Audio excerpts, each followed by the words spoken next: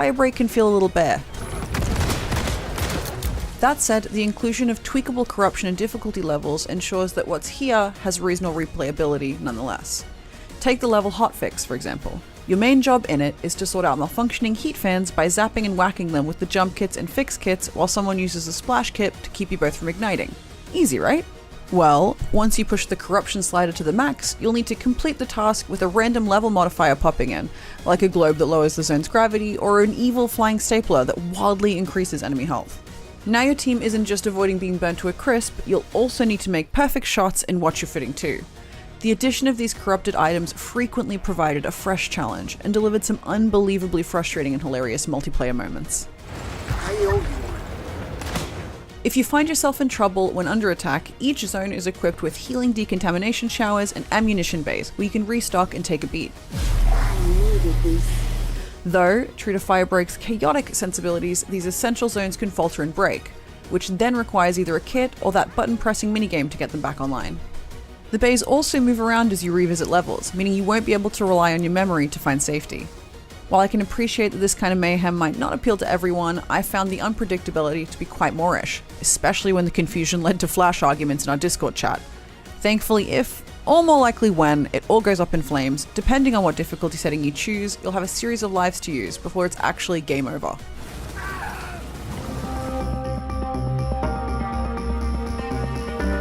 Perhaps what's most disappointing is that Firebreak doesn't feature the same Easter egg-ridden world building that's always intrigued me about Remedy's other games. As such, you won't find Alan Wake carrying in a cell or a stray note about Mr. Door. That's not to say there isn't anything curious to gawk at, and there are hints of the tonal brilliance of the Remedy-connected universe in the sarcastic posters and redacted notes littered around these maps, as well as in the sporadic lore dumps delivered via voiceover when you're waiting in the lobby. But when I went looking for more serious depth beyond the tasks at hand, I came back disappointed. It might be the nature of the genre, but it was still a bummer when I realized investigating the nooks and crannies would never reward me with any lore or secrets, and when it said just leave me open to getting swarmed by bad guys. Beyond moment-to-moment healing and ammo drops, you can turn the tables more permanently by investing in the approachable perk and gear upgrade trees. As you attack the primary goal for each job site and explore shelters, you'll find lost assets and research samples, which act as upgrade currencies. And thanks to a post-launch patch, lost assets are now more visible and have a lot more purchasing power than when I first began this review. I started to feel more adept in Firebreak once I got into a rhythm of splitting my cash between practical upgrades in the requisition tree and passive perk upgrades in the research tree. As a shoot first, ask questions later kind of player, this process allowed me to specialize with upgraded weaponry and meaningful perks to match, such as the ammo hoovering shot vacuum that allowed me to stock up fast as I darted between zones. What's more, a perk will become resonant when upgraded to its maximum level, which means it applies to the other players in your party when they're in proximity to you, allowing your once fragile group to share the benefits of an experienced party member and overwhelm the Hiss forces. Still, despite these smart ideas, there just aren't enough upgrades to work towards in the long term, and so investing feels dubious at best. The heart of what's here is promising, it just lacks the scope to make a big enough impact, which is a huge shame. Firebreak also relies so heavily on team dynamics and coordination that it can alienate people who are matchmaking with strangers or riding solo. During my playtime, I consistently queued up with friends who I've already established a rapport with, which meant not only could we yap about what upgrades to choose and build our arsenal together, we could also laugh and poke fun when things inevitably went wrong. Without that kind of social backing, however, the stressful, sometimes unclear objectives become frustrating kickoff points rather than communal goals.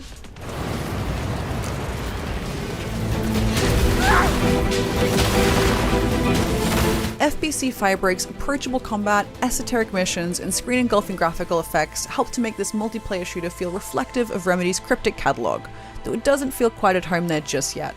Success often leans a little too heavily on your party's coordination, which is fun with a full team of friends, but can feel like a detriment if you're queuing up with random players online or playing alone. Even so, with my party in tow and a world of terrible chaos ahead, I still find myself eager to get back to my job at the world's most perilous workplace. But with its currently thin lineup of levels and upgrades, this may be more of a temp job than a full-time career. For more, check out our reviews of Death Stranding 2 or Dune Awakening. And for everything else, stick with IGN. Doom. 4 letters, 2 gun barrels, 1 space marine, and boatloads of demon guts. id Software first welcomed us to this gory world in 1993, changing the shooter genre and video games forever. In the 3 decades since, Doom has refused to stand still, experimenting with the form it helped pioneer. Whether it be the sci-fi horrors of Doom 3, all the way up to this year's shotgun and shield-fueled Doom the Dark Ages, we all have our favorite. So we've decided to rank each mainline entry here. Without any further ado, let's rip and tear through every Doom game ranked.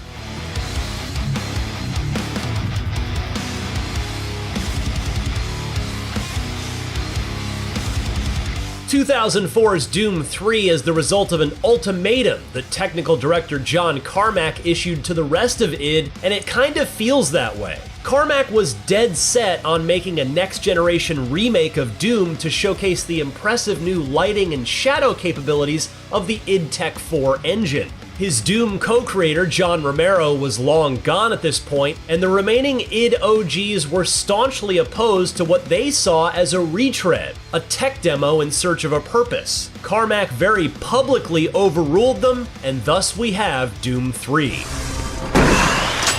Perhaps the biggest sidestep the series has ever taken, Doom 3 is a slower, more story-driven affair than the first 2 games. There are voiced NPCs. Huh? No, please. You must let me get this communication out. Lore-filled terminals, jump scares, and monster closets that instill a sense of anxious survival horror, and a sharp contrast to the run-and-gun arcade frenzy of the classic Doom.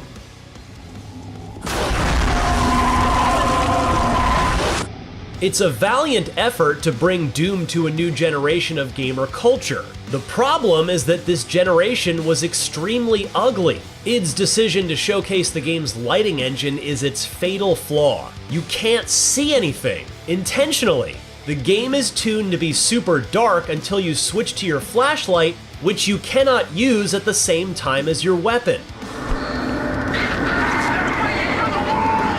This was largely met with derision from fans, but the combat is actually tuned around it. Juggling between seeing your enemy and shooting it creates a huge amount of drama and tension. It's actually kind of cool, just not that fun. A popular duct tape mod addressed this, as did Doom 3's BFG Edition remaster though. Okay, so here we go. This is a flashlight moment. So if I had to actually switch to my flashlight here, you can see how that would be different because I would basically be in the dark while I'm trying to avoid fireballs. The new demon designs are sapped of color and charm, turning iconic abominations into run-of-the-mill Umbrella BOWs, and it's impossible to envision them as anything but their counterparts in the 2005 movie.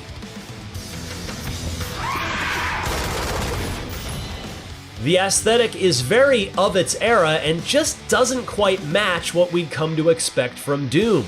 Doom is a heavy metal mural airbrushed on the side of a speeding van, whereas Doom 3 is the embodiment of nu metal butt rock, more Mudvayne than Metallica.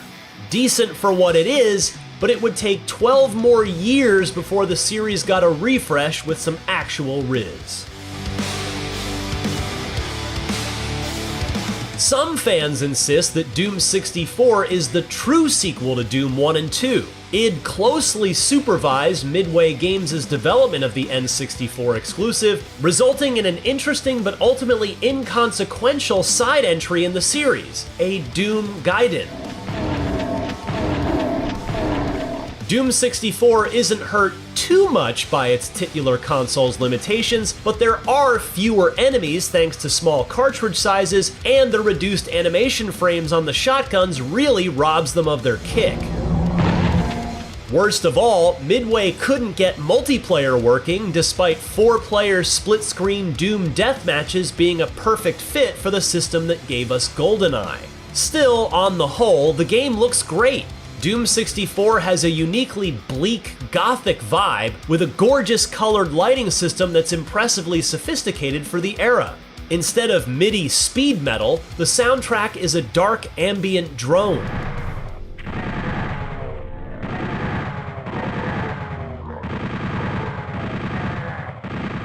There's no HUD, no grimacing Doom guy face, only subtle numbers and letters rendered in bleary N64 textures. The gameplay is largely the same, though a new scripted event system creates neat opportunities for map design.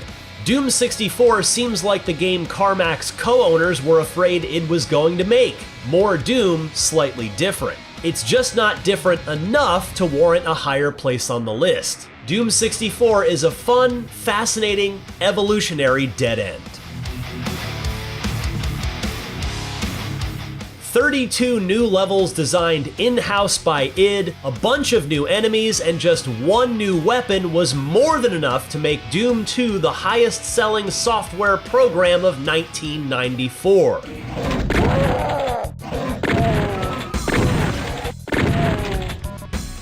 Doom 2 is Doom refined. Old monsters are reconfigured in clever ways, while fresh faces like the Revenant and Archvile add more complexity to demon distribution. Your arsenal only has one addition, but it's a weapon that would come to define Doom, the Super Shotgun. So, with all this great new stuff, shouldn't Doom 2 be a straight upgrade to the original? It almost is, but Doom 2's map design just doesn't hit the same. Doom 2 was billed as hell on Earth, but the aging tech couldn't really produce convincing suburbs or downtown the same way Duke Nukem's build engine would a couple of years later. Doom 2 feels less of a journey than Doom. As shareware, the first game was divided into 3, later 4, clear episodes, with interstitial map screens between levels tracing your path of destruction across the moons of Mars until thy flesh is consumed by hell itself. As a boxed game from the get-go, Doom 2 is presented as a barely connected 32-level megawad. The game supposedly depicts a full-on demon invasion of Earth, but this is mostly conveyed through 3 different skyboxes.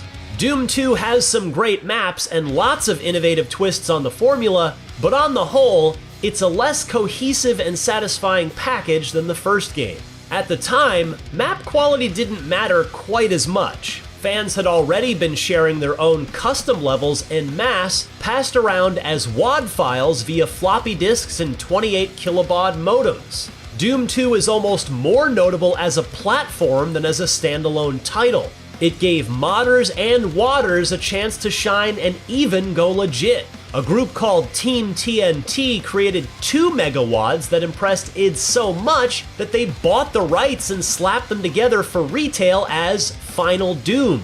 Originally considered as the official 3rd game in the series, today these maps and others have been fully incorporated into the canon by modern releases of Doom 2. It makes the game a more comprehensive product, but that's not enough to elevate it above our next and most recent entry. The Dark Ages couldn't be more different from Doom 2.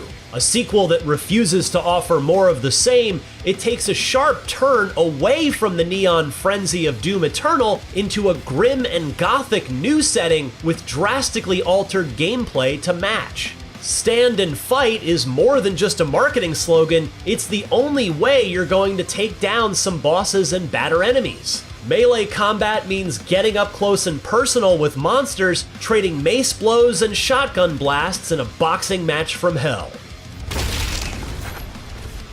Projectiles move more slowly, choking the battlefield with patterns that evoke bullet hell shmups and Serious Sam. Glory kills are a shadow of their former, well, glory, taking a back seat to the new rhythms of the Dark Ages' combat. The most impactful new addition to the Doom formula is the parry, which allows the player to deflect green attacks with the integral new shield saw. It's the backbone around which the game is designed, and while it may not click with everybody, once you're locked in, there's nothing quite like charging buckler first across the battlefield to smash some skulls.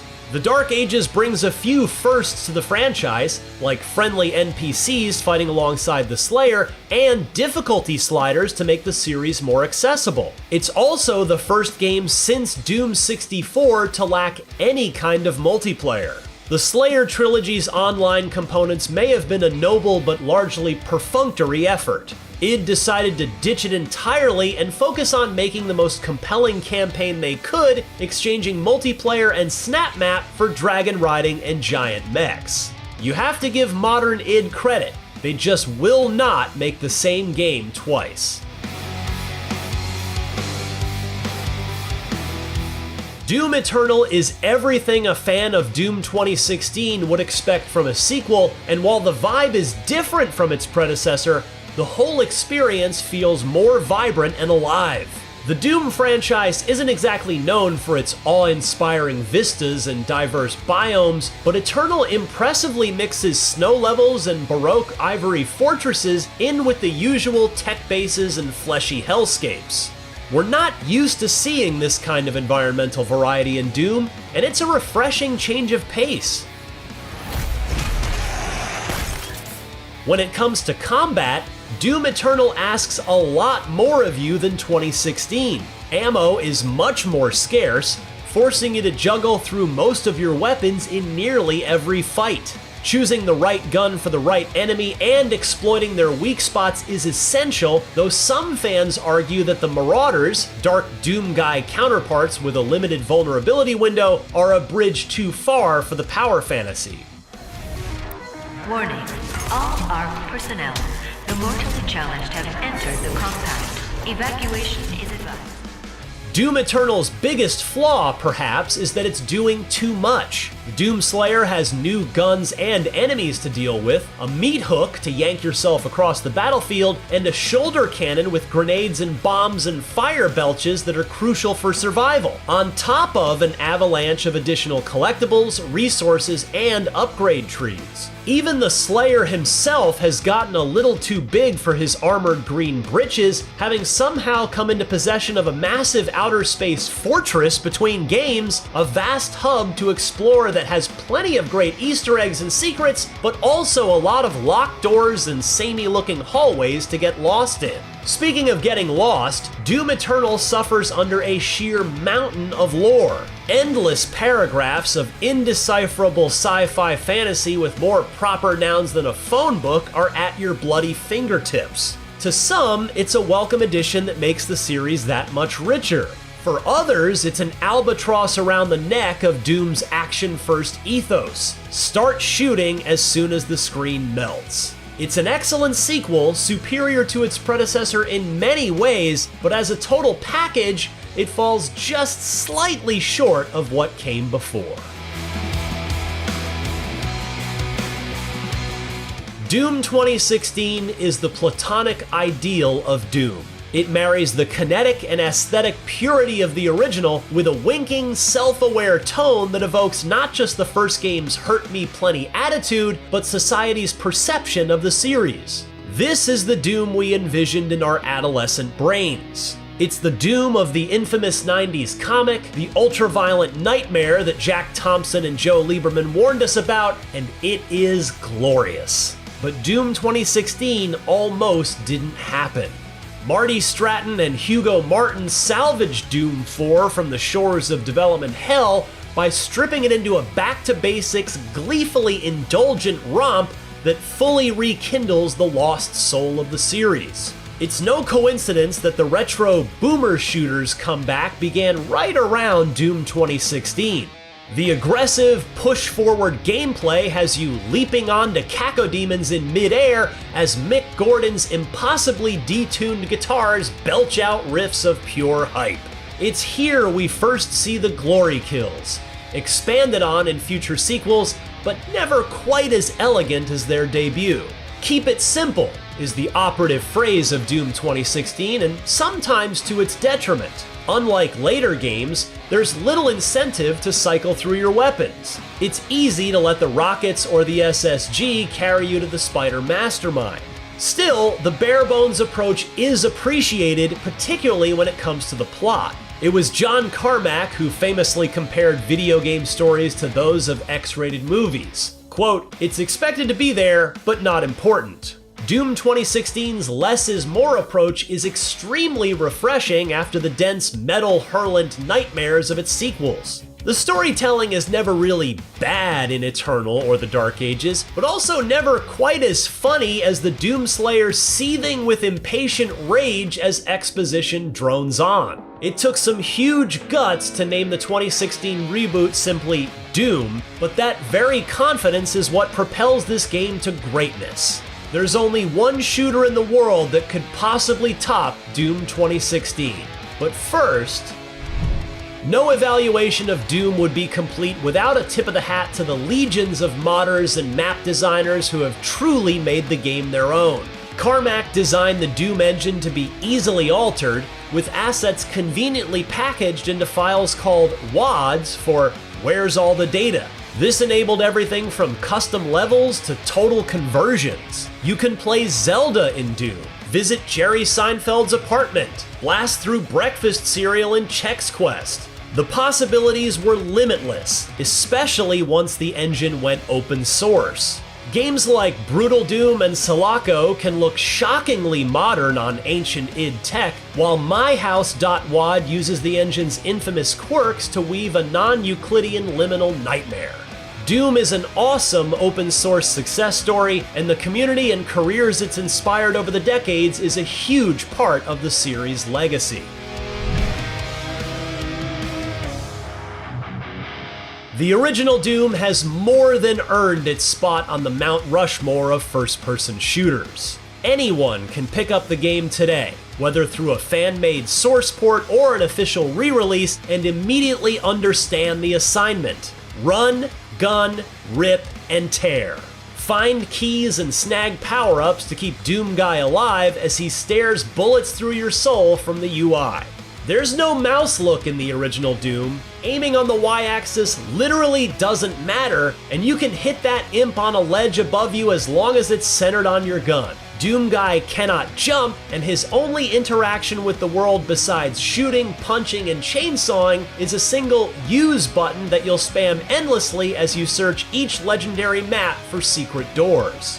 To say Doom has aged is to say Tetris or Pac-Man has aged. Its simplicity is its greatest strength. There's almost no friction between you and the coveted flow state towards which all action games aspire.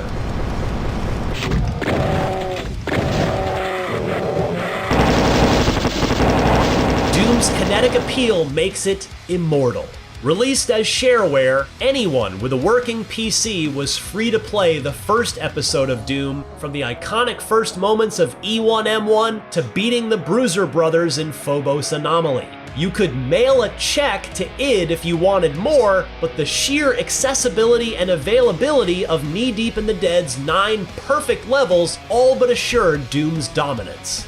Doom became shorthand for gaming itself.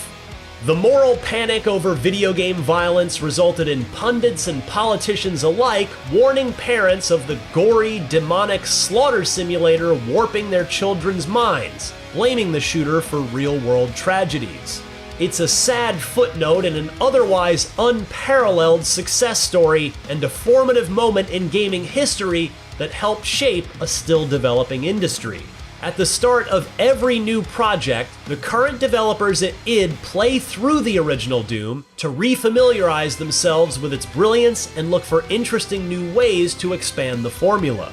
Every single entry on this list is in some way a response to the first game, either trying to recapture its glory or recreate what makes it fun. Some games succeed, others have faltered, but they're all chasing after perfection that was already achieved in 1993. Doom is still the best Doom.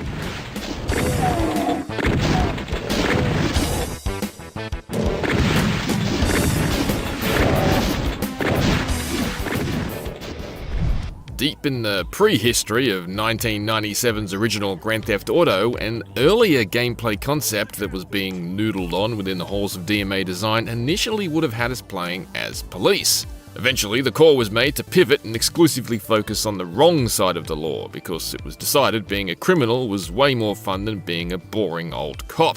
GTA as we know it was born, and a bazillion in sales later, it's hard to argue they made the wrong decision.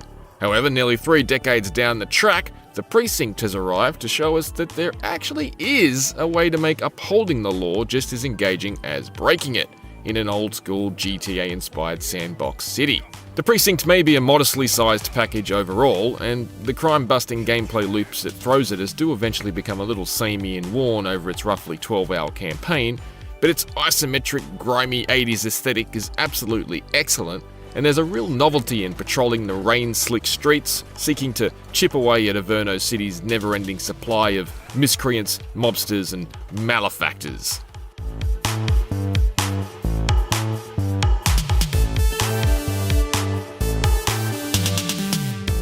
Setting the Precinct in the 80s is the single best decision developer Fallen Tree Games has made here.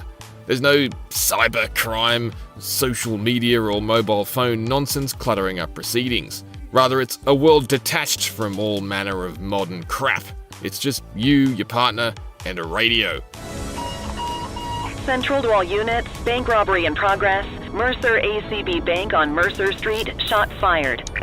The Precinct is nothing if not an earnest and distinctly 20th century cops and robbers playground. And it's all the better for it. It's like an old TV show. Okay, kid. You wanted the real deal? This is it.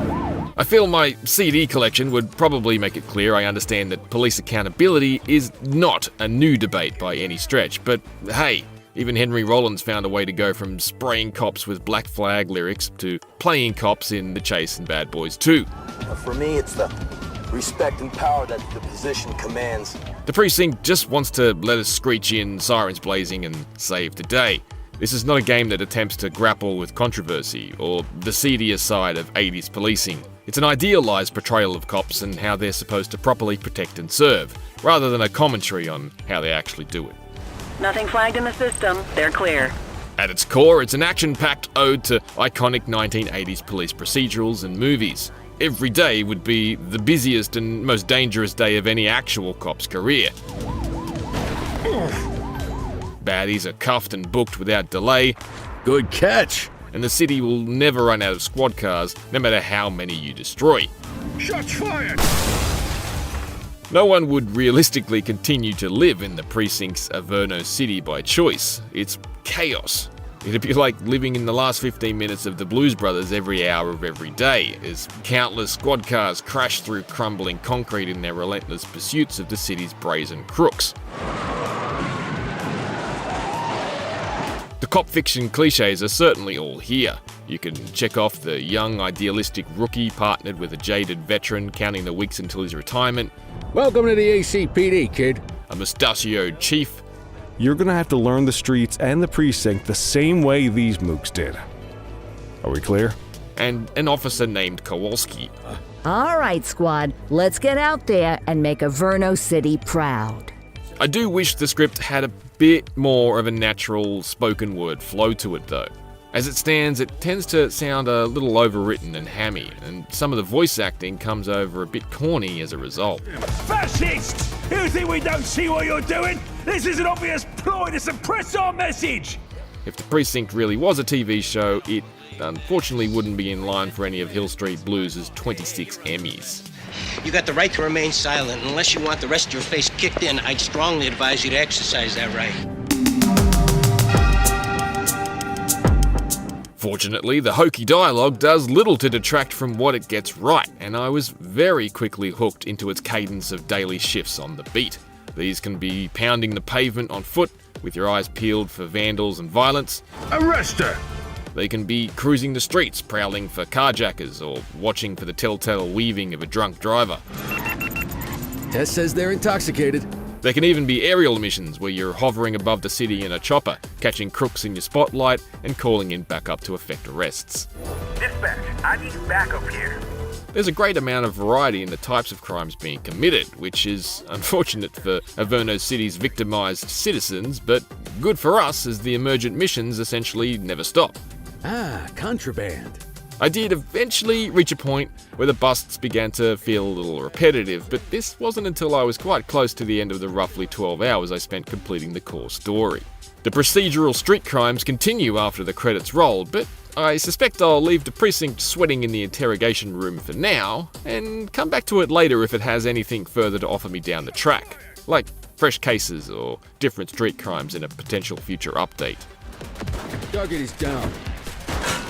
The action occurs both on foot and in vehicles, so whenever you're not airborne over the city, a typical shift will involve hoofing it after some suspects before tackling and subduing them, Cover up, boot. and high-speed paint trading car chases to catch others. Those car chases are terrific thanks to the Precinct's strong handling model.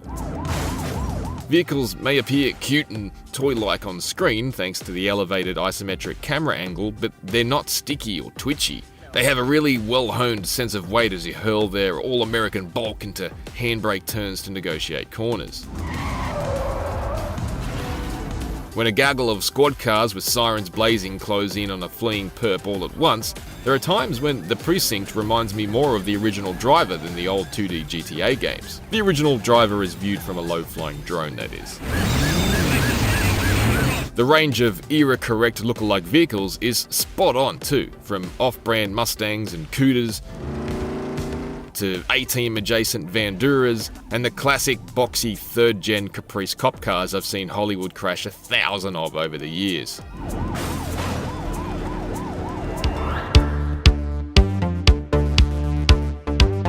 The Precinct places a clear focus on following correct procedure, and you'll earn fewer experience points if you make errors or stray from the rules. Hold your fire. This will mean leveling up delays and slower access to the upgrade trees if you go rogue and accost people before checking their ID, Swap to a non-lethal weapon. attack civilians, use inappropriate force on perps, or issue bogus parking tickets. Doesn't look right to me. You won't lose XP from your banked total, but being a bad cop will wipe out your daily gains. Most of the upgrades are fairly typical: resilience to attacks, greater ammo capacity, and the like. But naturally it pays to have as many as you can when you find yourself in a shootout. He's shooting. The abilities to call in heavy-duty riot vans and roadblocks are definitely useful in helping end pursuits too. Suspect is in custody. It's an interesting approach, and it's one you can go quite deep with if you really want to take control of which individual charges you're booking your suspects with and escort them personally to the station, which will earn you more XP. This part of the process can be automated, however, and that's what I opted to do on almost all occasions in order to keep things moving along. I'd rather be out on the streets than riding a desk doing paperwork. However, most arrests generally do unfold the same way. You ID your suspect, search them for weapons and contraband, and then arrest them, fine them, or let them go. It's a system that wears a bit thin by the story's conclusion because there aren't enough variables or surprises to separate one from the next. You have the right to remain silent. It's also always a little unsatisfying when it seems to misread the situation, such as when some scumbag is trying to run me over with their car and it scolds me for using my gun to defend myself. Dispatch to 84, message received. I'm a loose cannon, goddammit! At least let me charge them with trying to kill me. I'm not certain whether this sort of thing is a bug or just something that hasn't been accounted for, but the Precinct is a little janky overall. I didn't face any game-breaking issues, but I did encounter the odd gravity-defying fling and some unexplained invisible walls that broke the illusion.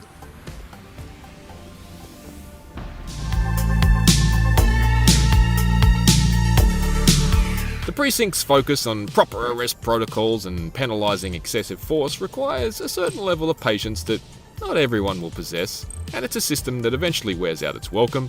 But I genuinely enjoyed prowling the city for procedural crimes while the story lasted, and the soggy neon-splashed 80s setting works wonders. Fallen Tree Games had a previous crack at emulating the top-down shenanigans of classic Grand Theft Auto back in 2019's American Fugitive, but putting the action on the right side of the law in the Precinct has proven to be far more arresting. It's one thing to wear your influences on your sleeve, and it's another to wield those influences to create something that can confidently stand on its own merits. Clair Obscur Expedition 33 is explicitly built on many of the ideas of the great modern and classic Japanese RPGs, and French developer Sandfall isn't shy about it, nor should it be. Felt familiar somehow. From the bold stylings of its magnificent turn-based combat to the melodramatic but genuine storytelling tropes it largely embraces, so much of Clair Obscur feels familiar yet refreshing. Its superb execution on those ideas puts its own stamp on them for one of them somber but hopeful journeys I won't soon forget. Expeditioners. The Sword of Lumiere. We honor your dedication. In Clair Obscur, the people of Lumiere live in a fractured reality. Every year, a godlike figure they call the Paintress marks a number on a tower far off in the distance, counting down the age at which people will perish into nothingness. You lead the survivors of the latest in a series of annual expeditions that set sail in hopes of destroying the Paintress, none of which have ever come back despite decades of attempts. Know that Lumiere stands with you. It's a harrowing premise that hangs a heavy layer of melancholy over the entire story. Knowing that your people are fighting against their own extinction by signing up for a death march, facing unknown dangers and picking up the pieces left behind by expeditions long gone, it's easy to become invested in their fate and the mysteries that dictate their world. We're the only ones left. You don't get to die. I finished the main story and a decent amount of side content in about 35 hours, and that length speaks to how Clair Obscur doesn't waste a moment. There isn't really any filler along the critical path, and it doesn't get bogged down in drawn-out exposition. You're alive! I thought I was the only one left. While some of my favorite moments in RPGs come from the downtime that offers a chance to breathe and take in the world, there's an embedded urgency here that cuts to the chase in a way that mostly works in its favor. I love a good 80-hour RPG, don't get me wrong, but this is a nice change of pace. Let's go.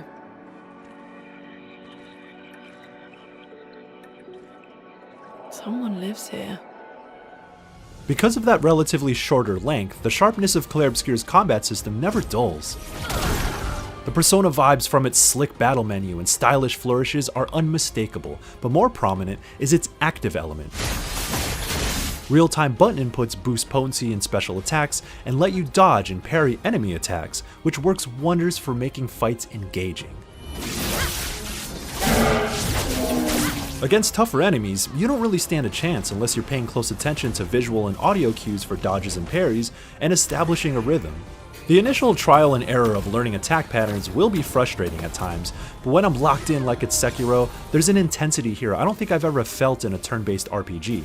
And there's nothing quite like the rewarding slow-motion camera cut and emphatic counterattack of a precisely timed parry. Every party member has their own specific mechanics that typically revolve around building up their unique resource in battle and managing action points, or AP, to execute the more heavy-hitting attacks. Their skill trees are concise, so Clair Obscur is still approachable in that you're only given a handful of tools and then are asked to have a strong grasp of how they work, with the emphasis on meeting certain conditions and inflicting specific knock-on effects to make the most of when you're lining up attacks. It reminds me of mechanics that you'd see in a CRPG, but fine-tuned for a classic-style Japanese RPG. The way their skill sets can synergize and play off of each other also shows an understanding of what makes a turn-based system sing. You may establish a routine opener, but as a fight goes on, it becomes more about adapting to all the variables thrown at you and earning the satisfaction of pulling off your most powerful attacks.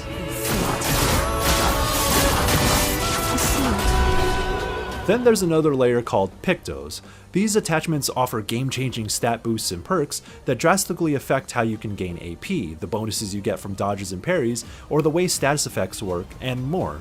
Using Pictos for long enough eventually allows you to stack their perks in what are called Lumina, and really build a character in ways their skill tree cannot. Navigating these menus is kind of a pain since things get messy once you're sifting through 50 plus options packed in a tight screen, but when it all clicked, taking the time to configure my party was well worth the hassle. Setting the right loadout elevated my party in ways that were crucial for the most challenging fights. My biggest worry early on was actually that Clair Obscur was going to be too easy as I steamrolled almost every enemy for roughly the first third of the main path. It definitely ramps up as it goes on, however, weaving in more creative enemy attack patterns and doing more with status effects or enemy shields, for example, pushing me to try out new approaches with my party. That provides depth while staying concise, and if you're clever enough, you're even allowed to break the game, so to speak, as its systems let you scale up in a way that's rewarding rather than exploitative. All that is to say, I played these kinds of RPGs my entire life, and I'm confident in saying that it's one of my favorite turn-based combat systems ever. It has room to grow, but it's a brilliant start.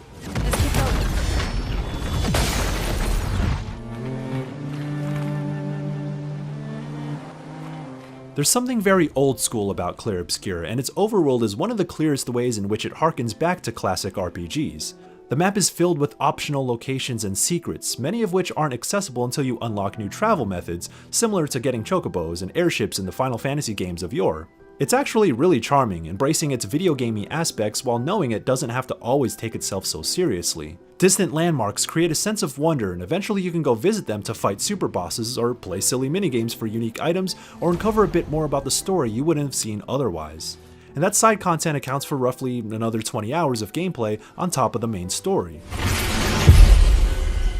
There's no real quest log, so there isn't an elegant way to track what you stumble upon, but rather than feeling obtuse, it gives the impression that these secrets are yours to discover in true throwback fashion.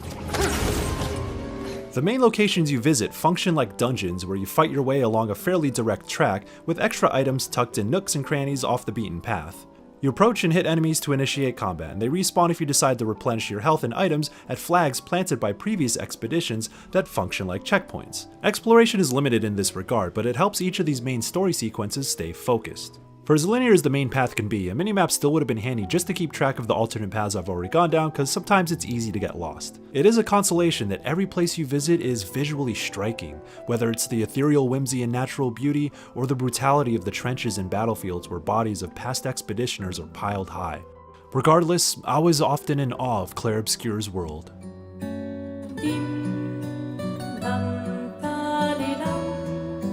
What really etches an RPG into the pantheon of greats, however, is always going to be its story. My heart was all in on Clair Obscur's themes of facing mortality, making sacrifices for future generations, and the different ways we handle grief. I'm sorry about earlier. This is another harrowing exploration of topics like this, for the way it contextualizes time and age, but also for its portrayal of grief becoming destructive to those around you, should it consume you. Its brevity does work against it at times, as the story shifts in sudden directions later on, but even then, it's consistently carried by an A-list cast. The acting and voice performances are incredible, with dialogue that plays out like natural real-life conversations. I talked to the stars a lot after he was gone. I remember. Small gestures, subtle expressions, and the cadence of line deliveries ground its characters for a story that feels as real as it is fantastical. I didn't take you for a coward. I'm not a coward. You swore the oath. When one falls, we continue. Yes, I know. Despite its deeply sad premise, it also manages to inject some levity that is largely charming rather than forced. Get out of my way! Jeez. Silly wooden guys called gestrels occupy most of the continent, working as both comic relief and a lens to understand unknown parts of the world. Your party will goof with each other and share parts of their personal lives at camp, and while not all of it is riveting stuff necessarily, those brief moments are vital for rounding out the human element that this story channels. Ooh, nice one. I know. Admittedly, there are moments in which Clair Obscur embellishes in its sorrow a bit too much. It perhaps gets a little overdramatic at times, but it's able to find its footing by evoking a very specific tone that leans heavier into what you'd expect more from a theater production than a Hollywood blockbuster. And from that perspective, playing out like a classical tragedy is an integral part of its identity. We can't bring anyone back. But I thought we can keep their spirit alive by pushing forward. It feels like an expression of French art history at times, wearing its culture on its sleeve as an enticing artistic foundation. It's not just in the distinct Belle Epoque aesthetic or the French phrases characters use, but it's in the motifs that invoke theater, painting, dance, and music, which are woven into the very fabric of its fictional world, with music being the most powerful one. Been a long time since I've seen you play. Like every great RPG, an evocative soundtrack can uplift it to become a truly memorable experience, and Sandfall understood the assignment.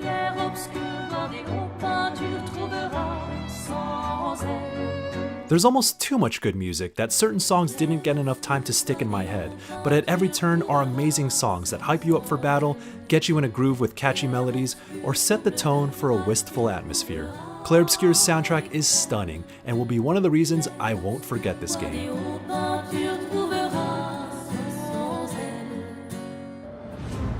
In so many ways, Clair Obscur Expedition 33 reminded me of numerous classic and modern RPGs I love, but developer Sandfall truly understood why those games are special and made those pieces its own.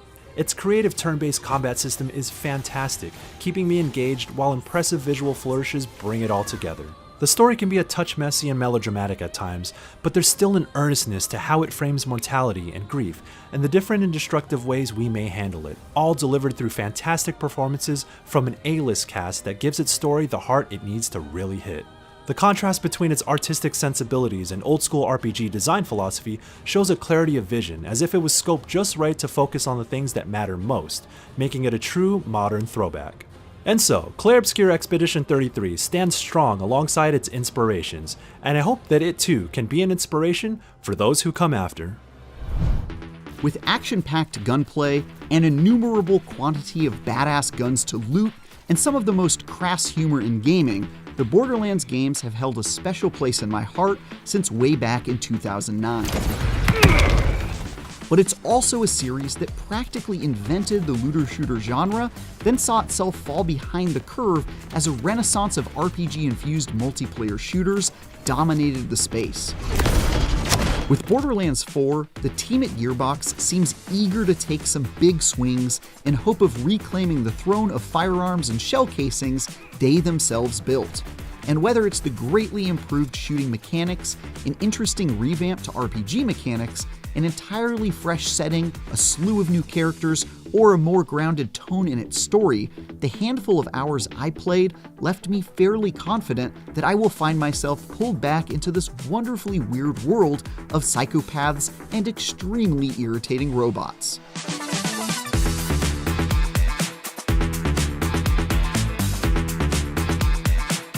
There's a whole heck of a lot of novel things Borderlands 4 tries, but the first thing that immediately jumped out at me was the focus on movement. I counted no fewer than 5 additional ways to keep your Vault Hunter in motion while hunting for treasure and blasting wild animals, including double jumping, gliding through the air, dashing from side to side, pulling yourself around with a grappling hook, and even swimming, which is especially great because dying every time one of my toes got wet was pretty annoying in the previous games. Each of these traversal options added an interesting dimension to navigating arenas while sniping mercenaries and lobbing explosives in the faces of the local fauna, and also went a long way to speeding up how quickly I could close distance between me and the baddies in my path. That was a welcome change, because I'd always found myself pretty frustrated by how slowly I move in old Borderlands entries.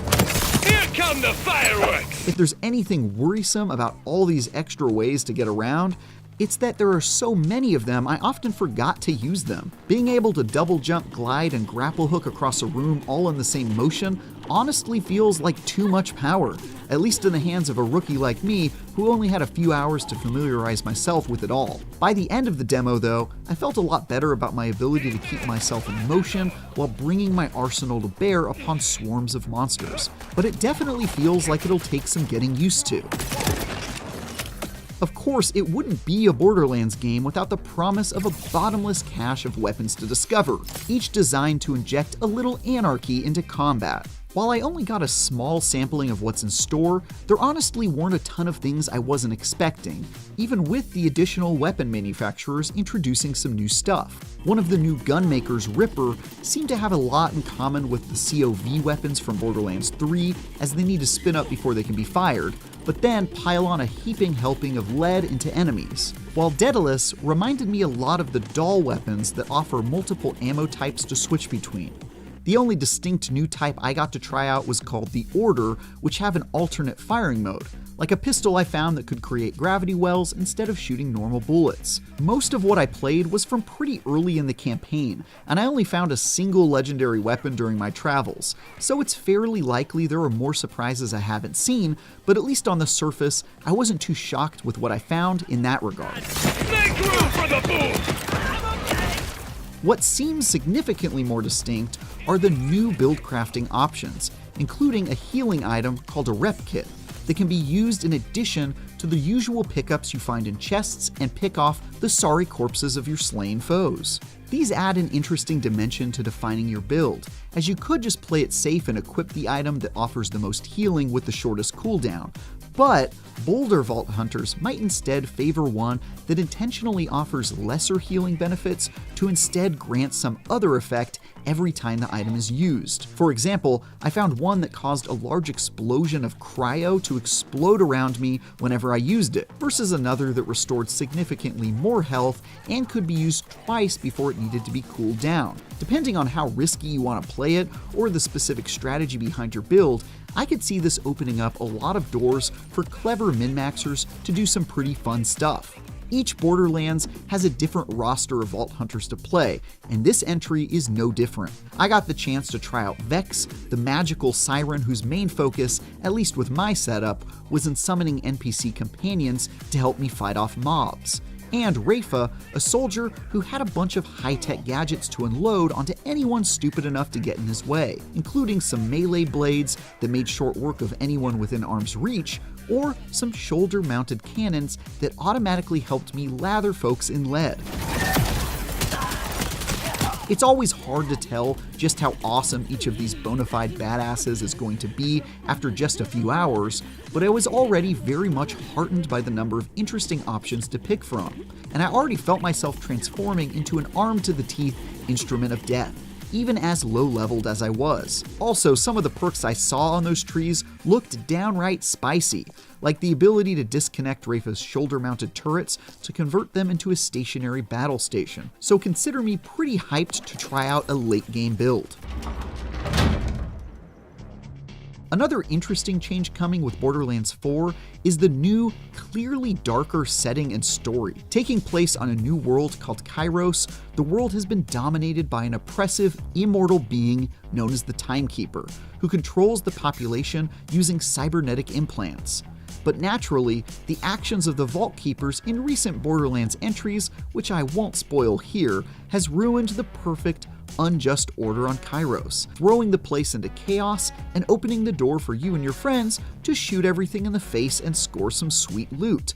The change in tone is pretty clear, and even though you've still got the usual cheeky characters, sexual innuendos, and over-the-top gore, there's also quite a bit of darkness and the beginnings of what seems to be a significantly more grounded story in play, which will hopefully wash away some of the shallowness found in Borderlands 3, specifically where the antagonists are concerned. We'll see who's laughing when I unleash my secret weapon. It's also worth noting the intentional shift away from Pandora to focus on this new world. This combined with the fact that a lot of the cast is entirely new, at least in the sections I played, makes things feel a bit like a soft reboot that gives a fresh start to tell new stories compared to prior games that have mostly leaned pretty heavily on the locations and characters established in their predecessors. I'm all for this shift, honestly, because although Borderlands was my addiction for years, it's also pretty clearly been on its back foot as a series, as the looter-shooter space has both evolved and become more crowded, especially where its ongoing live service peers are concerned. To be clear, I don't want to see Borderlands chase the games-as-a-service model and fundamentally change what it is, but it's nice to see that Gearbox seems willing to take some sizable risks in pursuit of evolving the series, because I genuinely think it needs to do so if it wants to keep the attention of longtime fans like myself. That's not to say there isn't a ton of good, old-fashioned goodness inside Borderlands 4. Quite the opposite. I still spent ludicrous amounts of time dabbing on loads of enemies who shouted expletives at me after running out of darkened spawn points, watched colorful loot explode out of enemies like fireworks, and ran dog-like enemies over with my vehicle, which is now very awesomely available to be summoned anywhere on the map rather than having to be picked up at a designated spawn point. Thank God. There are also perilous vaults to be raided and massive badass bosses to take down in the name of loot, XP, and bragging rights, which I unfortunately can't show you today because of some unfortunate restrictions on what I'm allowed to showcase at this time.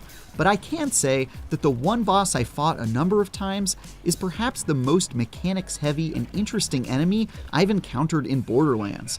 And if it's at all representative of the level of quality we can expect from Borderlands 4, then we're in for quite a treat. After several hours dipping my toes into what is sure to be a massive looter shooter, I'm much more optimistic about Borderlands 4's odds of recapturing my affections after years apart. Stay tuned in the coming days when I'm allowed to show off some later game footage and a boss fight that I took down a number of times in an effort to grind out some unique weapons. Old habits die hard, I guess. What questions do you have about Borderlands 4? We'll do a follow-up video soon based on the questions you leave in the comments below. And for more on the biggest upcoming games, check out our recent previews of The Outer Worlds 2 or Ninja Gaiden Ragebound. And for everything else, keep hunting for vaults with IGN. Publisher Take-Two announced this morning that Grand Theft Auto 5 has made off with more than $1 billion during its first 3 days on sale. GTA 5 has since been re-released for each successive PlayStation and Xbox system, as well as PC. Each time subtly enhanced and each time selling millions of more copies. It is one of the very best video games ever made. What makes a game a classic? Is it its lasting impact, impressive sales figures, evolving gameplay? The Grand Theft Auto series is no stranger to these concepts. While many of its entries have become classics in their own right, very few games have had a lasting impact like GTA 5. So it's no surprise that the 10-year-old, 3-console generation spanning crime simulator that so uniquely satirizes the American dream has managed to resonate deeply in the hearts and minds of millions and in turn earned billions of dollars for Rockstar. Earlier this week, Rockstar announced that GTA 5 made $800 million on day one. Analysts previously estimated that the game would earn $1 billion in its first month, but it appears they heavily underestimated just how excited people are to wreak havoc in Los Santos. But is financial success the only indication of a classic game? Or is it something else? And with the impending release of GTA 6, is it even possible for Rockstar to repeat history and have lightning strike twice? On this episode of IGN Rewind, we're taking a look back at one of the most influential, critically acclaimed, and popular video games of the 2010s. Nah, you know what? Scratch that. Ever. And why its genre-defining success may very well be the reason why it's taken Rockstar over 12 years to release Grand Theft Auto 6. This is the legacy of Grand Theft Auto 5.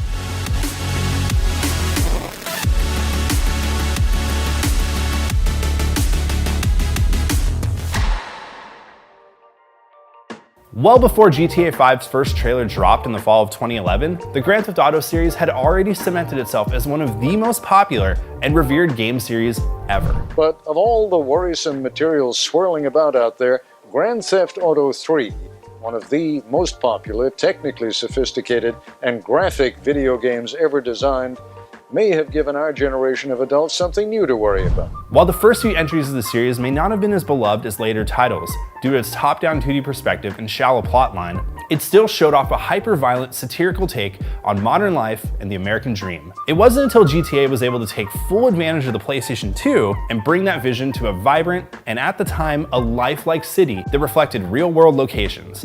Along with that realism and graphics upgrade came an even bigger leap forward in Rockstar's storytelling capabilities and presentation. Gone were the simple smash and grab missions and one-dimensional characters of the earlier games in favor for more realistic depictions of criminals from all walks of life. The PS2 era protagonists were full of personality and motivation, and had backstories that made their attempts at the American dream even more engaging and believable as the series matured.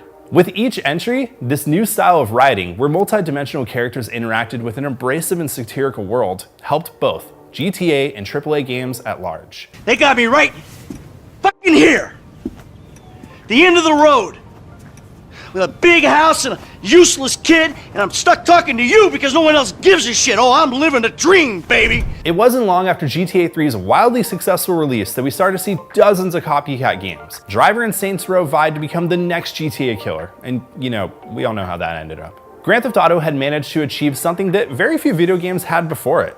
It had not only cemented itself as one of the main pillar franchises of modern mainstream games, but also broke through to a mainstream audience via lyrics and rap songs, skits on popular TV shows, and even memes. Oh shit, here we go again. But like all things that evolve, there were some growing pains.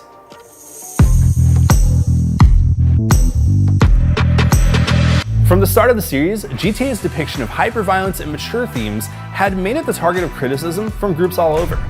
If you're a parent, there are some other things that you should know that should send shivers down your spine if you hear these 3 words: Grand Theft Auto. But the graphic violence has attracted angry critics.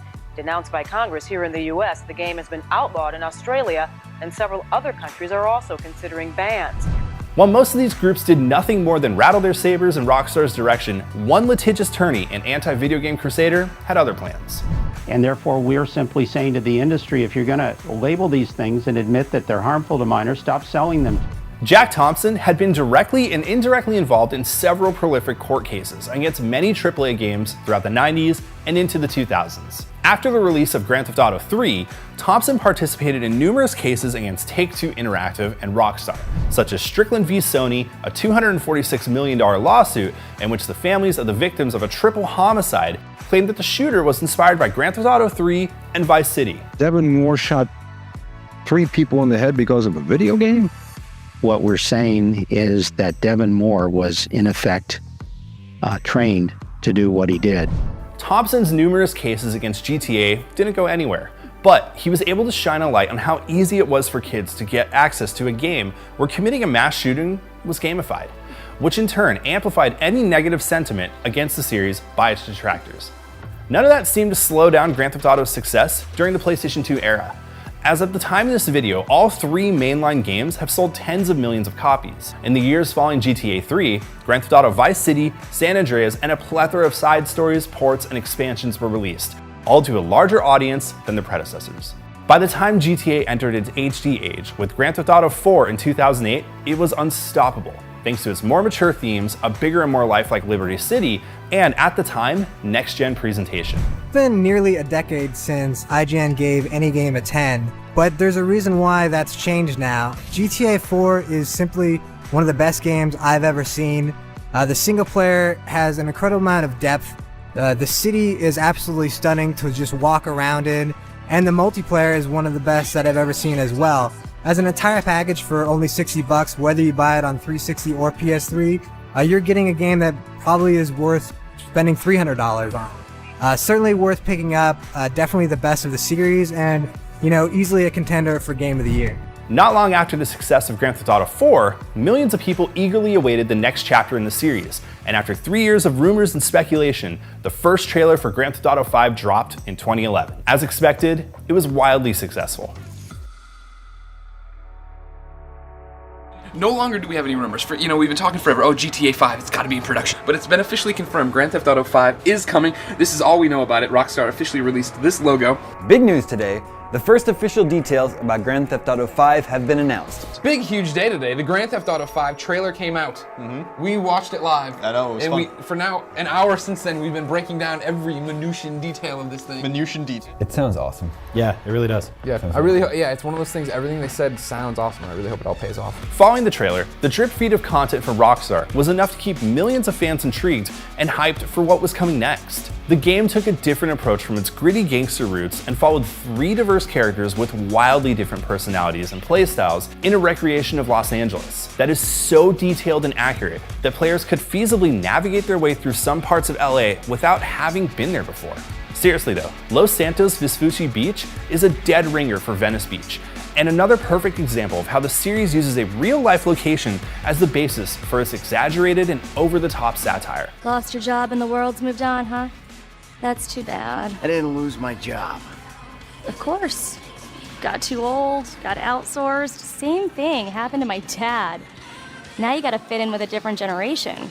The game's plot was well received, thanks to its eccentric cast of characters and a Heat-inspired story about a high-profile robbery, shady government agencies, and like the previous titles before it, fulfilling the American dream. Look, man, it's been a real honor, homie. But I gotta move forward in my life. It seems like all I do is let people tell me what to do and I do it and nothing changes. I tell you what, my boy, you tell me exactly what you want, and I will very carefully explain to you why it cannot be. What? IGN's review gave the game a perfect 10 out of 10 due to its story, large and dense world, and how Grand Theft Auto 5 takes everything great in past titles and makes it even better. Grand Theft Auto 5 is not only a preposterously enjoyable video game, but also an intelligent, wickedly comic and bitingly relevant commentary on contemporary America. It represents a refinement of everything that GTA 4 brought to the table 5 years ago. It's technically more accomplished in every conceivable way, but it's also tremendously ambitious in its own right. No other world in video games comes close to this in size or scope, and there is sharp intelligence behind its sense of humor and gift for mayhem. It tells a compelling, unpredictable, and provocative story without ever letting it get in the way of your own self-directed adventures through San Andreas. It is one of the very best video games ever made. The game's quality paid off. Within the game's first 24 hours on sale, it managed to earn a little over $800 million, crossing the $1 billion mark 3 days later. Publisher Take-Two announced this morning that Grand Theft Auto 5 has made off with more than $1 billion during its first 3 days on sale. A statement reads, "We believe this marks the fastest that any entertainment property, including video games and feature films, has reached this significant milestone." Grand Theft Auto 5 was a certified hit. And as the series had done multiple times before, it became not only one of the biggest video game releases of all time, but also went on to become one of the most successful pieces of commercial art ever. I'm Stephen Ogg, and this is IGN News.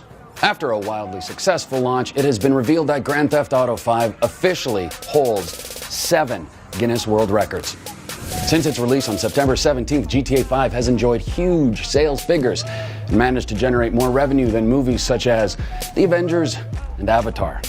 According to Guinness World Records, GTA 5 is the best-selling action-adventure video game in 24 hours and the best-selling video game period in 24 hours with 11.2 million copies sold on day one.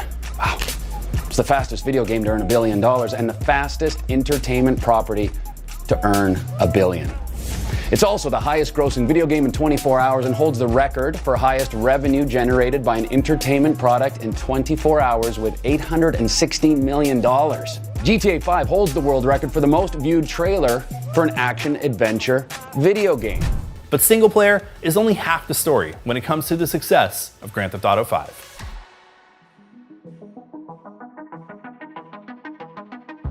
When it comes to GTA 5's long-lasting success, most of that can be attributed to the smash hit that is GTA Online. While writing this video, GTA Online still sees an active 6-figure player base on Steam alone. GTA Online has kept itself more relevant for over a decade, thanks to its open-ended nature and constant stream of meaningful updates.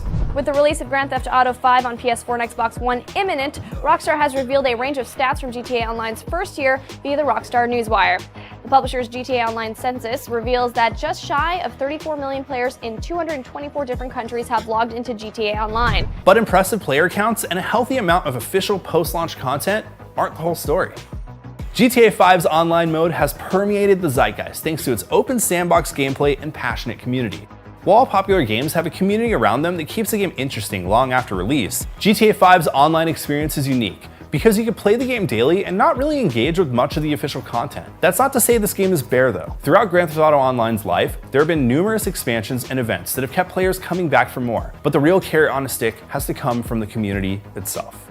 The user-generated content from GTA Online has spawned an entire genre of TikTok and YouTube videos. Users have turned role-playing, trick, and racing modes from the game into videos and social posts that not only generate billions of views, but have also helped launch the careers of hundreds of content creators. One notable event that was created entirely by the community was the infamous Green vs. Purple Alien War, in which players would cause chaos while dressed as green or purple aliens and fight a pseudo-civil war, all of which was planned offline and only possible thanks to a passionate and organized community. But mods and DLC aren't the only reason why Grand Theft Auto Online has managed to stay relevant during its nearly 12-year lifespan. The game was able to secure its die-hard fan base thanks to a feat very few titles have managed to pull off. GTA Online allowed players to hoard more than a decade of digital asset releases, including cars, planes, and other vehicles that would make a digital Jeff Bezos feel poor. The runaway success of Grand Theft Auto Online has helped the game stay near the top of the charts month after month for nearly a decade, earning Rockstar an impressive estimated $8.4 billion in revenue. It's a lot of money. The overwhelming financial success of GTA 5 and GTA Online is most likely why the release gap between GTA 5 and 6 is nearly 12 years. While it may seem like Rockstar figured out the winning formula to print money, it has to be recognized that lightning just doesn't strike twice. With the poor reception of Red Dead Online 2 and a growing competitive online multiplayer space thanks to games like Fortnite and Call of Duty Warzone, there may be some hesitation on Rockstar's part to dive into a brand new version of GTA Online. Regardless of how you feel about that, GTA Online is a true testament to what happens when a developer not only supports a title long after release, but allows its users to build and create content for what might very well be a metaverse in its own right.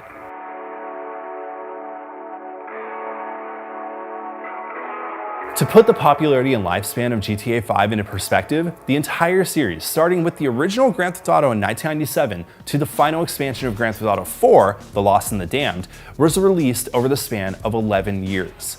Nearly the same amount of time that GTA 5 has managed to stay on top of the sales charts month after month. As of the time of this video, GTA 5 has sold close to 190 million copies, only to be beaten by Minecraft's 300 million copies and Tetris's 520 million units.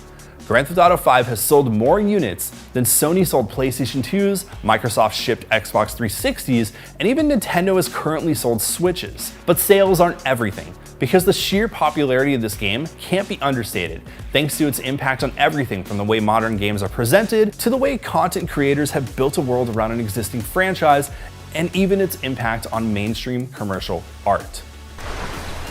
So now what?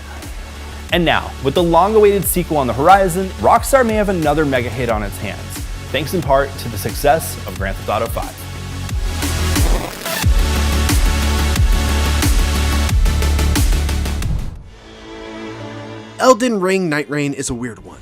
It takes the foundation of one of the best open-world RPGs of a generation and turns it into not just a roguelite where death is even more of a big deal, but a 3-person co-op focused roguelite. And in many ways, that strange experimental concoction is a success. Under the right conditions, Night Rain's 45-ish minute runs are positively thrilling. They are packed with surprising encounters, challenging decisions, satisfying opportunities for teamwork, and some of the best boss battles From Software has ever come up with. And that's a very high bar. The big problem, however, is that those right conditions are far more difficult to create than they should be. You really need to have a consistent squad of similarly skilled players that are able to devote hours at a time in order to see what makes Night Rain special. And when you don't, the flaws of its design are magnified tenfold. There is excellence in this Elden Ring spin-off, but it's excellence that's just a little bit tarnished.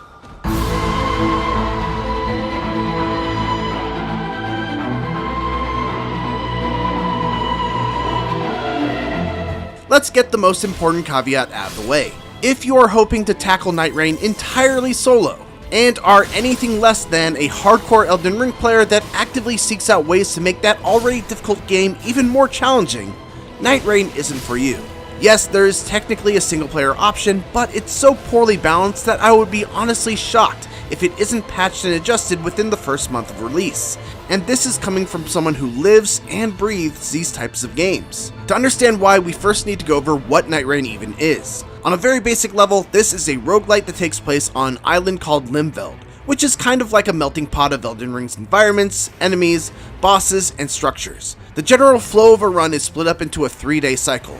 On days 1 and 2, it's all about farming gear, defeating bosses, and leveling up so that you're as prepared as possible when you face off against one of the 8 extremely difficult Nightlord bosses on day 3. It's a great formula, and while you might think that the mostly static map would get old after a while, there's a good amount of procedural generation on every run that mixes up the location of just about every point of interest, requiring you to plan out a unique route on each new attempt. On top of that, there are also random events like boss raids, summoning portals, and other wild occurrences that inject a heavy level of chaos every once in a while.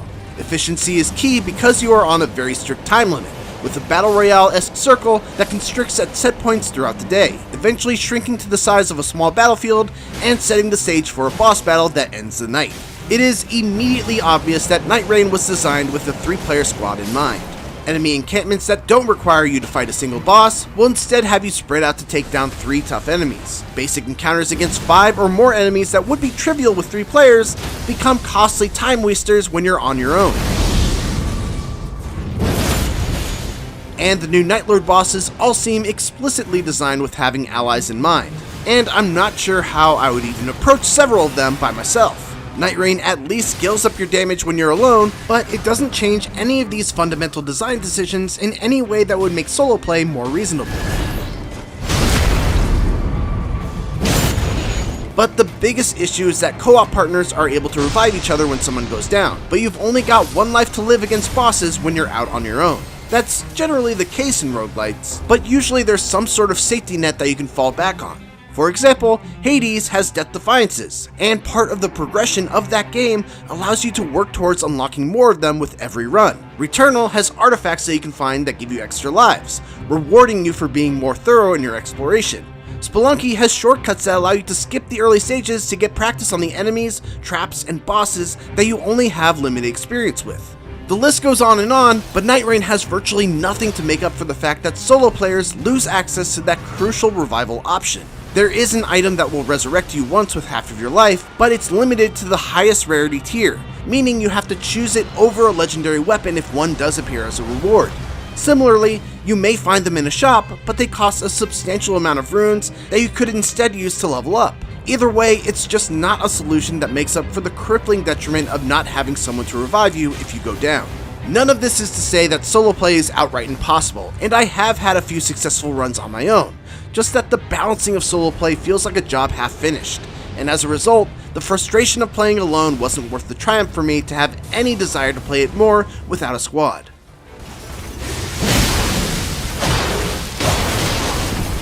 Night Rain's saving grace is that when you do have a squad of 3 people who all know what they're doing, communicate well, and are generally pretty skilled at Elden Ring, it really is a lot of fun. The central idea of taking an entire game's worth of progression and condensing it into a 40-minute run is a strong one. Going from cutting down rats with a basic weapon to culling Elden Ring's most fearsome bosses with a badass armament that you may or may not have gotten to use in the main game is one of the coolest and most satisfying parts. It's 80+ hours of character growth condensed into less than an hour and shot straight into your veins.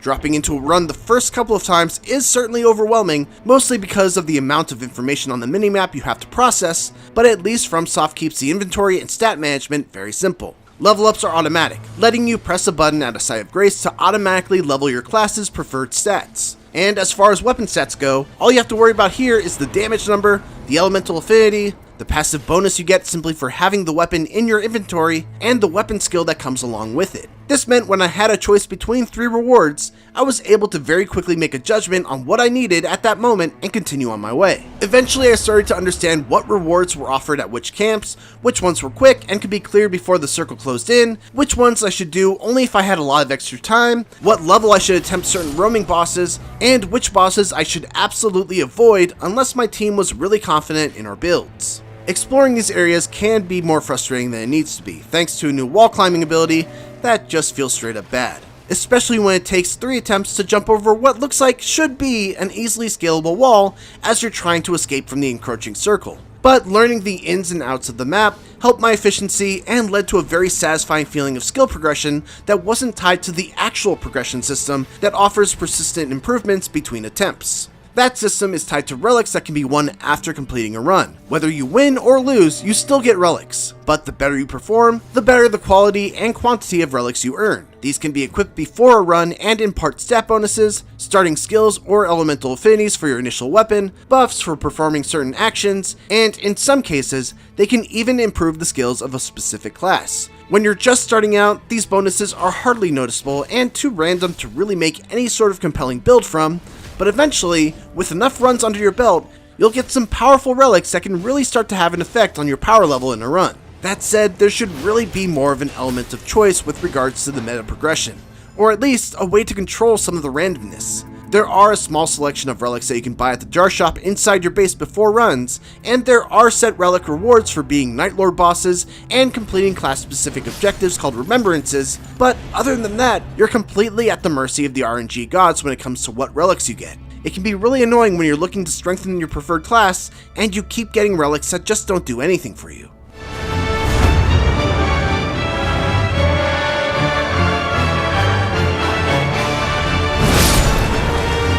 One of the biggest departures compared to what we're used to from Elden Ring is that the classes are now actual classes, with unique skills and gameplay styles, as opposed to soft classes that just determine your starting stats and weapons. And the 8 options are varied and well defined, with even the most basic archetypes having some interesting twists to them. The Wilder, for instance, is the general jack of all trades, but also has access to a nifty grappling hook that can be used to pull weak enemies towards you, zip yourself towards larger enemies, or simply zoom you around the field at high speeds if you aim it on the ground.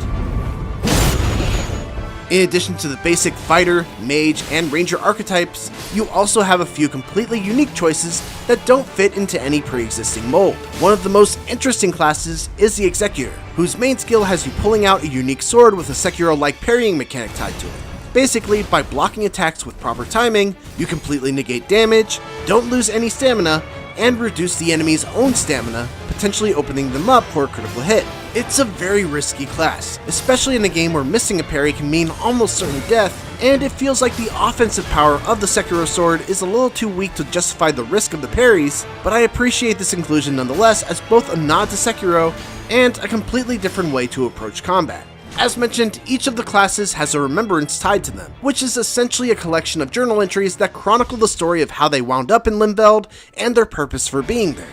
It's a far cry from the rich lore that we're used to in FromSoft games, but at least each of the remembrances has a handful of playable chapters that have you completing specific objectives in order to earn powerful relics, as well as a healthy amount of runes to help you level up during the actual run itself. Almost all of Night Rain is made up of existing Elden Ring parts, but there are a few surprise bosses that are pulled from the Dark Souls series as well. But the 8 Night Lords are brand new, and oh boy, they're almost all unlike any boss FromSoft has ever designed before. Many of them are clearly inspired by MMO boss battles, with a number of party-wiping attacks that must be stopped or interrupted before they get a chance to finish their preparation.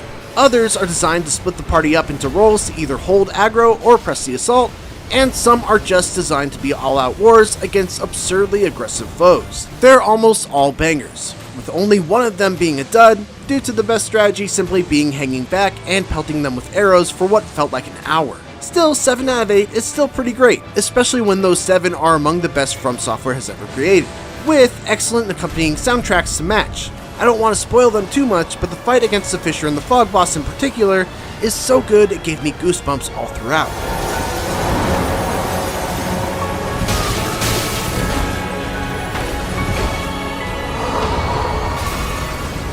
But the creativity of those bosses once again shines a light on the eldritch elephant in the room. They only really work as a team, and by far the 2 biggest issues facing Night Rain right now are 1. The shocking lack of crossplay, and 2. The absence of a duos playlist. If you play as a duo, you will be forced to fill the 3rd player with matchmaking. It is simply a lot to ask of a group of 3 people who all must have purchased the $40 game, play on the same platform, be of a similarly matched skill to be able to handle the extreme challenge of the day 3 bosses, have the time to devote 45 minutes per run, and also can agree on fighting the same boss that they may or may not need to beat for their own individual progression. There is a decent pinging system that at least makes it possible for light communication with a group of randos, but there's no built-in voice chat, which makes nuance like trying to communicate that your group should hit the basement of the castle instead of the front or side entrance virtually impossible. It's just a night and day difference when you're able to group up with a squad that communicates well and knows what they're doing versus when you've got one that doesn't listen to you or just constantly makes bad decisions, especially with no way to vote to cancel or quit out of a run without penalty. That makes the prospect of random matchmaking on the live servers pretty unappealing.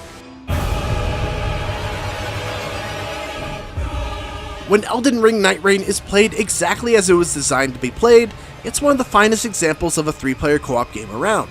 The 8 character classes are each fun to use and feature a surprising amount of depth despite their limited movesets. The new Night Lord boss battles are among the best FromSoft has ever crafted and make the most of the 3-player dynamic, and the fast-paced race against the clock nature of each run leads to exciting moments of split-second decision-making and frantic rushes to try to finish up a fight before the circle closes in. But a lack of crossplay, duo matchmaking, and built-in communication tools makes it hard to create the conditions needed to have this kind of experience unless you're bringing 2 real-life friends on every run. And if you want to just play by yourself, I can't recommend it because of the poor solo mode balancing. All of this amounts to an ambitious spin-off that's exhilarating when you're able to create the proper conditions, and one that quickly flips to incredibly frustrating when you're not. One of my favorite features in the first Death Stranding was how you could get that little hover caddy thing, and you could put your mail and carry it around, or you could do sick tricks and ride it like a skateboard, which is a thing you can actually do in Tony Hawk's Pro Skater 3 and 4, which you, Nick Maillet, played a whole bunch of. What's up with those skateboards? Yeah. Okay. So Tony Hawk 3 and 4, it's a remake, calling it a remaster, but let's be honest, it's a remake. of Tony Hawk 3 and 4, as the name would suggest. One thing out of the gate, there is no campaign for Tony Hawk 4. I know that's made a lot of people really kind of about the game, but I can guarantee you it's really fun. It plays exactly like how you used to play the old games. What was funny for me is that I haven't played them in almost 20 years at this point. I'm old. I get it. And within like 4 or 5 minutes, I full muscle memory and just knew exactly where to go. And it's like very nostalgic, but it also feels super modern, if that makes sense. Like it's not as rough as if you went back and played them on the PS2 where you're like, oh, this was better when I was a kid. How did it compare, I guess, to playing the first 2 remasters? Because I remember those looked, and I mean, they perform well. They perform as they play like the originals play, but there's still that kind of weird separation of like, this looks like a brand new game, but it sort of controls like an older game. What did 3 and 4 do to sort of push things forward in terms of the Tony Hawk experience? Yeah, I would say 3 and 4, I think it's pretty objectively at this point, even if you go off like IGN's reviews and stuff, better games. The worlds are a lot bigger. The maps, they're just like, everything's more fleshed out. There's a lot more to do. It's more wacky and zany. The missions I remember being insane. Like I saw a little bit in this footage here. There was like a dude in a haunted house that turned into bats. Yeah, he's the Slender Man, and you go up to him and he's like, oh, I need to get in this house. And you find an axe, you give it to him, and then he like gets dragged down to hell. But then you get another place where you can skateboard and a bunch of skeletons are like dancing and stuff. And I'm like, yeah, this is the insanity that I forgot these games had, because they got a bit more grounded later on with like Project 8 and stuff. I gotta ask, a little bit undergrounded. A quick spoiler, but I need to know the Canada level. It's back, right? Yes. Can you tip the man who is peeing on the edge of a mountain over the mountain still? I couldn't find him. Oh no. But I also might have. I didn't play the Canada one that much because. Okay. This is a personal preference. I don't like snow levels in games, as weird as that is. If there's snow, I tend to avoid it, and I'm like, I don't know why. I just feel cold. What's wrong with you? I feel Nick on that, because I like snow biomes, but I hate deserts. And every game nowadays feels like they have to include 1 or 2 deserts, or a desert and a wasteland, and I'm so sick of it. I mean, I get the desert because they're sort of desolate by definition, but like, what's wrong with snow? I don't know. Cool. It's like a cool thing to show off. Like you get little snow drifts. You can see footprints. Maybe the people follow you. I get wowed for a minute, and then I'm just like, it's just like I'm watching this gameplay right shivering. now that I played, and I'm just like. It ruined Kingdom Hearts 3 for me when you're in the snow and Sora didn't wear a jacket, and I still think about that. When you found out there's a whole Frozen level, you're like, oh no. And all he says is like, if we run really fast, it'll be warm. I'm like, that's the dumbest thing I've ever heard. I didn't realize I was on a podcast with a bunch of synesthesia dudes. Yeah. I want to say I get it, but I don't. I just don't understand. I mean, snow levels are just, I feel like they're completely innocuous. Like there's the rare occasion where like, oh, you're going to slip on ice, or maybe the cold actually hurts you if you're not wearing the right outfit or whatever. But in like a skateboarding game, are you just mad because it looks like a snowboarding game? Like, it's just, I don't know. For me, skateboarding is, we're going to the beach or a haunted house, not in the snow. Nick did just point out, the guy was peeing off the edge, and I do remember in the remake, that's a dude who's trying to take pictures of you. Oh, they changed it from a peeing person to a photographer. Yeah. Interesting. And those are the hardest missions, because it's like, do this really ancillary thing right now here, and I'm like, I never get it. But wait, so he's not peeing anymore? He's just a photographer? What? Yeah, he's taking photos of you instead. Interesting. Oh man, I was gonna say like I love how like dudes peeing off of ledges was like a pretty groundbreaking thing in the PS2 era. They had that in like Metal Gear Solid 2. You just always trying to knock them down. Yeah, I don't know. Go figure. So yeah, this looks rad. I'm actually like way more interested in this. I went into 1 and 2 like I had fond memories of playing them as a kid. And then immediately jumping into the remakes going, oh, right, I suck. I completely suck at these games, because they're like, I mean, the first ones are very, they're very like, they're all very score based. But I think what kind of missed me as like a middle schooler was that they're also effectively rhythm games. Like it really comes down to just, nailing those combos. And are these a little more forgiving, and if you just want to kind of screw around? Because that's sort of what it sounds like. Yeah, and it's a lot of it's to level design. 3 and 4 have much bigger, more open, more fun levels that aren't like especially with 1 where you kind of have, there's a path that you want to take that's optimal. These are a bit more open and more fun, and I found myself like doing a lot better than I did with the last remakes, just because the game's just a lot. It just sum it up. It's just a better game. I mean, it's that's transitioning from the 64 and PS1 to PS2 back in the day for 3 and 4. Like that just afforded them so much more polygons and space on the disc to put more things, so they were able to make these stages better. So like I love 1 and 2, but 3 was my favorite of all time. Plus you get to skate as Wolverine in 3, which I like 99.9% sure he's not coming back this time around, which is a bummer. Don't think he is, but Bam Margera's back. So yeah, that was a pretty big announcement that they had, right? Yeah. Because there was a lot of question marks on whether or not he would be in the game. But no, it seems like they got him back. So good for them.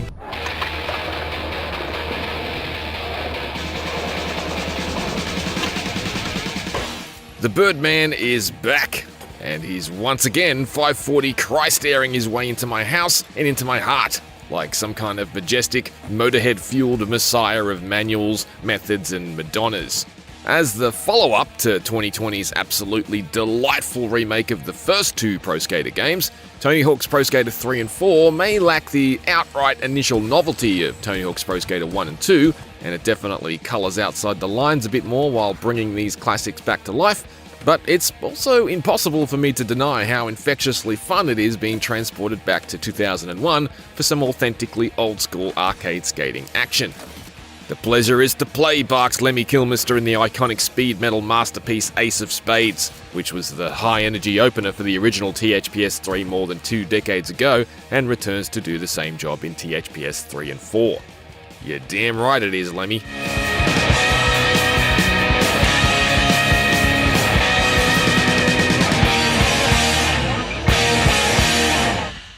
Five years ago, developer Vicarious Visions achieved the improbable with Tony Hawk's Pro Skater 1 and 2.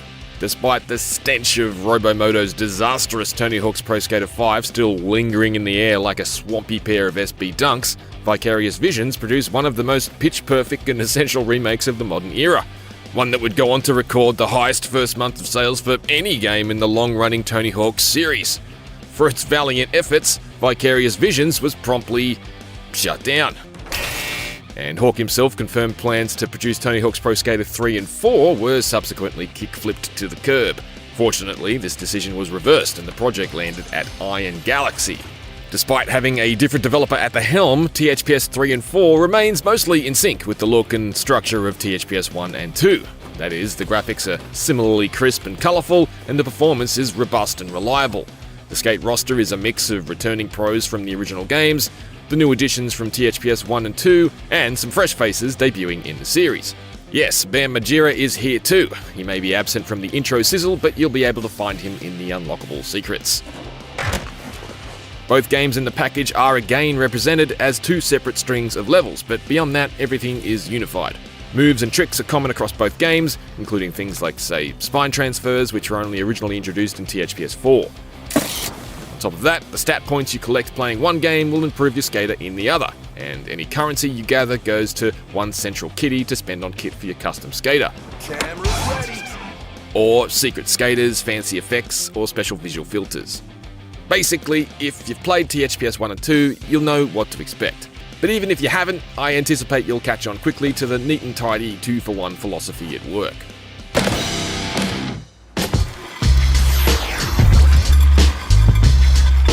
The magic of THPS 3 and 4 lives in its levels, and despite a couple of apparent absences, the marvellously remade maps are the stars of the show.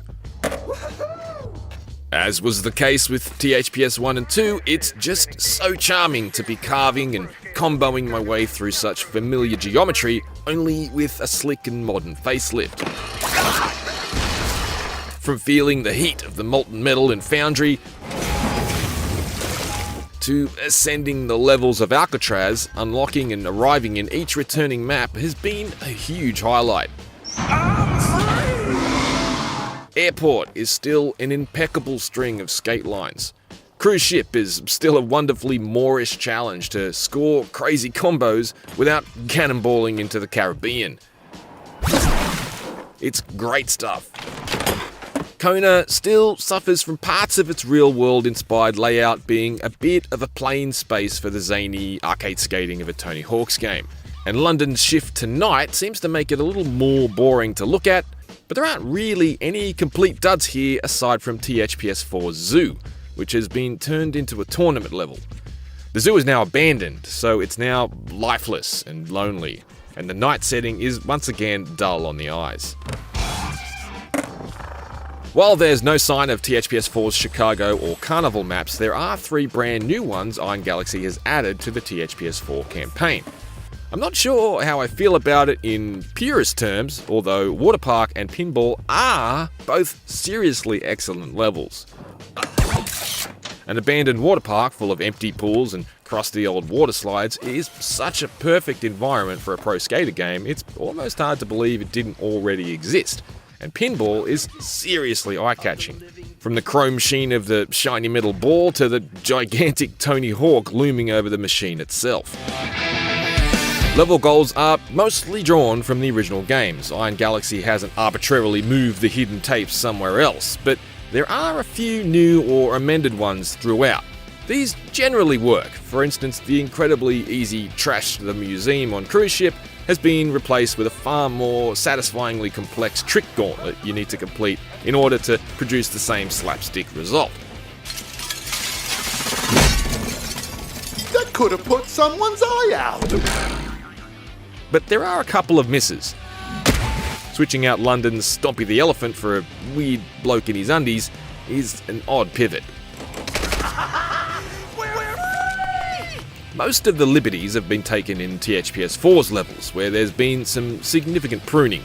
Essentially, THPS4's levels have all been streamlined to function under the classic 2-minute timer, so this means you won't be freely skating around speaking with fellow pro skaters and receiving verbal goals from them as you encounter each one. Those conversations are gone, and so too are lots of goals. I will note that some that I thought were missing appeared as one of the 5 extra pro goals that become available after getting every initial goal in all parks. We even get combo goals for THPS 3 levels that never previously had them, which is cool. But there's give and take. Either way, the THPS 4 campaign generally only feels like a remake in brief bursts. Most of the time it's really a reimagining. You can change the timer to be up to 60 minutes as a new gameplay mod, joining the list of cheats returning from THPS 1 and 2, but while it reduces friction, it doesn't really make it any more like classic THPS 4. On the topic of goals, however, elsewhere there's been some well-considered evolution to the park editor, which now features a create a goal function. This is a huge plus. Now user levels don't have to exclusively be places for you to just cruise around until you get bored and decide to move on.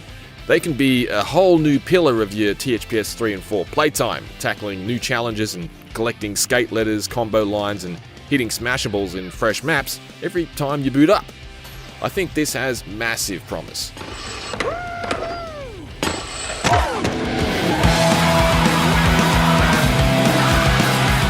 While I'm certain the reimagining of THPS 4's campaign mode will be a bona fide bugbear for some purists, personally I'm far more disappointed in the total about-face on display when it comes to THPS 3 and 4's soundtrack. It's actually a genuinely baffling situation. The importance of soundtracks to the Tony Hawk's Pro Skater series is a well-established fact. They've achieved legendary status in the business, and multiple oral histories have charted the stories behind their creation over the years. In 2020, the philosophy was abundantly clear when it came to THPS 1 and 2. The soundtracks were a critical part of the equation, and it was a central priority. 22 out of the 25 songs that made up the original soundtracks to those first 2 games were resecured for the remake, and only 3 could not be licensed again at that time. With 22 returning songs and 37 fresh ones, 59 songs in total, the soundtrack to THPS 1 and 2 is more or less spot on. Unfortunately, THPS 3 and 4 is a different story altogether. Whether it's a coincidence or otherwise, THPS 3 and 4 has also arrived with 59 songs in total, but the balance is all wrong. It fits, Gator. Yes, it's certainly true that both THPS 3 and THPS 4 had significantly larger soundtracks than the original pair of games. 20 for THPS3, and 35 for THPS4. And yes, hypothetically resecuring every single song probably wouldn't have left much scope to augment the soundtrack with new music released since the heyday of the original Pro Skater games. Therefore, I would have been content to concede that a fair compromise would have been half and half, or at least a similar mix to THPS 1 and 2. Say, 20 or so classic songs and the remainder new. We didn't get close to that. Bafflingly, we got just 6 out of 20 from THPS 3 and a mere 4 out of 35 from THPS 4. That's 10 total, less than 20% of the original songs, and less than half the number of returning songs THPS 1 and 2 has. In actual fact, there are bands that weren't even asked, and they're as surprised as their fans to be absent from the THPS 3 and 4 soundtrack. Not my banners! Apologists may badger me about using Spotify instead, but despite the presence of Body Jar, it's simply not the same as having the music baked into the game where it belongs. That is, I count myself lucky that Body Jar's Not the Same made the cut. Depending on the day of the week you ask me, it's near enough my favourite song of all time. But my fellow old fans may not be as fortunate. After all, even the title track for THPS 4 was brushed aside. Simply put, this is a fumble for any remake, but it's a particularly disappointing one for a pair of games in which the music is a key pillar of what makes them special and memorable. Don't get me wrong, there are some genuinely great new tracks on THPS 3 and 4 that have instantly worked their way from the game to my daily playlists.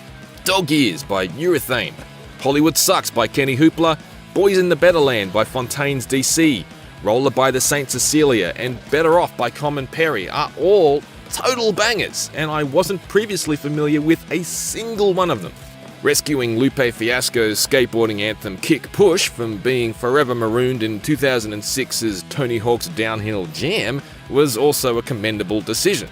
However, I just cannot ignore the casual indifference shown to the original soundtracks. Fire the game!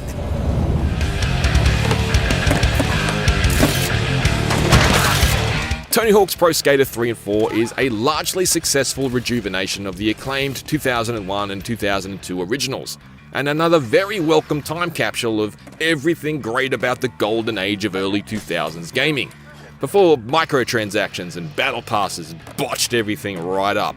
Like 2020's 1 and 2 before it, THPS 3 and 4 proves again the series' over-the-top skateboarding formula is totally timeless and remains suitable for all skill levels. Simple at first blush, but extraordinarily sophisticated beneath the surface for those with the minerals, or the muscle memory, to push their combos to colossal levels. However, syncing THPS 4 with the classic 2-minute timer of the initial trilogy is probably going to be a sore point with fans who strongly regard the series' fourth installment as their favourite, and discarding a whopping 80% of the original THPS 3 and THPS 4 soundtracks is a startlingly naive choice to make about such a famously crucial component of those games. No TNT? Watch me explode! I play a lot of competitive shooters, and I mean a lot of competitive shooters. Whether it's being an unfortunate son in Gray Zone Warfare, flipping cards in Fragpunk, or smashing and grabbing in the finals, this has been my default gaming night with a friends genre since I was in school many years ago. And even after many thousands of hours spread across Call of Duty, Halo Infinite, and Valorant, among others, there's something about the action in the Rainbow Six series that stands out and just feels right. Now that Rainbow Six Siege is celebrating its 10th year with a massive new update in the form of Rainbow Six Siege X, revisiting it has proven that the fundamentals of its destructive tactical style are nearly as strong as ever, even if some of the new modes might be more of a flashbang in the pan.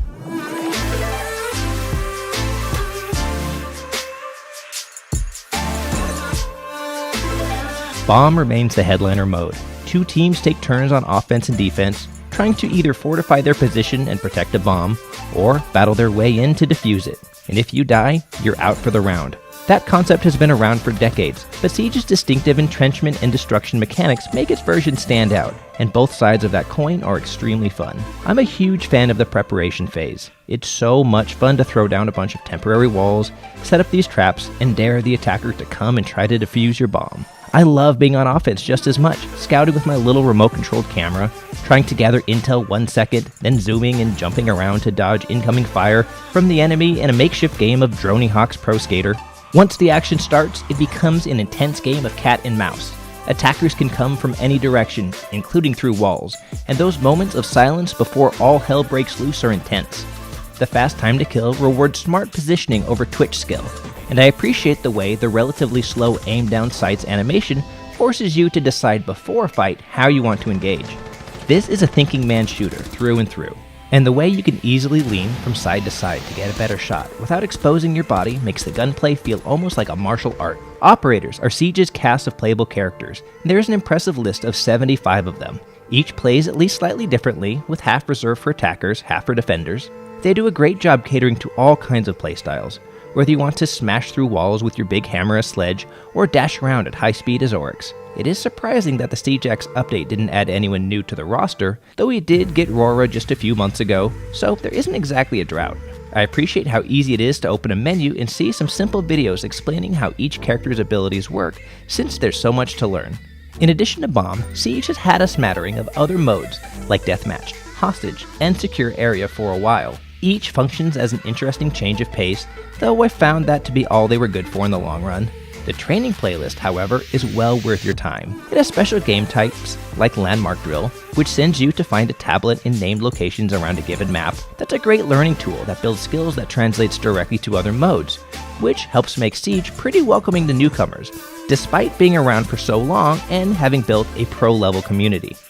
The Siege X update adds a new 6vs6 mode called Dual Front, but that too seems more likely to be a palate cleanser than a destination. Here, both teams attack and defend areas simultaneously, with 3 enemy sectors to capture, 1 at a time, to win. There are no restrictions on what type of character you can use, though only 37 of the 75 operators are eligible selections. Sorry Lion, maybe next time. My main issue with it is that the single available map is enormous, which, combined with the fast time to kill of Siege, means you tend to spend just a small fraction of the match duration involved in actual action. The only consequence to dying is a 20-second respawn timer, which robs Siege of the pulse-pounding, high-stakes feel Bomb does so well. It never took more than a few rounds of Dual Front before I wished I was back doing that instead. Changing mags!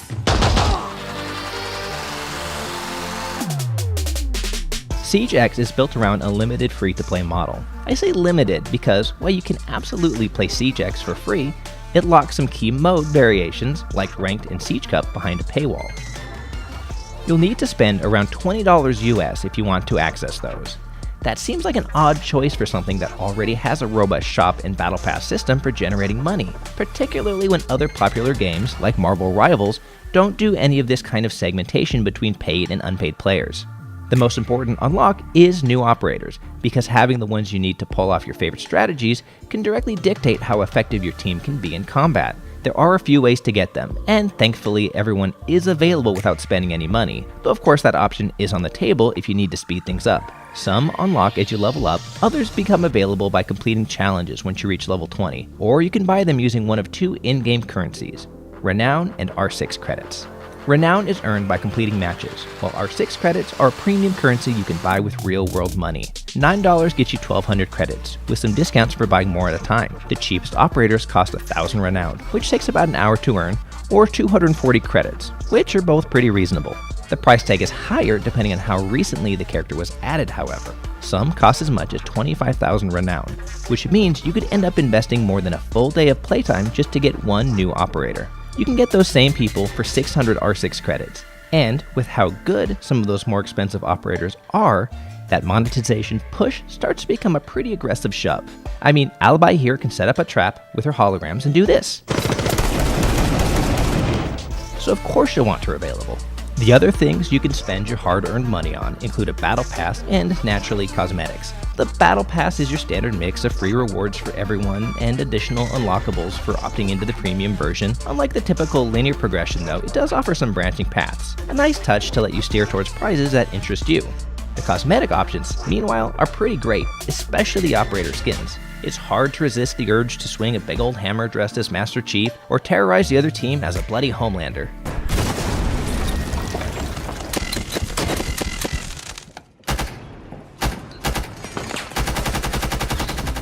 One of the hallmarks of Siege has always been the way you could punch through walls, breach barriers, or come crashing down through the ceiling into your assault. That still works as well as ever, but it feels like it could have used an update for this 10-year relaunch celebration. For all the walls you can Kool-Aid Man through, there are still a surprising amount of invincible barriers like this, that make its destruction system less flexible and realistic than a more modern game might be. This is especially true on rooftops, which limit your options for a vertical breach to the small number of predetermined access points. Those limitations stand out when other games that have come along since Siege first blazed the trail let you smash through almost anything. I'm not saying Siege needs to let you literally bring down the house, but the fact that I can't throw some thermite under the bomb and drop it through the floor like I can with the bank in the finals really sticks out. On the other hand, some things have not only stood the test of time, they've aged like fine wine poured directly into your ears. A decent audio system, especially headphones, has always been an advantage in Siege, thanks to its outstanding sound design, and Siege X has noticeably improved it. The most significant difference I've heard is in footsteps above and below you. Once you learn to recognize the difference between the booming noise above versus the more hollowed out sounds below, you can start to close your eyes and pinpoint exactly where threats will come from.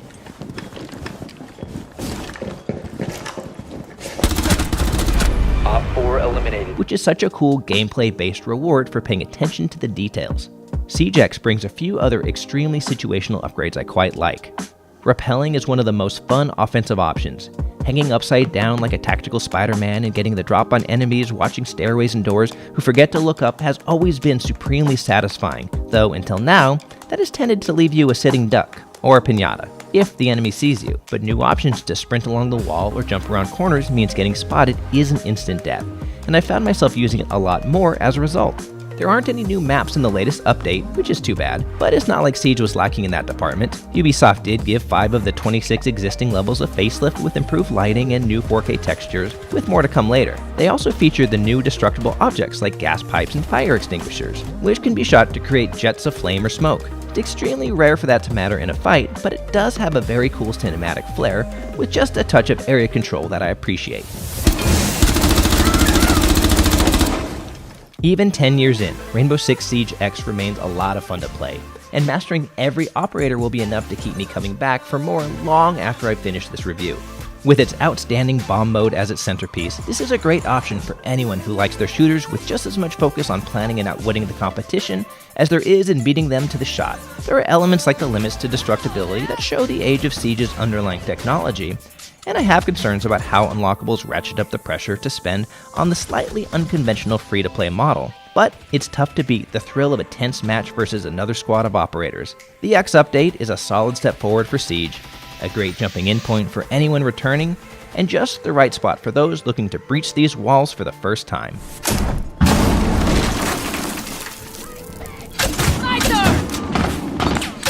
For more, check out our reviews of Splitgate 2 or Dune Awakening. And for everything else, stick with IGN.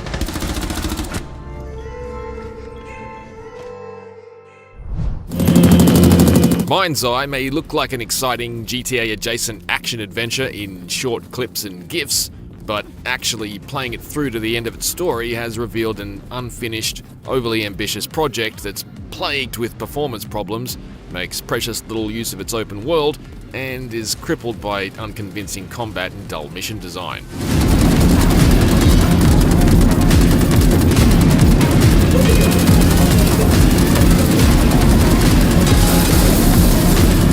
While it's natural to draw comparisons with GTA, in basic terms, Mind's Eye is more akin to the Mafia series. The first mission is a short drive into the desert to shoot 4 robots who barely have the vigor to fire back, and the second requires you to track a slow-moving thief by monitoring a security console and switching cameras. I see him. He's on the move. It's not exactly an explosive opening stanza, but things don't get that much better when the bullets really start flying. It's 10 hours of the most boringly straightforward missions from the past decades of open-world action games. Combat against the handful of bot types and human soldiers is mostly just plain, and dud enemy AI doesn't make for particularly satisfying shootouts.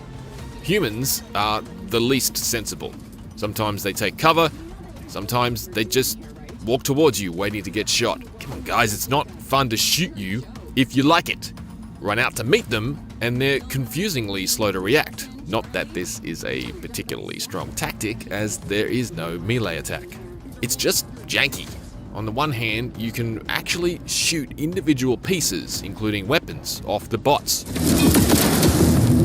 That's nice. On the other, put a round into a human standing behind some scenery and they'll often blink back into cover with no linking animation whatsoever. That's shoddy. It's not due to a lack of firepower, because Mind's Eye does feature plenty of guns, although it mostly just chucks them into your arsenal with so little fanfare I usually didn't notice. I just spot something new in my weapon wheel, like another assault rifle or some kind of energy blaster. It's rarely clear about what you should be using at any given moment, and it doesn't seem to matter much. The action does improve towards the back end of the story, as Diaz gets access to all his partner drone's special perks. The ability to zap an enemy robot and turn it into an instant ally gives the action some zest that it absolutely lacks out of the gate. Your drone's grenade ability is also neat for a while, but it's probably a bit too effective at clearing out the enemies ahead. I spent most of the late game missions as my drone, dropping endless grenades on soldiers and robots from high above. It made what turned out to be the penultimate battle into one of the easiest, because the bad guys just have no defense against this. The primary problem I had with Mind's Eye, though, was its drastically uneven performance on my high-end PC. While the auto settings placed the bulk of the configurable options at high and capped the frame rate at 60, my playthrough was rife with issues. It's regularly blurry and choppy when panning, and the frame rate would flutter and sometimes hang. During one car chase, performance chugged to a crawl and was only barely playable. Sometimes even the cutscenes would stutter and display ghosting. Experimenting with lowering the settings hasn't yielded much in the way of positive results. It's in really rough shape technically. To be fair, there are definitely moments in Mind's Eye when it looks quite stunning. Explosions are excellent. Is that you? The sunlight piercing through Red Rock's glitzy hotels is seriously snazzy. I liked the sheer scale and complexity of the Silver Factory's rocket loader, and at one point the metallic sheen of a parked jet in the desert glare stopped me in my tracks. When it runs well and looks good, it looks very good. But 6 months ago I played through Indiana Jones and the Great Circle on this machine, and it performed fabulously. Mind's Eye does not. It's like Steven Seagal circa 1990. Looks cool, just doesn't know how to run properly. Performance optimization won't solve Mind's Eye's myriad other issues though. A lot of these are really just baked into how it's designed. Too often, the missions are simply restrictive and dull. All you could do is drive a pre-assigned vehicle to a marker. That triggers a cutscene, then you shoot everything, then you drive somewhere else. It's also rigid and leaves no room for the kind of goofing around or antics you can get into in comparable games. And there's certainly none of the emergent fun you constantly get in something like GTA. Mind's Eye rarely trusts us to even park at a mission marker. It generally just splutters into a cutscene when you get close enough. It doesn't help that there are no radio stations or songs to listen to as you're commuting between missions. Travel time from A to B mostly seems to exist to feed you phone calls to prod the story along a little further. You drive like you're playing a video game. Exploration is actively discouraged, and you'll constantly be scolded for not heading directly to your destination, or just failed out. There's no reason to explore anyhow, as it isn't the sort of living world you might have expected. Police don't even respond to Diaz's crime, so what's even the point? And there's not really anything out there to find. Hunting for a cool vehicle to use? Don't bother. Other vehicles are off limits. Wreck the car you were assigned? That's a mission fail. You won't even be able to get out of it if it's burning.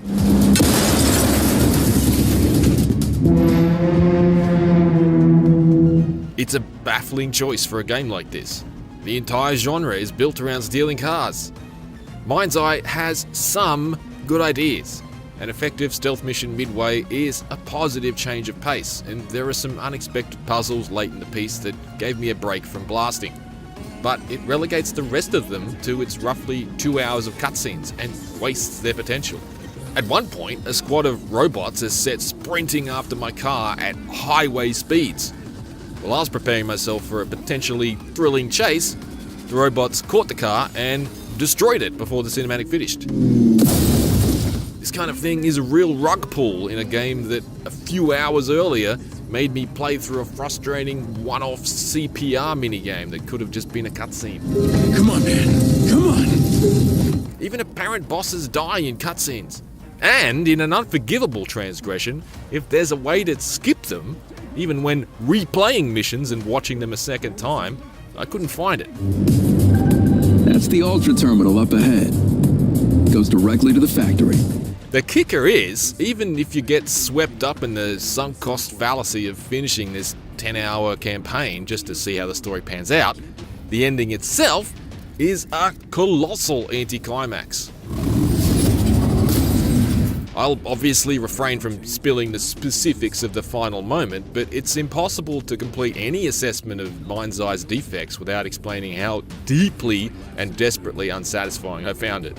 Story threads are left dangling and reams of questions remain unanswered. It's not an artistic cliffhanger, it's just vague and unearned. Yes, what the hell is happening? It's an ending that feels like the writer was out of fresh paper and this was the only thing that would fit in the last line of the script's final page. I can see that. Picture Ghostbusters crashing to credits a few seconds after they cross the streams, and you're about there. 1, 2, 3, There's a PS after the unskippable credits, but it only makes things worse. Well, until what happens after the finale, that is. After the story wrapped, I was simply tossed back into the open world as some random weirdo in a crop top. He has some kind of base with things in it I can interact with that do nothing. There's no explanation of how anything works, no direction, and no purpose. Confused, I left the building in search of a vehicle, but even here, you can't carjack civilians, and you can't steal parked cars. I got in the only one that would allow me to enter, and drove it to an icon that looked like the Hamburglar stealing a car. There was another car there, glowing, but I couldn't enter it. I shot at the bystanders, and I shot at the soldiers. The soldiers popped out of their 4x4s like waffles from an overzealous toaster. Nothing else happened. No armed response. I got back in the small hatchback I arrived in, which remained the only vehicle I could interact with. I drove to an icon that looked like a chess piece. The performance took another significant nosedive as I arrived. There were some soldiers there spread throughout a multi-story parking lot. I shot at them until I got bored, which happened almost instantly because the action is restricted to basic third-person blasting. Chubby crop top man has none of the entertaining drone attacks that Diaz has. This, it appears, is Mind's Eye's free roaming mode. It's separate from the main campaign, but I have no idea what we're intended to do in it. It's pointless, scrappy, and a complete waste of time in this state. It just isn't remotely close to finished. But I am. Nice to have the bots on my side for once. When its performance is stable and you're explosively blasting your way through robots, Mind's Eye can masquerade as a serviceable action shooter for a few minutes at a time. However, its flashy graphics and cinematics can't hide its distinct lack of substance. High on ambition but low on original ideas, Mind's Eye's rigid mission design renders its open world largely pointless, and it's consistently undermined by vanilla combat, janky AI enemies, and its sloppy frame rate and bugs. Get your ticket out of there. Throw in its insultingly unfinished free roaming component, and it's clear it was simply not ready to be released. If you had your sights set on Mind's Eye, think again. For more of the latest verdicts, check out our reviews for Mario Kart World and F1 25. For everything else, stick with IGN.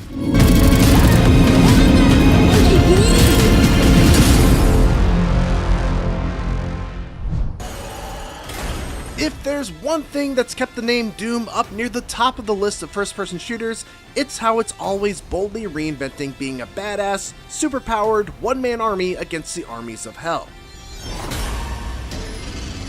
3 decades ago, we got the original old-school running guns, then a jump-scare-laden horror shooter, then a modern reimagining of that old-school running gun, and then a mobility-focused action shooter in 2020's Doom Eternal. The form that Doom: The Dark Ages takes on is actually one that is very different from Eternal, a game that I rank as one of my favorite shooters of all time. In fact, it's so different that initially I was turned off by the heavier feel of the movement, the lack of a double jump or air dash, and the sheer chaos of having wide open fields with seemingly hundreds of enemies closing in on me from all sides. But a few hours into the 20+ hour campaign, my arsenal had expanded. The ways in which I could dispatch enemies had diversified, and I'd started to better understand and appreciate what Doom: The Dark Ages was and what it wasn't. By the end of it, I was left grinning like a Doom guy that just picked up a super shotgun as I ripped and tore until it was done.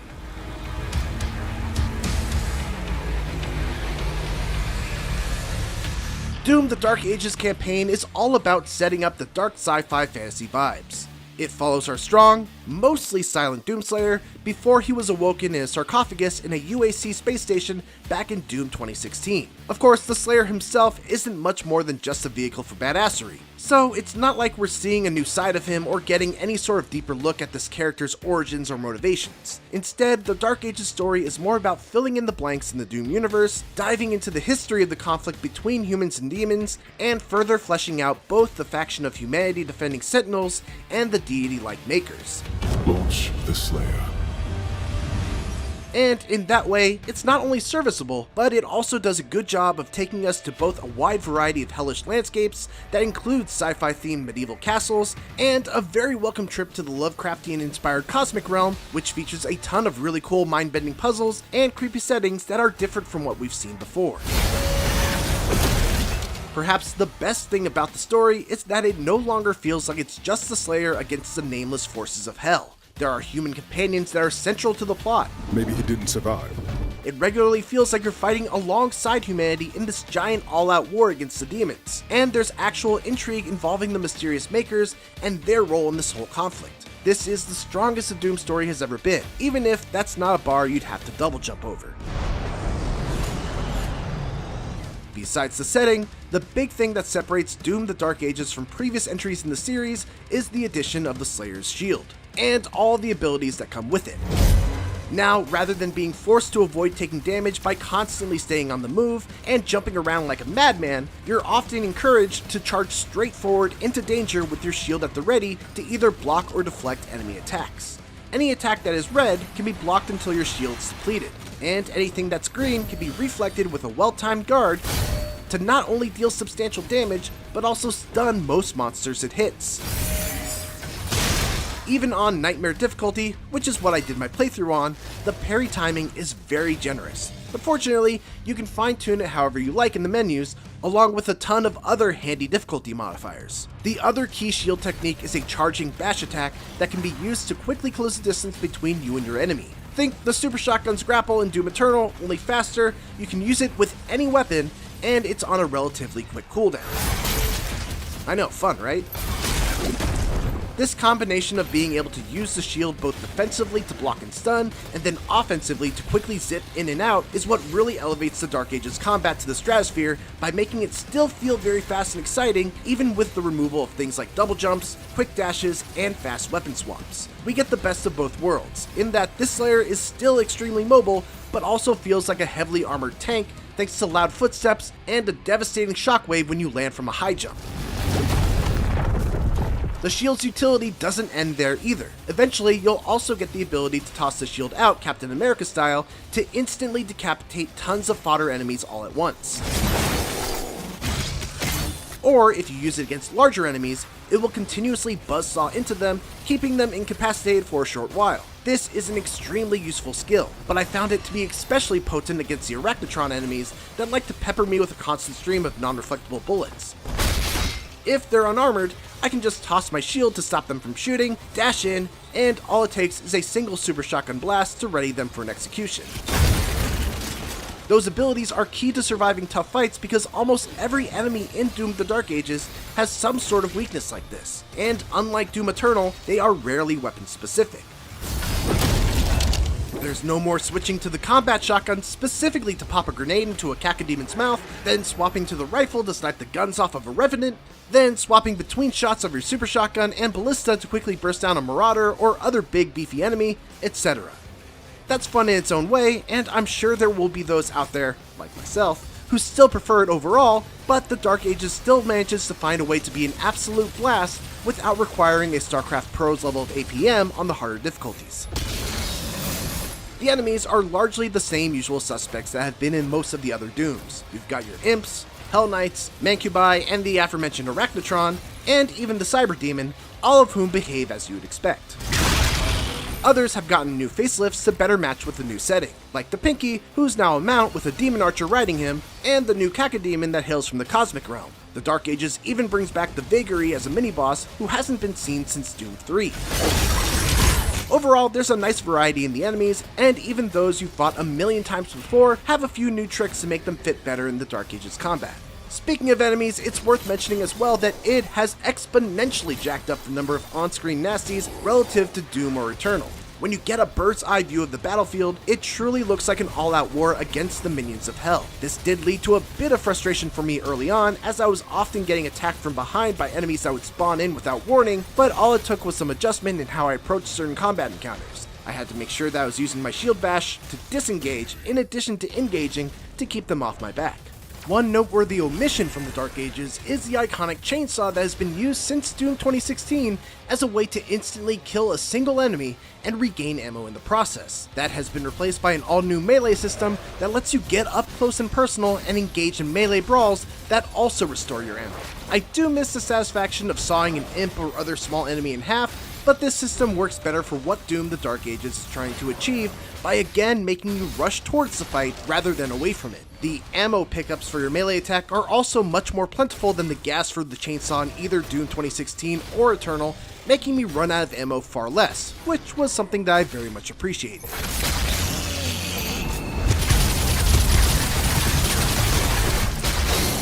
As far as the actual weapons go, the Dark Ages plays around a lot with the look of each weapon to give it an old-timey flavor, but the functions are generally all the same as what we've come to know and love from the series. All of the satisfyingly punchy stalwarts are accounted for. The combat and super shotguns, an assault rifle that shoots out rail spikes instead of bullets, a plasma rifle, and a long-range single-shot weapon in the form of a satisfying steel ball launcher called the Steel Shot, just to name a handful. The only really unique weapon of the bunch is the Skull Crusher Pulverizer, which sort of behaves like the chain gun, but has a ridiculous spread that can just absolutely shred a football's field worth of fodder enemies. It's a fun weapon that goes great with the Dark Ages' absolutely insane amount of on-screen enemies at once, even though I typically opted to use the shield throw to mow down the hordes of fodder, since there's an upgrade that powers up the shield charge when you do. One interesting twist for how the Dark Ages handles its arsenal is that just about every gun has a sister weapon that uses the same ammo type and can be hot swapped between with the press of a button. So, for example, along with a rocket launcher, there's a grenade launcher. In addition to the aforementioned pulverizer that does a little bit of damage spread out over a wide area, there's a Ravager that concentrates the fire to hit single enemies. it all adds up to a ton of variety in the gunplay. And while I was never forced to swap between my weapons in the same way that I was in Doom Eternal, I still found myself jumping from gun to gun simply because it's fun. But the absolute best part about the toolbox in the Dark Ages is, and this is a credit to the weapon designers at id because this is true for just about every Doom game, that every gun retains its usefulness throughout the entire game. Sure, I might have my favorites and gravitate more towards the super shotgun, rocket launcher, and steel shot, but even the early weapons stay relevant once you get some upgrades into them. If I'm low on armor, I can swap to the combat shotgun that I upgraded to ignite enemies and make them drop armor shards. If I need health, I can swap to the Ravager to make them bleed health pickups. And if I need to incapacitate an enemy while also dealing damage to others nearby, I can throw my shield into a baddie, shoot the shield, and watch as my bullets ricochet and hit everyone else around. To sweeten the pot, all of these abilities and weapons are sprinkled at a measured pace throughout the campaign. There was never even a chance for the gunplay to get stale because every level would give me a new gun, or a new ability for my shield, or a new melee weapon, or I'd find enough gold to afford a new upgrade at the shop that would alter something I already had in a way that made me want to use it more. And it's this need to upgrade that fed into my desire to explore and find both upgrade currencies and the more traditional Doom collectibles like figurines, weapon skins, and lore pickups. Appropriately, the levels of the Dark Ages welcome that exploration with open arms. While they all vary in size, the smaller stages are still big by the series standards, and the big levels are gigantic. They're huge, open battlefields with tons of secrets, challenging enemy encounters, and more than a few breathtaking vistas. Breaking up all the running and gunning are giant mecha battles and flying sections where you pilot the Slayer's dragon. Yes, the Doom Slayer has a dragon, because why not? These sections are shallow compared to the rest of the Dark Ages, with the mecha sections amounting to little more than a simple game of dodge, punch, punch, dodge, punch, punch. And the dragon bits are little more than dodge, shoot, shoot, dodge, shoot, shoot. That said, they're kind of like a turret sequence in that they're infrequent and brief enough to never drag the pacing down, and they at least provide cool moments in the cutscenes that precede and follow them. And then there's the soundtrack. Holy hell. If you've played a Doom game before, you probably know what to expect going in, but even so, I was gleefully into it. It's another banger of a heavy metal soundtrack that had me coming back to certain levels after beating the campaign and just turning down all of the volume except for the music so I could listen without it being overpowered by the sounds of shotgun blasts, explosions, and dying demons.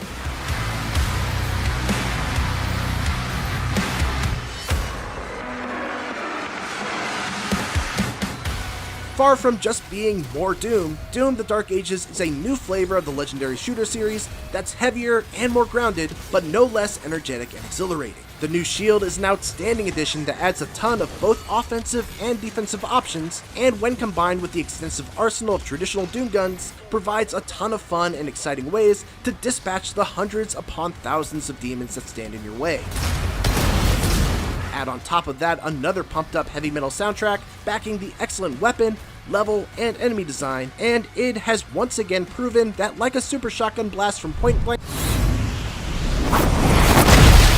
Does Ninja Gaiden still work in 2025 in a world where Souls-likes dominate the high-skill action game subgenre?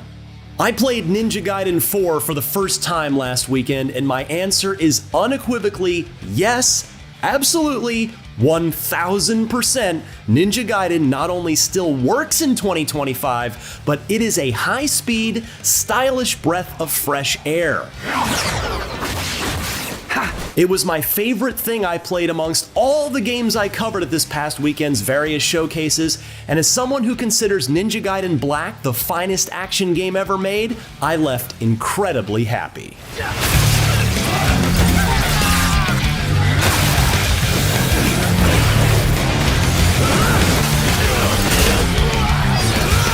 A mere 25 minutes of hands-on time with Ninja Gaiden 4 isn't remotely enough to make a judgment call on where Platinum Games and Team Ninja's sequel will fit into the hierarchy of the franchise, but it was enough to make me feel like a badass killing machine and still challenge me in the process.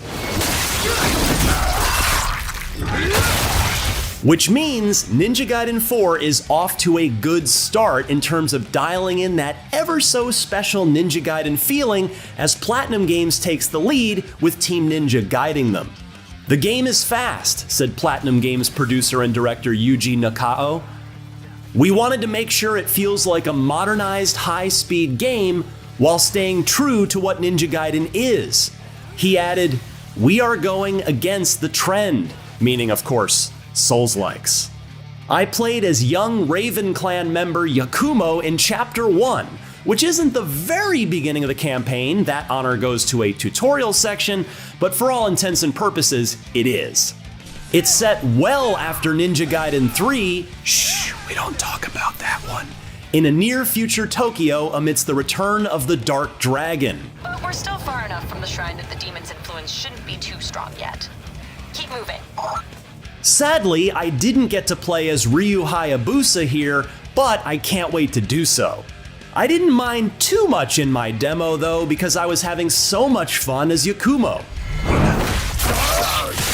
See, Yakumo has some of Ryu's classic tricks. Izuna drop, anyone?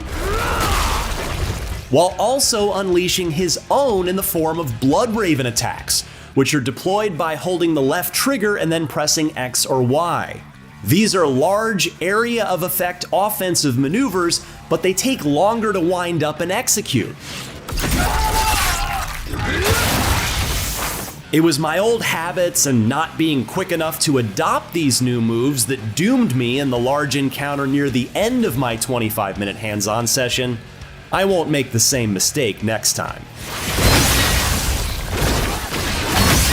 And unfortunately, it means I didn't get to face off against the Chapter 1 boss, who you can see in action here.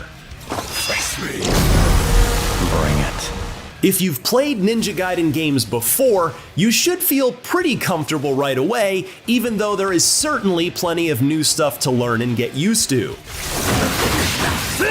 Tapping right trigger at the right moment to block an incoming attack and set up a counter, wall running and tapping Y to take the head off of a low-level enemy, holding Y with Blood Essence, seemingly in place of Ninpo, at least for Yakumo, still uncollected on the battlefield after your previous kill so you can use them to power an ultimate technique on the foe still alive in front of you. It's all still here. Oh, and don't forget to assassinate enemies quietly when you get a chance. If anything, Ninja Gaiden 4 feels faster than ever. Oh man, they're quick. Even Yakumo's running speed feels faster than Ryu's did in the older games. It's also, somehow, even bloodier than ever. Things started to get gory in Ninja Gaiden 2, but here the crimson fountains spray every which way, constantly coating Yakumo in a carry-like coating of plasma. Arterial spray gets everywhere when slicing and dicing a handful of foes. It's like a vampire's dream come true out there. Now let's all sit back and watch this awesome sequence for the next minute and a half or so, which I remind you again is only from the first proper level of the game.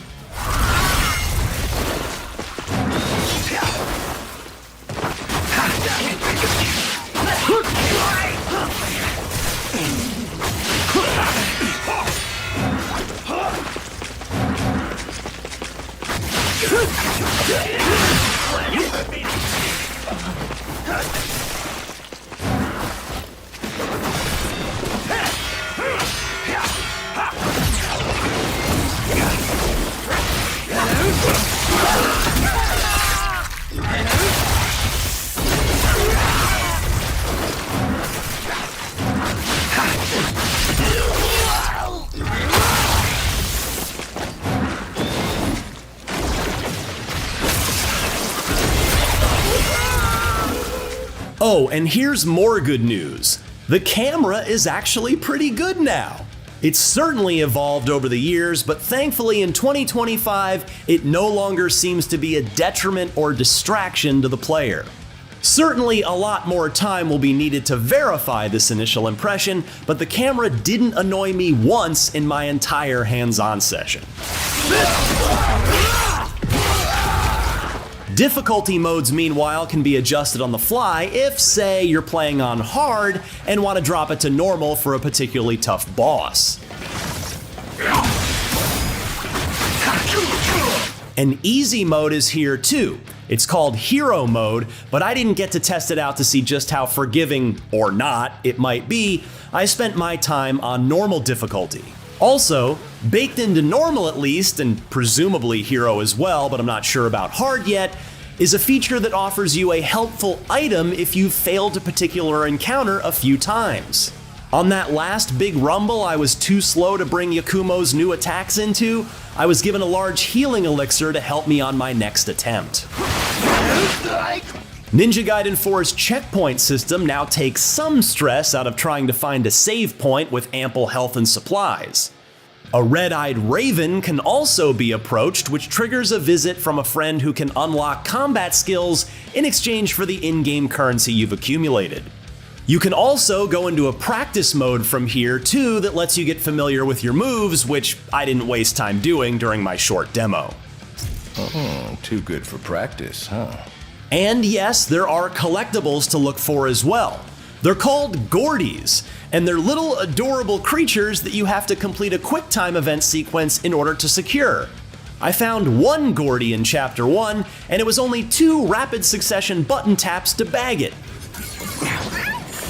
We'll see if the QTEs get more complicated and difficult the deeper into the campaign you get. I'm not sure yet if collecting them will yield any sort of greater reward.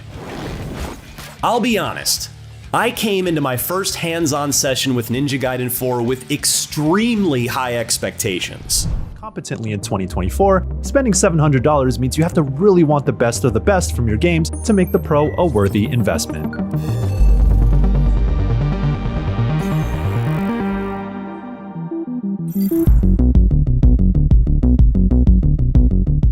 Accounting for its price, you'll be disappointed to find that the PS5 Pro does not come with every possible bell and whistle.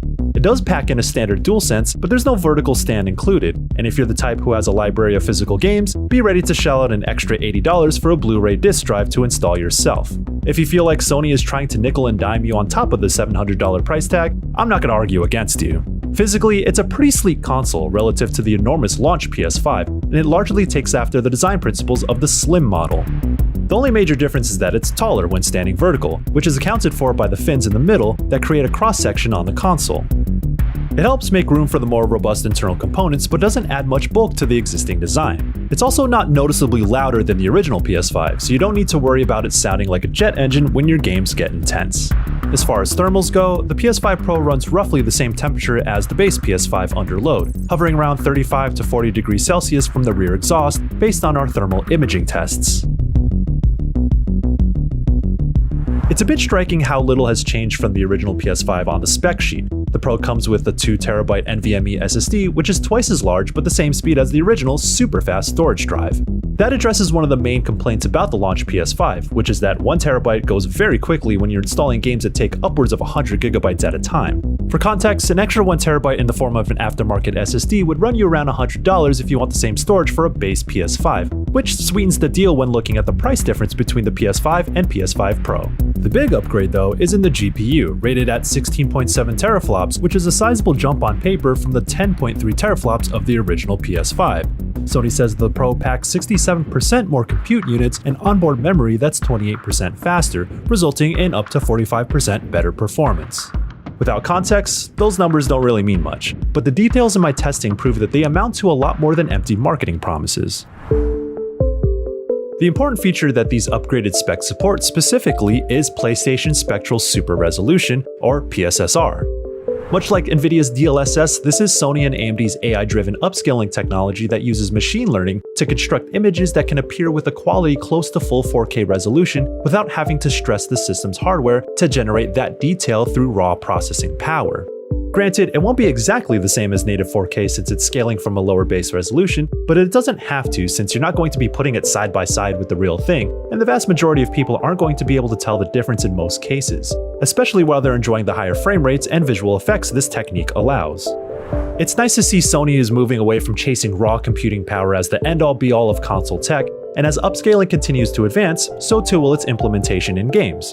As you'll see in our performance breakdown, PSSR is one of the major keys in creating parity between quality and performance options. It also opens the door for games to explore ray tracing techniques to a greater extent, although mileage will vary based on every game's PS5 Pro specific updates, where developers will choose to prioritize different aspects of their respective games. So the PS5 Pro is a bit more complex than simply having one uncompromised Pro enhanced mode. The PS5 Pro's tech gives developers room to be experimental in pushing boundaries, especially with ray tracing because it packs enough power to hit higher frame rates without sacrificing as much graphical fidelity. There's still some level of compromise to be made though, so if you were hoping that the Pro would take out all the FOMO stress out of selecting between 60 FPS performance or 30 FPS fidelity modes, well, in some games now there are even more modes to choose from. Alternatively, if you love having that control over how your games run, that's great news. In my experience though, the visual gap between these modes is much smaller than it is on a base PS5, often making the Pro's performance-centric modes the clear choice. Let's start with a marquee PlayStation first-party game, Marvel's Spider-Man 2. On PS5 Pro, you get to choose between Fidelity Pro and Performance Pro modes. The latter offers visual quality that's identical to the base PS5's Fidelity mode, with all the original ray tracing features intact while maintaining a smooth 60 FPS. Effectively, the best of both worlds when compared to the PS5's modes. However, with the Fidelity Pro option, Insomniac cranked the knobs even further, putting features like ray-traced ambient occlusion, keylight shadows, and further improved reflections on the table. But all those upgrades come at the cost again of being chained down to 30 FPS. You can tweak some of these settings to squeeze out a few extra frames, but I wasn't able to reach anything near 60 FPS even when turning everything down a notch. Horizon Forbidden West showcases another interesting implementation of PS5 Pro enhancements. It has 3 options: favor graphics, balance, and favor performance. Again, the performance-based mode is the way to go since it hits a stable 60 FPS while in some respects looking even better than the base PS5's graphics priority mode. You get finer detail and foliage, better lighting, and a better resolution rendering technique. Especially for a game like Horizon, those extra frames make the gameplay experience so much better, and you can still enjoy the lush vistas with that added clarity. The PS5 Pro's graphics priority option, on the other hand, caps Horizon Forbidden West at 30 FPS, but pushes the boundaries with a higher base resolution. Yet, I don't find the trade-off worth it since it's tough to distinguish with the fantastic Pro Performance mode. The curious part is the balanced option, which goes for 40 FPS, and strikes a middle ground with visual quality, but honestly, it's not worth the 30% cut in frame rate for marginal visual gains. The Last of Us Part 2 Remastered takes a different angle as well. It oddly retains the same exact 2 options available from the base PS5, graphics or performance priority. But there's a new Pro option that uses PSSR to take 1440p resolution to output 4K while retaining other visual qualities of the PS5's graphics mode and still hitting a consistent 60 FPS. It was already a visually impressive remaster on PS5, but the boost in performance while having all of its graphical details sing is nice. Of all the games that have gotten PS5 Pro updates ahead of launch, Alan Wake 2 is certainly the most interesting one. Remedy decided to go all in on ray tracing with its graphics mode, and it's absolutely stunning, with robust reflections and lighting giving its world a much more striking look, especially in the way that feeds into its atmosphere. The Pro enhancements stretch the limits of what PSSR is capable of, however. In graphics mode, it uses a base resolution of 1224p and runs at 30 FPS to make room for all those sweet ray tracing techniques. You won't get those big ray traced features in performance mode, but it will target 60 FPS with an image quality akin to the graphics mode on the base PS5. It has to use a fairly low base resolution of 864p to get there though. It's still a great looking game in this mode, although it's definitely a blurrier image. Regardless, I find Alan Wake 2 shows a noticeable improvement over what you get from the base PS5, even if there are still compromises to be made.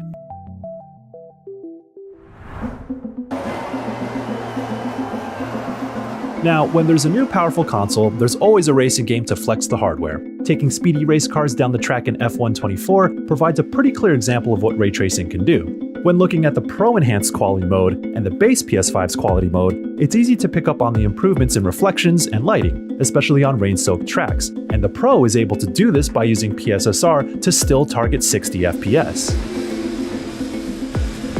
Dragon's Dogma 2 is an example of where the PS5 Pro can bring a game out of the depths of weak technical performance to a much more playable state. By using PSSR, the Pro is able to put out noticeably higher and more consistent frame rates than the base console can, whether you choose to prioritize performance or graphics, which enables ray tracing too. Though it's not without noticeable drops in busy areas. It's a powerful console, but it's not magic. On the other hand, something like Final Fantasy XVI is an example of how a game without Pro enhancements, or at least an uncapped frame rate option to just let the extra power work, isn't going to benefit in a tangible way without an update, since it's bound by the limitations that were built for its graphics modes. It's still capped at 30 FPS when prioritizing graphics, while the performance mode still targets 60 FPS with lesser visual quality.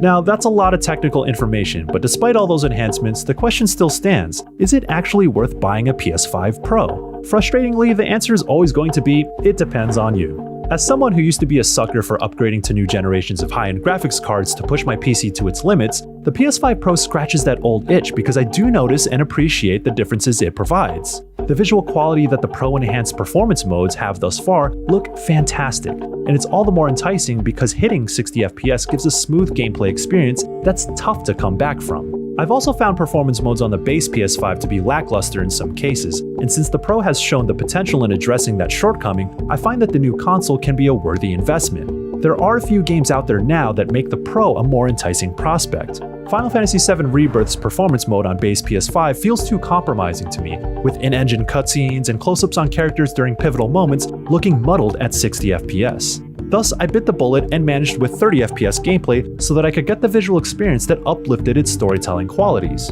It worked well enough for that sort of game, but I'd much rather have been playing at 60 FPS. With the Pro Enhancement patch, Rebirth has a new Versatility mode that merges both the high-quality graphics setting with 60 FPS performance into a singular mode, so there's no choice paralysis, and it delivers the exact type of experience I wanted. That said, I know and can fully understand people who don't care quite as much about having state-of-the-art systems to play their favorite games, so long as they meet a reasonable balance between performance and fidelity, which the original PS5 only rarely has a problem pulling off with existing games. And for a lot of people, playing at 30 FPS isn't necessarily a deal breaker, and if you're happy with that level of performance, you might as well be happier with a few $100s still in your bank account. And the Pro is a hard sell for anybody who expects a whole new experience when they unbox a brand new console. The PS5 Pro doesn't fundamentally transform how games are played, it just makes them look prettier and run smoother. And if you're happy with how your games look and play on a base PS5, then it's absolutely not worth paying a premium to upgrade. Got that?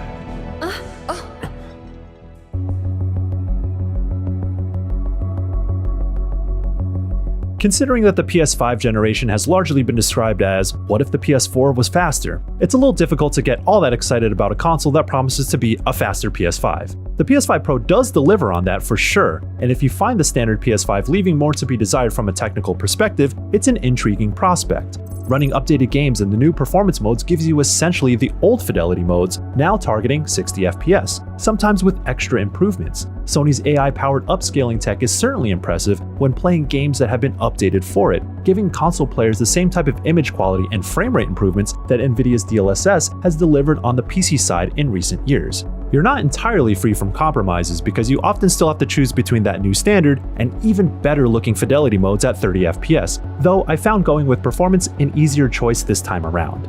At $700, it's not cheap, so you have to really desire that visual upgrade knowing that it doesn't transform the gameplay experience at a fundamental level. And to be fair, Sony never said it would. So as it stands, the PS5 Pro isn't essential, but it is certainly nice to have. For more on the PS5 Pro, be sure to check out our unboxing video and look forward to our detailed performance breakdowns. You can also read my full written PS5 Pro review on ign.com. And for everything else in the world of gaming, stick with IGN. Well now, aren't you a sight for sore eyes? Platypus Seaman, a talking crash test dummy, a puppet soaking in a hot spring, this ugly bastard, Norman Reedus' nips. No, these aren't straitjacket blabberings due to another vicious bout of temporary madness. Instead, they're just 10% of the bizarre things I've seen in Death Stranding 2 on the beach. But it would be far too easy to dismiss Hideo Kojima's works as acts of weirdness alone. I think we should encourage such wild creativity and be excited that someone is willing to show us things we'd never even thought of seeing. When viewed this way, Death Stranding 2 stands as an almighty achievement, a triumphant combination of complex sci-fi storytelling and thrillingly evolved stealth action that impressively builds upon the experimental foundation of its predecessor. It's beautiful, horrific, nuanced, and crucially, a lot of fun. Simply put, it's everything I wanted Death Stranding to be.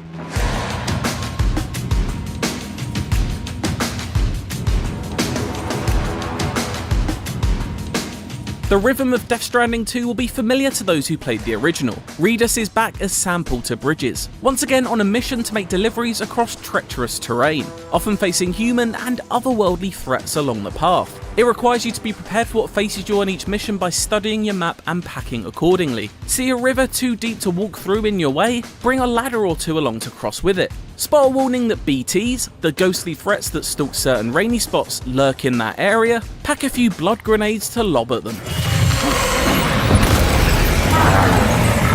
It's this loop of preparation, overcoming both geographical and human/former human hurdles, and reaching your goal that makes up much of Death Stranding 2's 35-hour runtime when mainlining its story missions. After a brief tutorial chapter in Mexico, Sam is given the goal of connecting Australia to the chiral network, the online system knitting civilization together after a near world-ending event, much like he did with the USA in the original. Why is he doing that, and who is he doing that for? You'll just have to find out yourself. From halfway around the world, how are we supposed to do that again? This new continent offers a far greater variety of locations, as it shifts in its appearance and the challenge it presents with regularity. It further adds to the feeling of combating nature with this future tech, as the Earth itself seems to be fighting back against its increasingly digital future. Should we have connected? It's a resounding no, it seems, from Mother Nature. What in the world?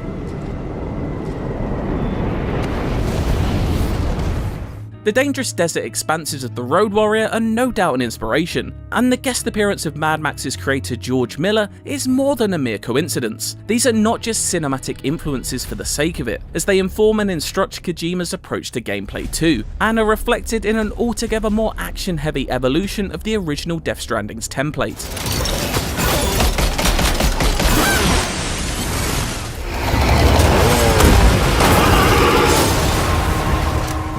What initially presents itself as a pretty rudimentary style of stealth gameplay, mainly consisting of crouching in tall grass and performing silent takedowns, rapidly reveals its layers as your arsenal grows. For example, there's the introduction of a game-changing tranquilizer sniper rifle, which is something I found super satisfying to pick bandits off with. It may never truly become the stealth action playground of creativity that Metal Gear Solid 5 The Phantom Pain is, but it frequently evokes that same feeling in brief moments, delighting me each time it does. Death Stranding 2 offers a lot more flexibility in your approach compared to the original Death Stranding, making its combat much more engaging as a result, and you'll need to become accustomed to a variety of approaches as well, because there's no avoiding confrontation and the many forms it takes this time around. Enemies develop as you progress, and knowing which are armoured, which have higher mobility, and what ammo type they're vulnerable to adds variables to each encounter, meaning you can't always rely on the same rinse and repeat tactics. That being said, if you're a decent enough shot with a sniper rifle, you can clear out most spaces before enemies have time to reach you.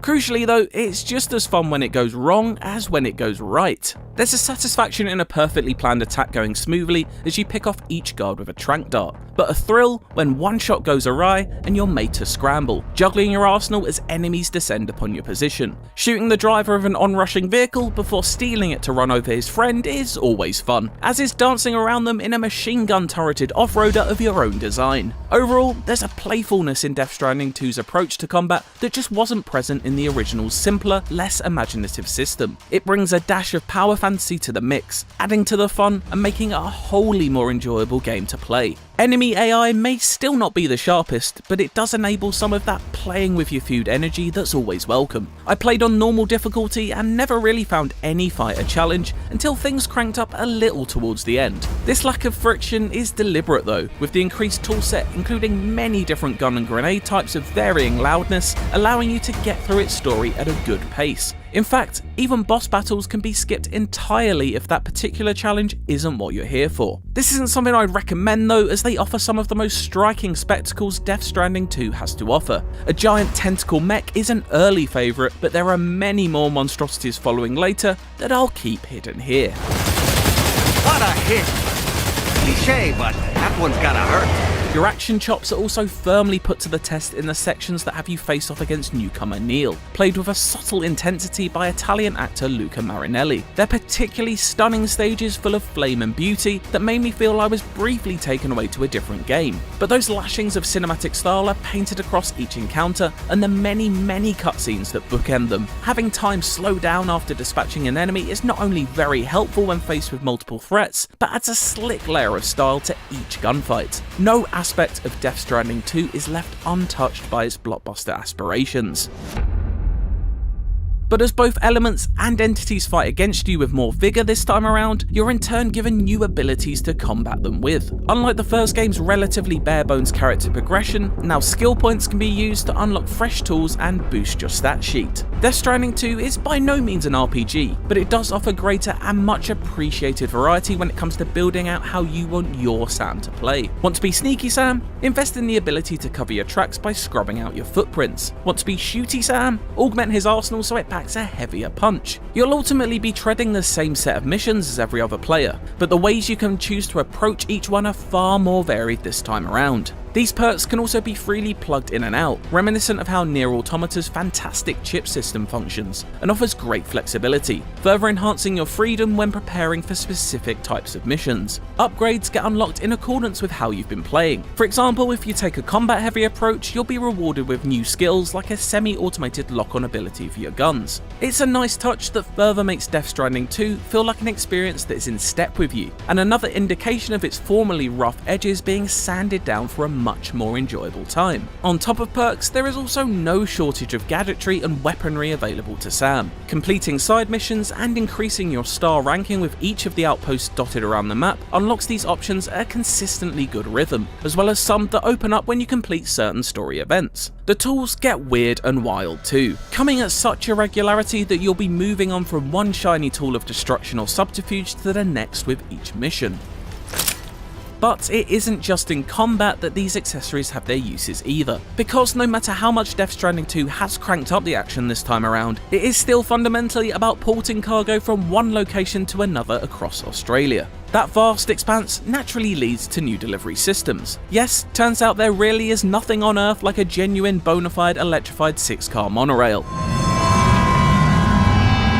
This new structure is a godsend when it comes to a handful of missions that require shipping hundreds of kilos of chemical materials over a rocky coastline, but it does require quite the combined construction job between you and the online community. That being said, I did settle on travelling on foot as little as possible quite quickly. On the beach is very kind in the way that it gives you a vehicle very early on this time around, especially when compared to the many hours it took to fire up an engine in the original. The missions themselves are incredibly Moorish, with that just one more job itch that I always had to scratch. There's a great sense of forward momentum which aids this sensation hugely, with backtracking thankfully a rarity in the sequel. Varied mission conditions also keep things fresh. These range from having to complete orders within a set time limit or being extra careful with fragile cargo. Again, these parameters force you to adjust how you prepare for each mission and ensure you can't just use the same toolset and methods on every run.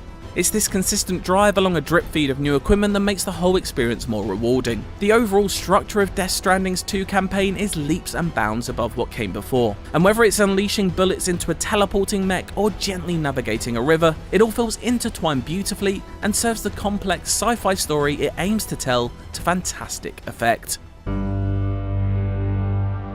I guess I'm homeward bound. Missing little Lou that badly?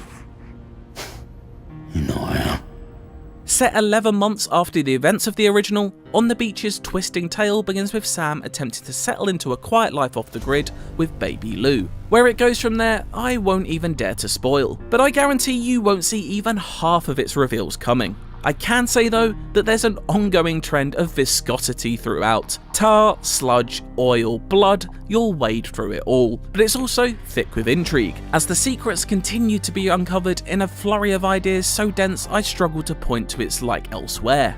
The themes it tackles are multifold. Some focus on a more personal level and others are global. The latter is a treatise on modern life and them. Having time slow down after dispatching an enemy is not only very helpful when faced with multiple threats, but adds a slick layer of style to each gunfight. No aspect of Death Stranding 2 is left untouched by its blockbuster aspirations.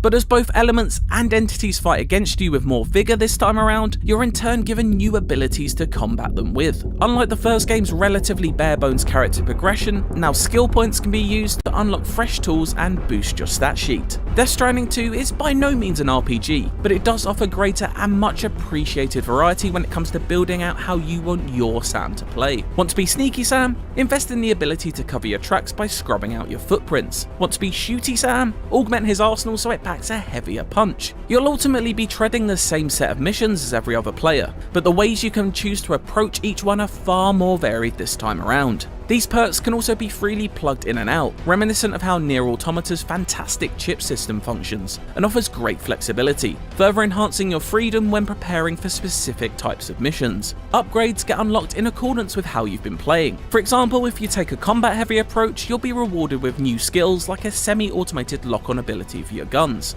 It's a nice touch that further makes Death Stranding 2 feel like an experience that is in step with you, and another indication of its formerly rough edges being sanded down for a much more enjoyable time. On top of perks, there is also no shortage of gadgetry and weaponry available to Sam. Completing side missions and increasing your star ranking with each of the outposts dotted around the map unlocks these options at a consistently good rhythm, as well as some that open up when you complete certain story events. The tools get weird and wild too, coming at such a regularity that you'll be moving on from one shiny tool of destruction or subterfuge to the next with each mission.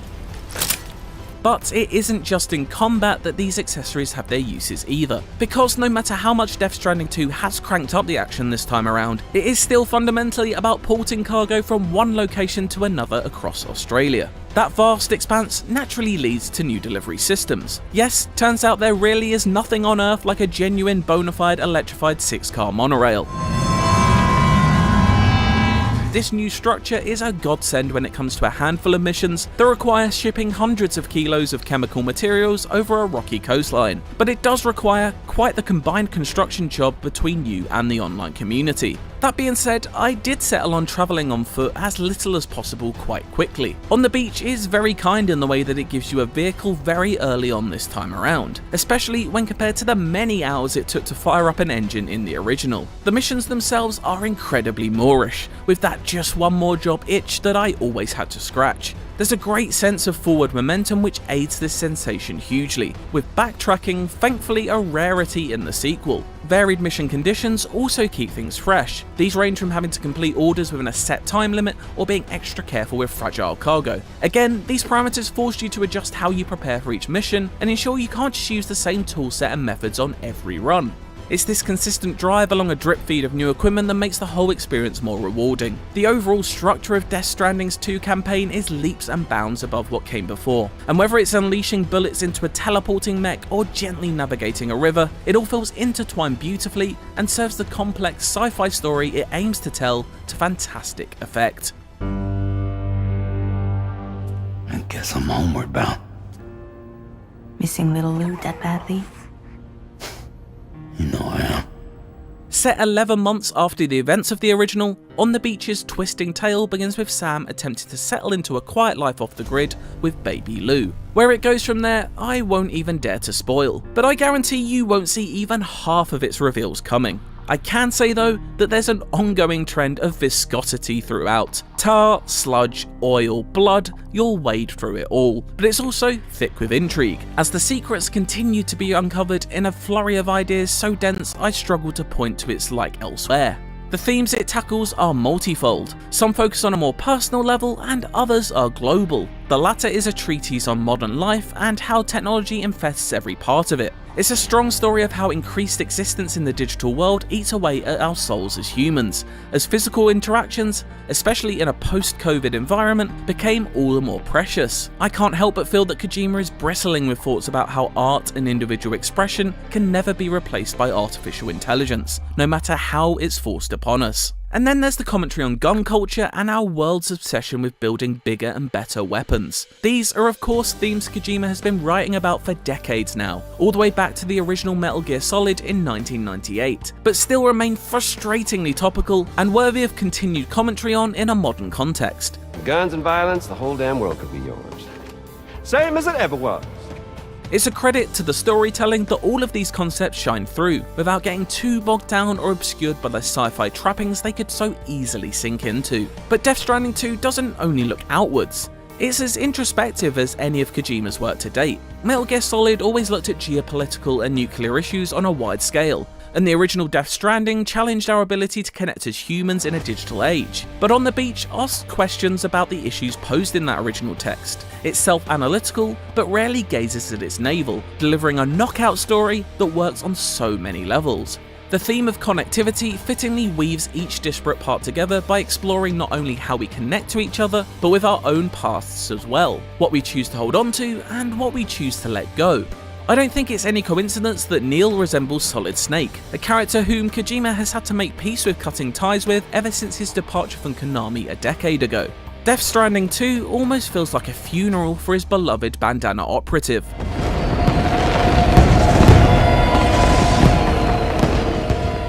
Norman Reedus continues his stoic portrayal of Sam Porter Bridges and anchors the story with a calm, centered approach. I do find Sam a fairly impenetrable character to connect with on an emotional level though, as he again serves as a vehicle for the story rather than the personal heart of it. He is given more range to work in this time around, but his not too high, not too low performance once again allows for the supporting cast to shine. Léa Seydoux beguiles as Fragile, a layered character that the French actress elevates even further. Elle Fanning is fantastic as the enigmatic Tomorrow, and the mysterious Red Samurai is dripping with cool. It's the kind of sleek style we've come to expect from artist Yoji Shinkawa, ever since Cyborg Ninja first dashed onto the screen in 1998. He's a master character designer on top of his game, and Death Stranding 2 really gives him the opportunity to cook again and again. I also have a soft spot for the aforementioned Dollman, who makes the journey a little less lonely by accompanying you at all times on your utility belt. He's effectively a version of God of War's Mimir, but instead of funny retellings of myths and legend, we're treated to high school level interpretations of the themes of Moby Dick, and occasionally telling you that you stink. Sam, been a while since you had a proper shower, wouldn't you say? The standout performer this time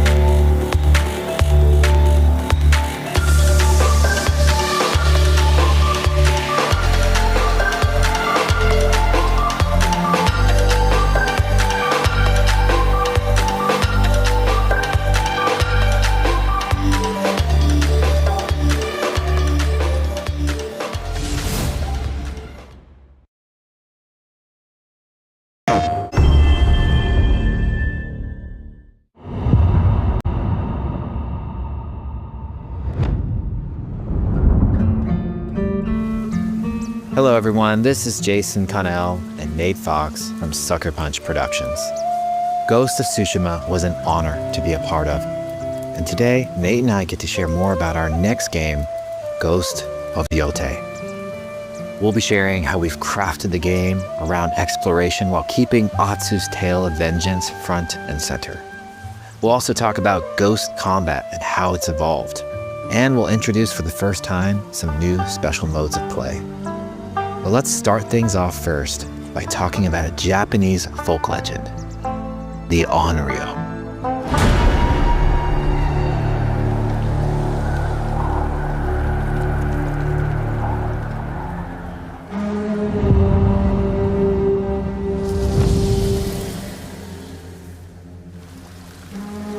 The people of Ezo believe Atsu is an Onryo, a wrathful ghost bent on revenge. And they're half right.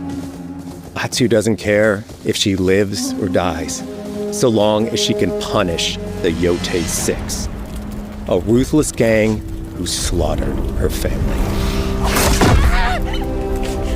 After 16 years in the south, she's returned home to put their spirits to rest.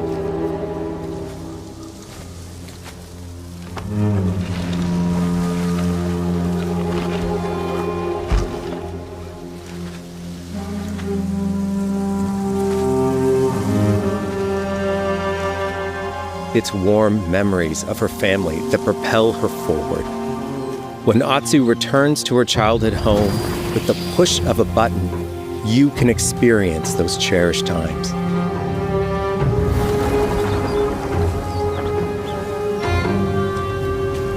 By giving you the freedom to explore Atsu's past, the wound of her loss becomes personal. It's that pain that pushes her forward. Hunting down the Yotei 6 is a near impossible task. She'll face 1,000 blades. But the Onryo is relentless, and with each victory, the ghost story around her grows.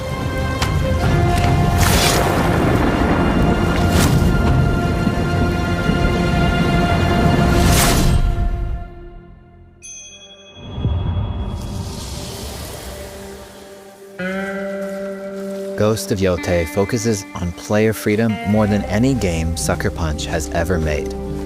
But it's also a game that, at its heart, is inspired by so many of our favorite wandering samurai films.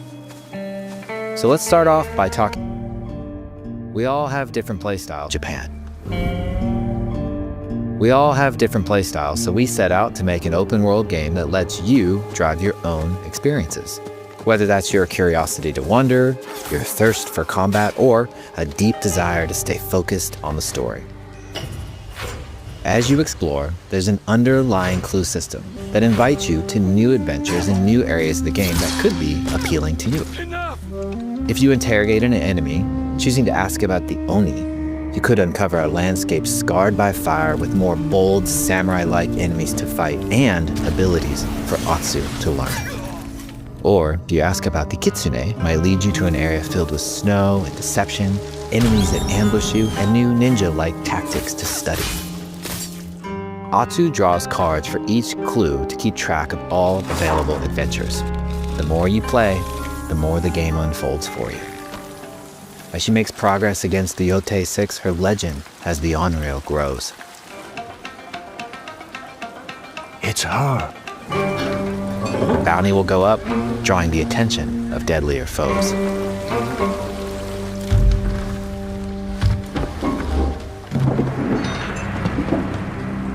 Are you lost?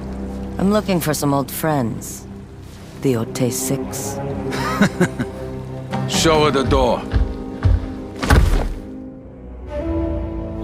There is a hefty price on Atsu's head.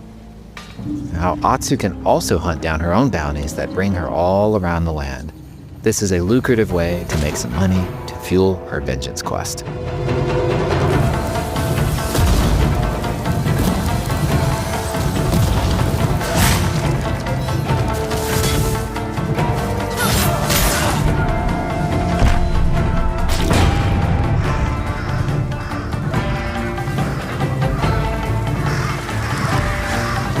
You're not of Clan Eguchi. You're here for my bounty.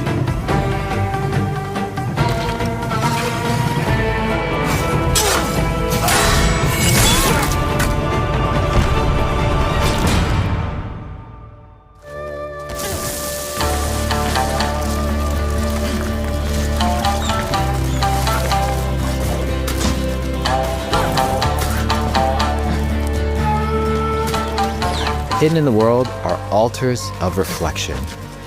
Finding one inspires Atsu and unlocks a new ability to help her on the journey ahead.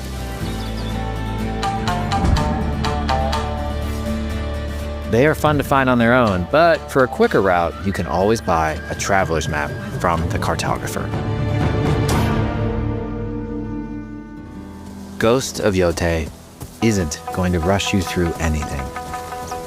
You can choose what motivates you most. But we think the best way to play is to simply pull out your spyglass, find something interesting on the horizon, and enjoy the ride. Let's ride.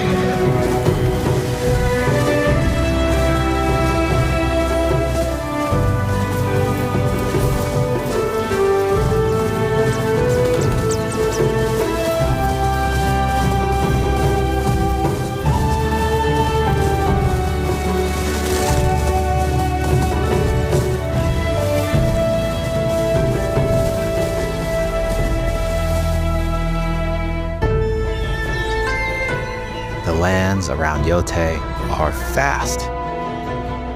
It's not about checking it all off, it's about engaging in the content that gets you excited. Embrace that curiosity and let the wind guide you on your hunt.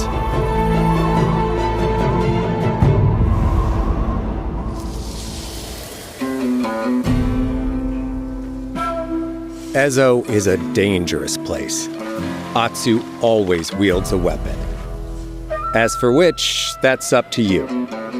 Will you choose a katana, spear, a surigama, odachi, or dual swords?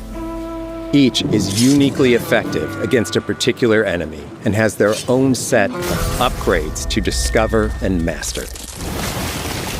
Clan Saito banners. Let's see how she uses these weapons in the field. Searching for leads on Lord Saito. This is our food, from our soil. The soldiers need it more, to free you. Free us?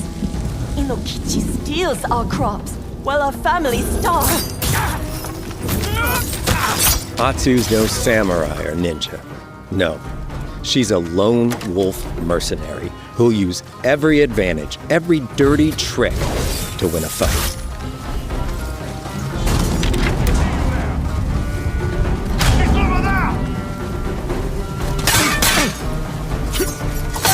Combat has the feel of a classic samurai movie.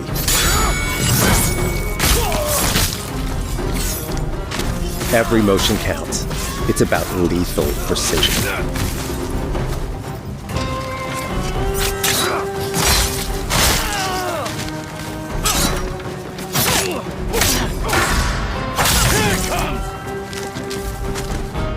If an enemy swings hard, Atsu can lose her weapon. But if she's quick, she can disarm them. Nothing there? You're dead! Choose the right weapon for the job. To fight a massive enemy, her huge odachi blade is best.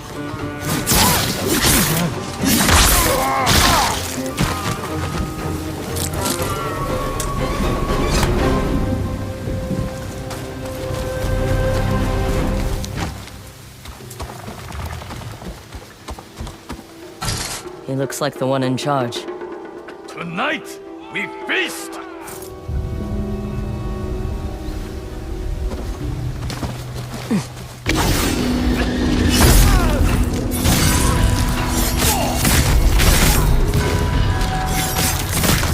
Blades are great, but ranged weapons work too. And Atsu's got an arsenal.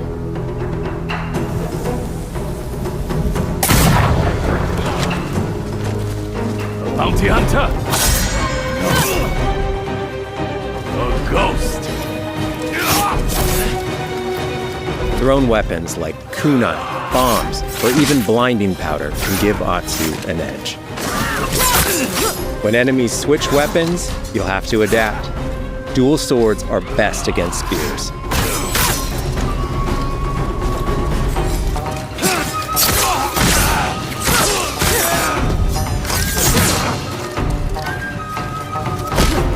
No more!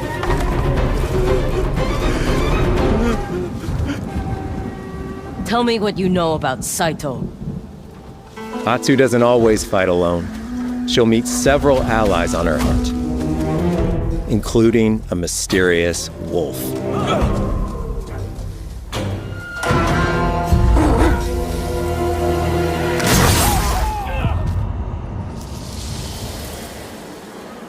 Atsu can set up camp under the stars of Ezo.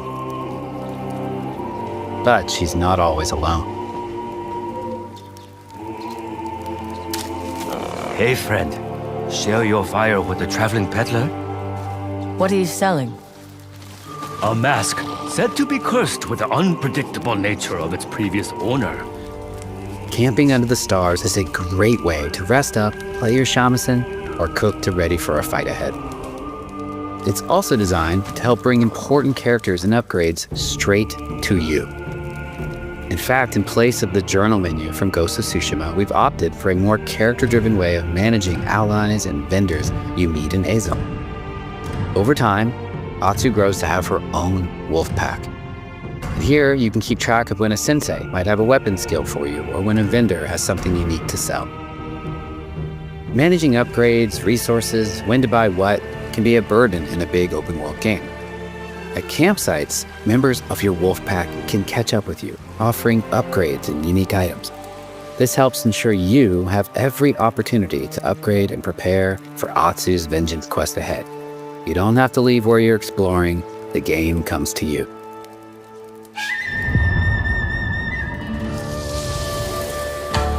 While exploring Ezo, you'll discover all sorts of new armor, charms, and gear.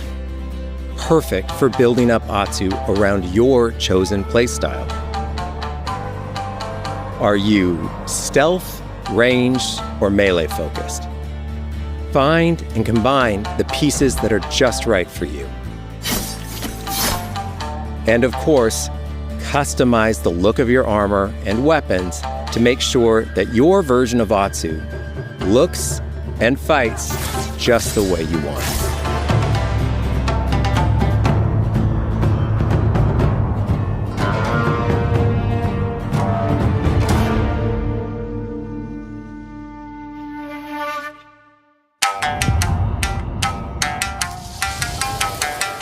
The score of Ghost of Yotei is incredibly special to us.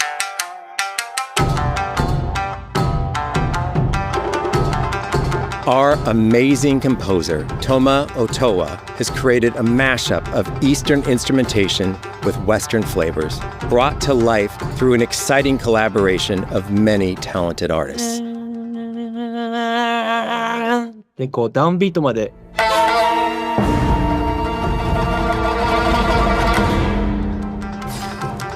If you like what you heard, we're releasing 2 tracks featured in today's State of Play on your favorite streaming service immediately after the show.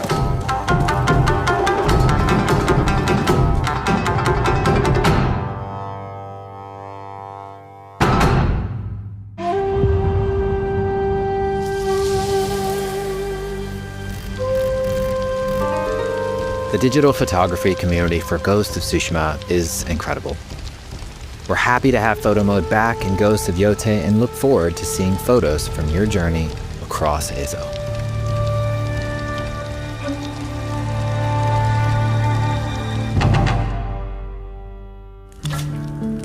We want playing through Ghost of Yotei to feel like stepping inside of your favorite classic samurai films. So, from the beginning of the game, we're happy to offer a full Japanese voice track with full lip sync that you can play with subtitles.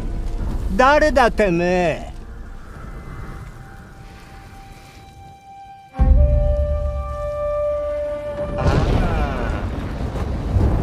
生きてたか。狼の姫。一人残らず息の根止めたと思った。また会えたな。刀鍛冶の娘。覚えておけ。圧だ。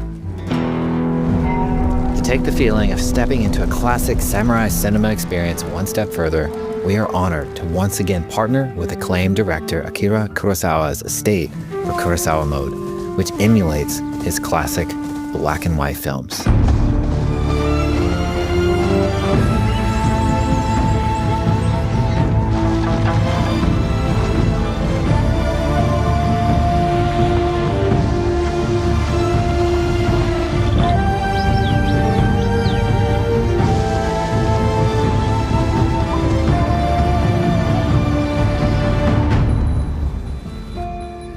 For Ghost of Yotei, we wanted to celebrate two other influential directors who have had an impact on the genre as a whole.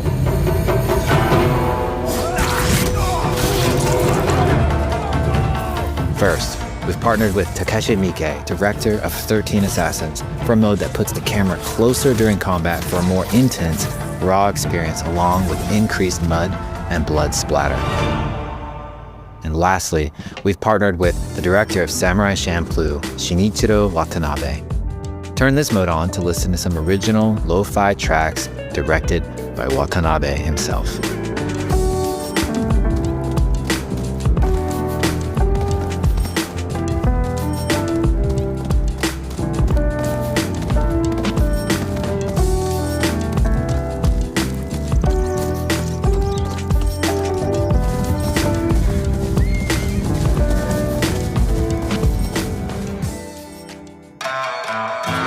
There's so many ways to make your Ghost of Yotei playthrough your own. But no matter how you play, here's one way to experience Ghost of Yotei that is sure to be special.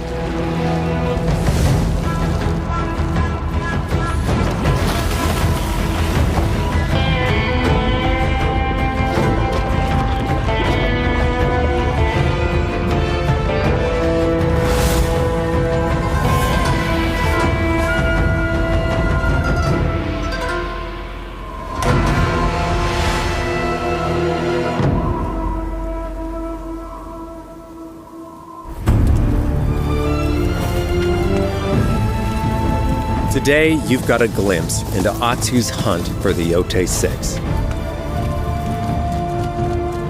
Forge your own path while discovering the secrets of Ezo. To survive, you'll need to master a variety of weapons, using lethal precision to overcome the odds and take revenge as the Onryo. Ghost of Yotei comes out on October 2nd. Thank you so much for watching.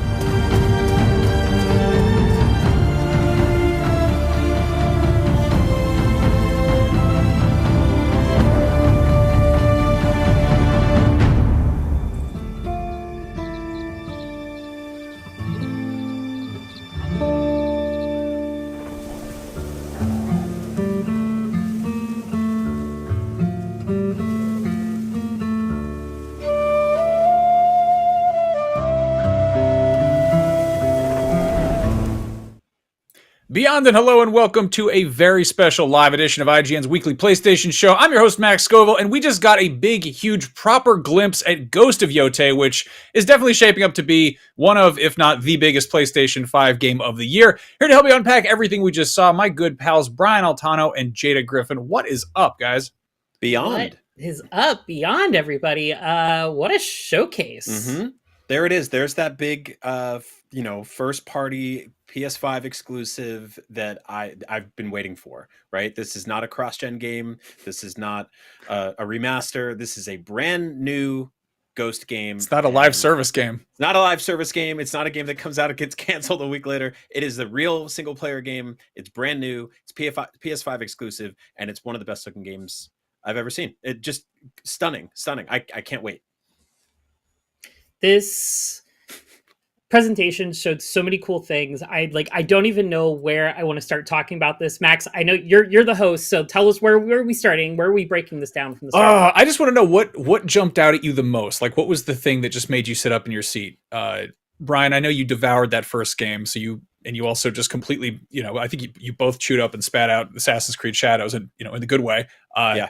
What stuck out to you as like, oh, this is new, this is exciting, this is not Ghost of Tsushima, this is not Assassin's Creed Shadows, this is Yotei? So the main thing for me, and one of my biggest gripes with Shadows, was the way it split abilities between two characters, and how switching between those characters was a little bit cumbersome. I think Jada agrees with that. We've talked about this at length. And it feels like the protagonist in Yotei is able to do a lot of the stuff that both Yasuke and Naoi were able to do in Assassin's Creed Shadows without switching, right? Like, I love playing Assassin's Creed games up close, brutal, up close and personal, big swords in your face. But I love also backing up and blasting fire arrows at you. And you didn't really have that ability in Shadows unless you were constantly kind of switching between characters. Whereas here, it feels like I'm going to have that ability to be able to stay back far, use projectiles, use arrows and stuff like that, and then get up close and gritty and just slice people's heads off. So I like the idea of having all of that compacted into one protagonist. If I had to, I think the standout is the weapon choices. And yes, we got a lot of those weapon choices in Shadows, and there's some returning ones, obviously, from Tsushima. But I really like the sound of wielding an Odachi and just going to town with giant weapons, and the disarming of people by chopping off arms. That is always a fun thing for me to do in games. I think that's one of the things that stood out most for me, as well as like the added modes at the end. We had a feeling that Kurosawa mode was going to be coming back. Were hoping, but we've got the Samurai Champloo Lo-Fi mode, which is going to be fire. And then what was the other one? Takashi Miike. So yeah, they've got, in addition to Kurosawa mode, there's now Watanabe mode, which is Shinichiro Watanabe, who did the Samurai Champloo and also Cowboy Bebop. So it's just kind of lo-fi hip hop beats in the background as you wander around, do your thing. And then there's Takashi Miike mode, which is more blood, more mud, and closer camera angles when you're in combat. Which I love that they're both shaking things up, but almost in like different ways. Like, one is visual, one is audio. It's just, that's very cool. I'm personally really excited about the music. I don't know, like, I don't mean to throw shade, but like, I remember when they first showed off Tsushima back when we still had E3, and that dude came out and played the flute a bunch. I don't know. I'm not wild about the woodwind stuff, but I love shamisen banjo music, the old school. Like, it gave me kind of, I'm a big fan of Gaino Yamashiragumi, who did the Akira soundtrack, and it's just a lot of like that, just kind of wonderful twangy, like when it starts ramping up. Like, I'm stoked for that. And like, again, this is, I hate to keep comparing this to Assassin's Creed Shadows, but that's very fresh in our memories. That's one of the best selling games of the year. A lot of people played it. It cast a pretty big shadow, and this is obviously going to have to, really do something to stand out, to set itself apart. But like, just the way they're putting the kind of music and the different modes, front and center, is really promising. One thing I think is really cool is your camping mode, and I'm curious to see how this actually comes into play. But they really kind of emphasize that they want to just have you in the game. They seem to really want to be like, they don't want to make it about doing chores or backtracking. And so like, you'll set up camp for the night, and instead of having to go and like find a dude to do your upgrades, that guy will like come to your camp and be like, hey, I got a cool new thing for you. That's what that was, right? That's how they explained it? Yeah, basically it sounded like you're kind of building up what they called your wolf pack. And over time, as your pack grows, random people will stop by your camp and offer things to trade and supplies. And I imagine conversation and story beats for them, which will probably turn into more quest lines for them. I'm really excited for this. I really like how you can kind of look at all the different characters and be like, oh, that's exactly where this person is on the map. I really remember where these 12 NPCs or however. I really love the HUD, like the different, not just the HUD, but the UI they showed off. Like the fact that there's the card system for, finding clues, finding new side quests and stuff. Again, it's like, it's kind of hard to get a feel exactly how it's going to play out until I'm actually doing it myself, but it certainly looks novel. And then there's the thing you're referring to, Jada, where it's the whole lineup of all the different characters. And I don't know, I'm just like so tired of, you open up a menu and it's like a list, or it's a thing you tab through, and like maybe you have like a new email notification somewhere along there. But the idea of like jumping between this, this this class photo of different characters, kind of a cool approach there. I mean, they kept pushing the fact that they want to let people figure out how they want to play the game, and also they want to keep them in that world. Like it seems like there's a big emphasis on not breaking the immersion by making it about popping into your inventory screen and juggling that. Like there's obviously going to be some of that, but like again, they had in the same way that you would follow the wind in Tsushima, and this time you can run along with flower trails, and it'll give your horse a boost, and you can go off in any direction. And like I don't know, you would think that open world game design would have been kind of figured out by now, but again, people kind of trip over themselves here and there, making big, huge worlds to explore and forgetting the fact that the appeal of these things in the first place is giving players the freedom and choice to approach them however you want. And it seems like, I don't know, they know what they're doing over there. Yeah, I agree. I think I have a feeling they'll probably put in stuff for people who just want a checklist, right? Because there are those people, and there's no shade to them, but like I think at the end of the day, like I've played pretty much every open world game every big open world game ever at this point, right? And they all basically go in with these great ambitions of like, we have this bold new way to blah blah blah to keep you from fast traveling, and you experiment with it for the first few hours, and then 5-10 hours in, you're like, all right, just get me to my mission, get me to my thing. So I think all that stuff will be fun and in theory, and in practice it remains to be seen if you're going to keep doing it for 20, 30, 40 hours, right? Mm-hmm. But I think at the very least what I'm looking forward to here, and again, Max, you brought it up, like it's pretty much impossible to not talk about Assassin's Creed Shadows. Like that game was awesome. It's also still really popular and selling really well. I think there was a very different conversation before that game came out where people were like, oh, this is make it or break it for Ubisoft. It remains to be seen if that's still the case. But it was a really good game, right? Like it's really awesome. And I rolled credits on it. I loved it. I'm seeing this today makes me want to go back and play it some more. There's a lot in that game that like, I think people wanted, they wanted out of Ghost of Tsushima, and there's a lot that people wanted out of the Assassin's Creed franchise in general. And they kind of nailed both of those things. And so it took the wind out of the sails of this game for me a little bit, but it also by the time October comes around, I will, I'll be ready for more probably. It would be very sneaky if Ubisoft was like, hey, by the way, we're launching DLC in late September or whatever, get people back in one more time. But I will say one thing I didn't really like about Shadows was traversal outside of like the parkour stuff, which was amazing. They sort of by design made a bunch of really dense forests and hills that were hard to climb up. And yeah, there was just a lot of like sliding and getting stuck behind trees and jammed in logs and stuff like that. And I'm hoping that's something that like, that's not something I'll have to worry about in Yotei. It seems like I'll be able to get around easily. And they're doing the, traditional, everybody's got a grappling hook and everybody slides now. I'm sure we'll get to shimmy through some tight crevices. Climb up some mountains. Yeah, climb up some mountains and stuff like that. We get to do all of that. But, Yotei is the sequel to, I think, one of the most special video games ever made. And so, like, I have no doubt that they're going to go in with their own brushstrokes here. No pun intended. I think this is going to stand on its own. And so I'll gladly play both.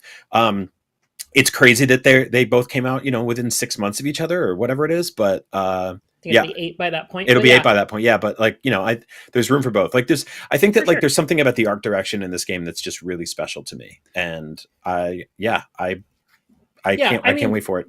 The one thing, last thing I'll say about Shadows, and then let's focus on Yotei, but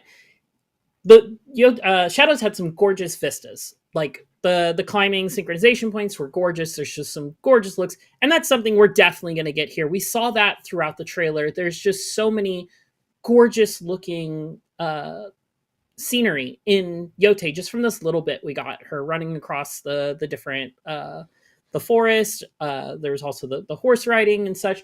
We're going to get some really gorgeous, like just drop dead gorgeous looks in this game. And I'm very excited for that.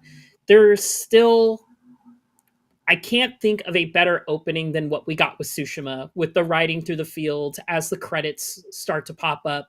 Like that is cinema, as they say.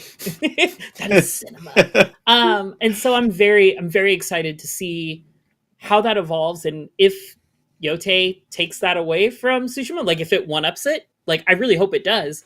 But I'd be happy with if they just tie. But like the scenery is going to look gorgeous in this game because the wizards over at Sucker Punch, they know what they're doing when crafting these areas for us to explore and just have fun in. Well, the thing that's really cool is that it's, this is a PlayStation game. This is a PlayStation exclusive. It's, presumably going to stay that way until they eventually put it on a PC probably. But like they've been focusing on making this run on effectively one machine and taking as much advantage of that as they can. We got a glimpse very early on of the sort of flashback sequences where you're in her like family home, and you can immediately toggle back to when she was a child, which immediately reminded me of the portals in Ratchet and Clank Rift Apart, where it was just like, oh, this thing is running two parallel dimensions basically. And I'm not sure how much that's actually going to, like, that seems like the kind of thing where it'll be sort of like a side mission or like a mission flavor or whatever, where like you go to certain areas and you do this, and it's really adding context to the story. But we got a similar thing, and we've got similar things in plenty of games, but it's usually just like sort of it feels like going to a different level or something. Like it doesn't feel like you're actually, it's like a cutscene, or it's a the camera fogs up and then you're in like a little mini side mission, what have you. And I don't know, that just seems like a cool way of interacting with the world a little bit. Yeah, I was wondering about that one, because I don't think it'll be like the whole game has a flashback button or whatever, but it seems like a fun place to experiment. Again, it's something Shadows did too, which is funny. Like not the button, but yeah, I imagine they're going to have like key locations, and like a prompt will pop up to, push the touchpad to revisit the past or something like that. I feel like it's definitely a more appealing alternative to doing a small meditation rhythm game. Again, that's the conversation that's going to be happening at the end of this year, is who did what better. Like there's going to be plenty to talk about in that department. I really like the shots of, I'm pretty sure that's what's happening, but inspecting your sword up close. Like we get a shot of she's like holding the sword, and there's another shot of you can cook fish on the fire, and it's like these little glimpses of a first person perspective. It's kind of a neat way to add to the immersion without fully committing to doing anything in first person, which I feel like would be possibly nauseating in this game. But yeah.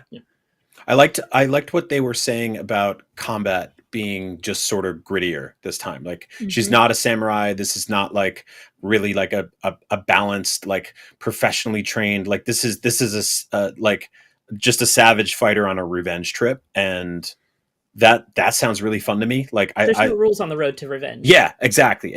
I love, that's the way I play like third person games anyway, right? Like I'm not really parrying, and I'm not really like, I like Jada, you're one of those people that gets like, you can nail like combos and parries perfect and all that. And I'm just like, I will run up on you and just slash you to pieces as hard as I can. And that's, so I want to play like that. I want to play gritty and grimy and just, go to town. I was saying to you all before, like, I really wish when they were naming the directors that inspired new modes, they had gone with a RZA mode, because I want like Wu-Tang sound effects, and I want like hard New York 90s beats. And I want that. I want to, that I want Ghost Dog basically.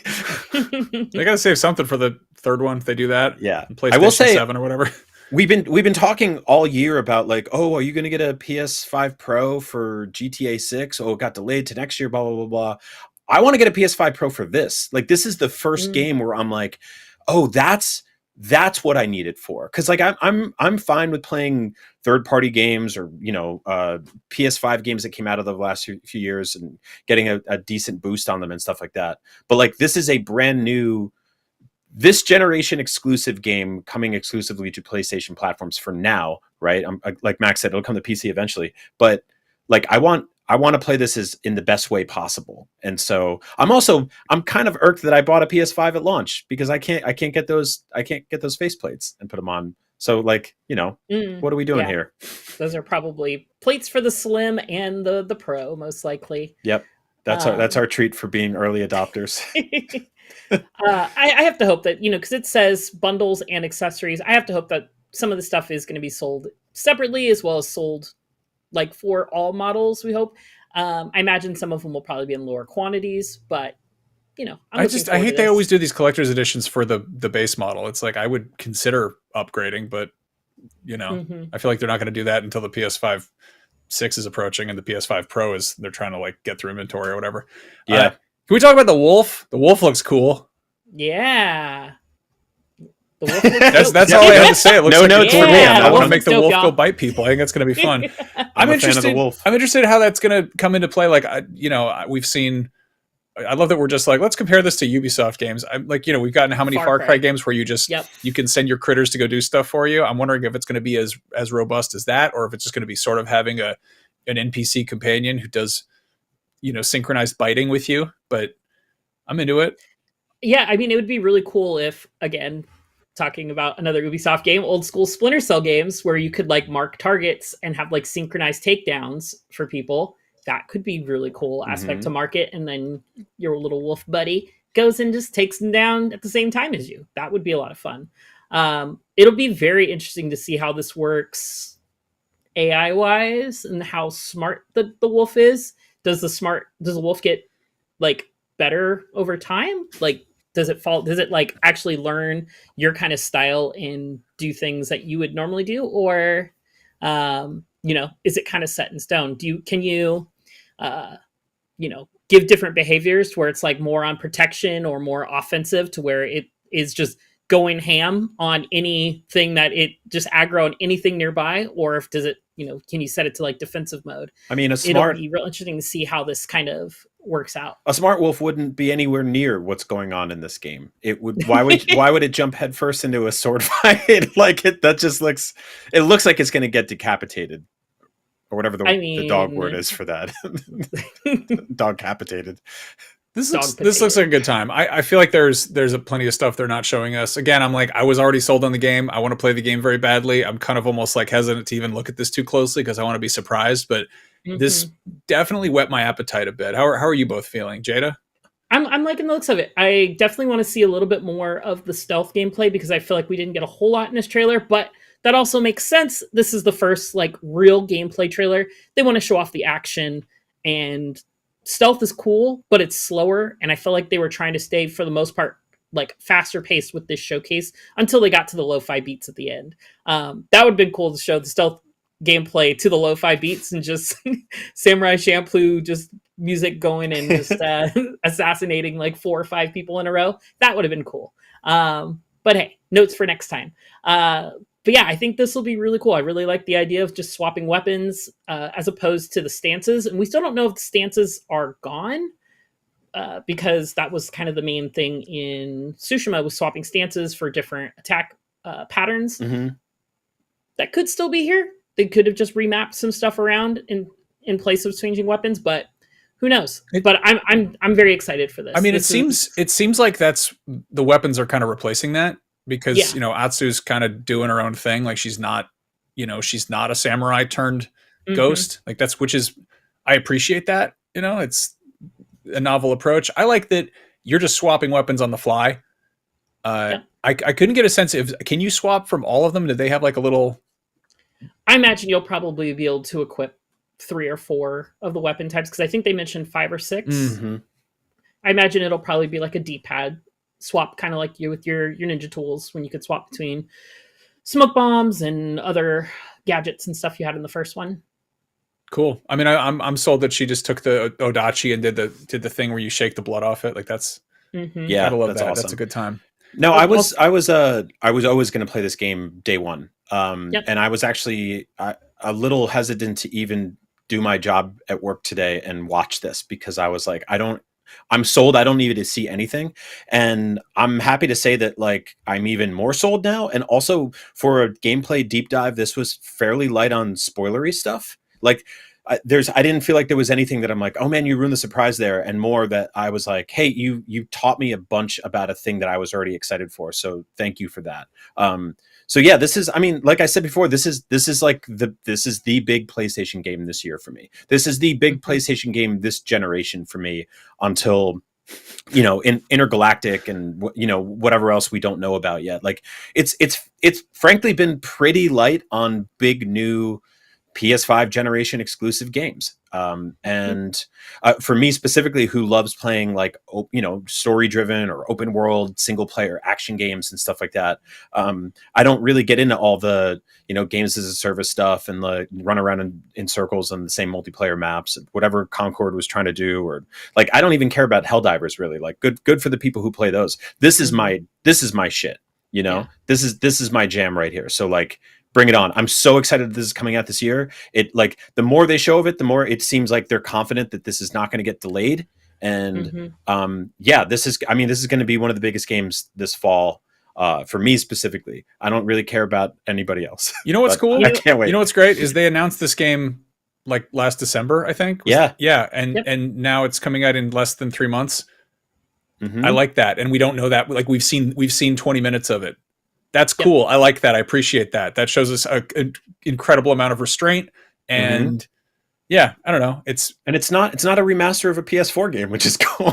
That's a thrill. Or a PS3 game. Or a PS3 game, yeah. One thing I just picked up on, that scene that they showed when both Atsu and the wolf strike the two enemies at the same time. That's one of those like random encounters where you can kind of like agree to that starter duel at the start. And if you like hit the button at the right time to counter, like you get that insta kill. That's what that is there. So that's really cool that they include your wolf to be able to take out two people, because I believe, if I remember correctly, it's been a while since I played through the core game of Tsushima, but I think you could upgrade it later where you could take out two people or more once you got it upgraded. So it's cool that they've implemented that in a unique way to Yotei. Now with dogs. Was there anything else about this you want to talk about, or are we ready to move on?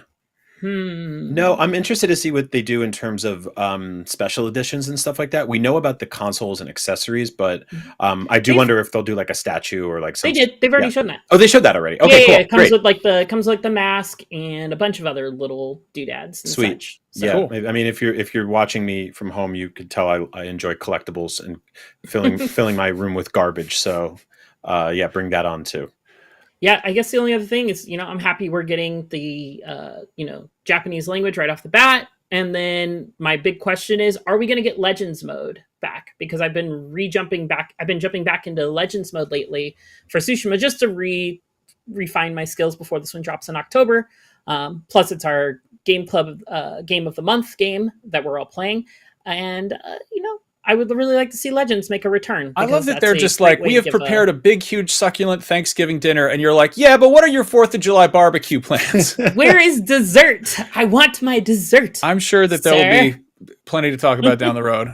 Yes. But yeah, right now, moving on, before we get to that, just want to shout out what's going on over at IGN's sister site, Humble. Now is a great time to score some incredible games through Humble. You can, live through August 5th, you can grab Warhammer 40k, Rogue Trader, Daemon X Machina, Death's Door, Cat Quest 3, and more. And every purchase supports a good cause. And this month, your Humble Choice membership supports Covenant House. You get a curated mix of PC games every month, all for just $14.99 a month. Whether you're building your backlog or discovering something new, it is the perfect time to pick up these fan favorites. So head to humble.com and check those out. Okay. Play Death's Door, by the way. That game is awesome. That game rules. Also, I really like the Cat Quest games, and I'm not a cat person at all, but they're just really fun action RPGs. They're cute, yeah.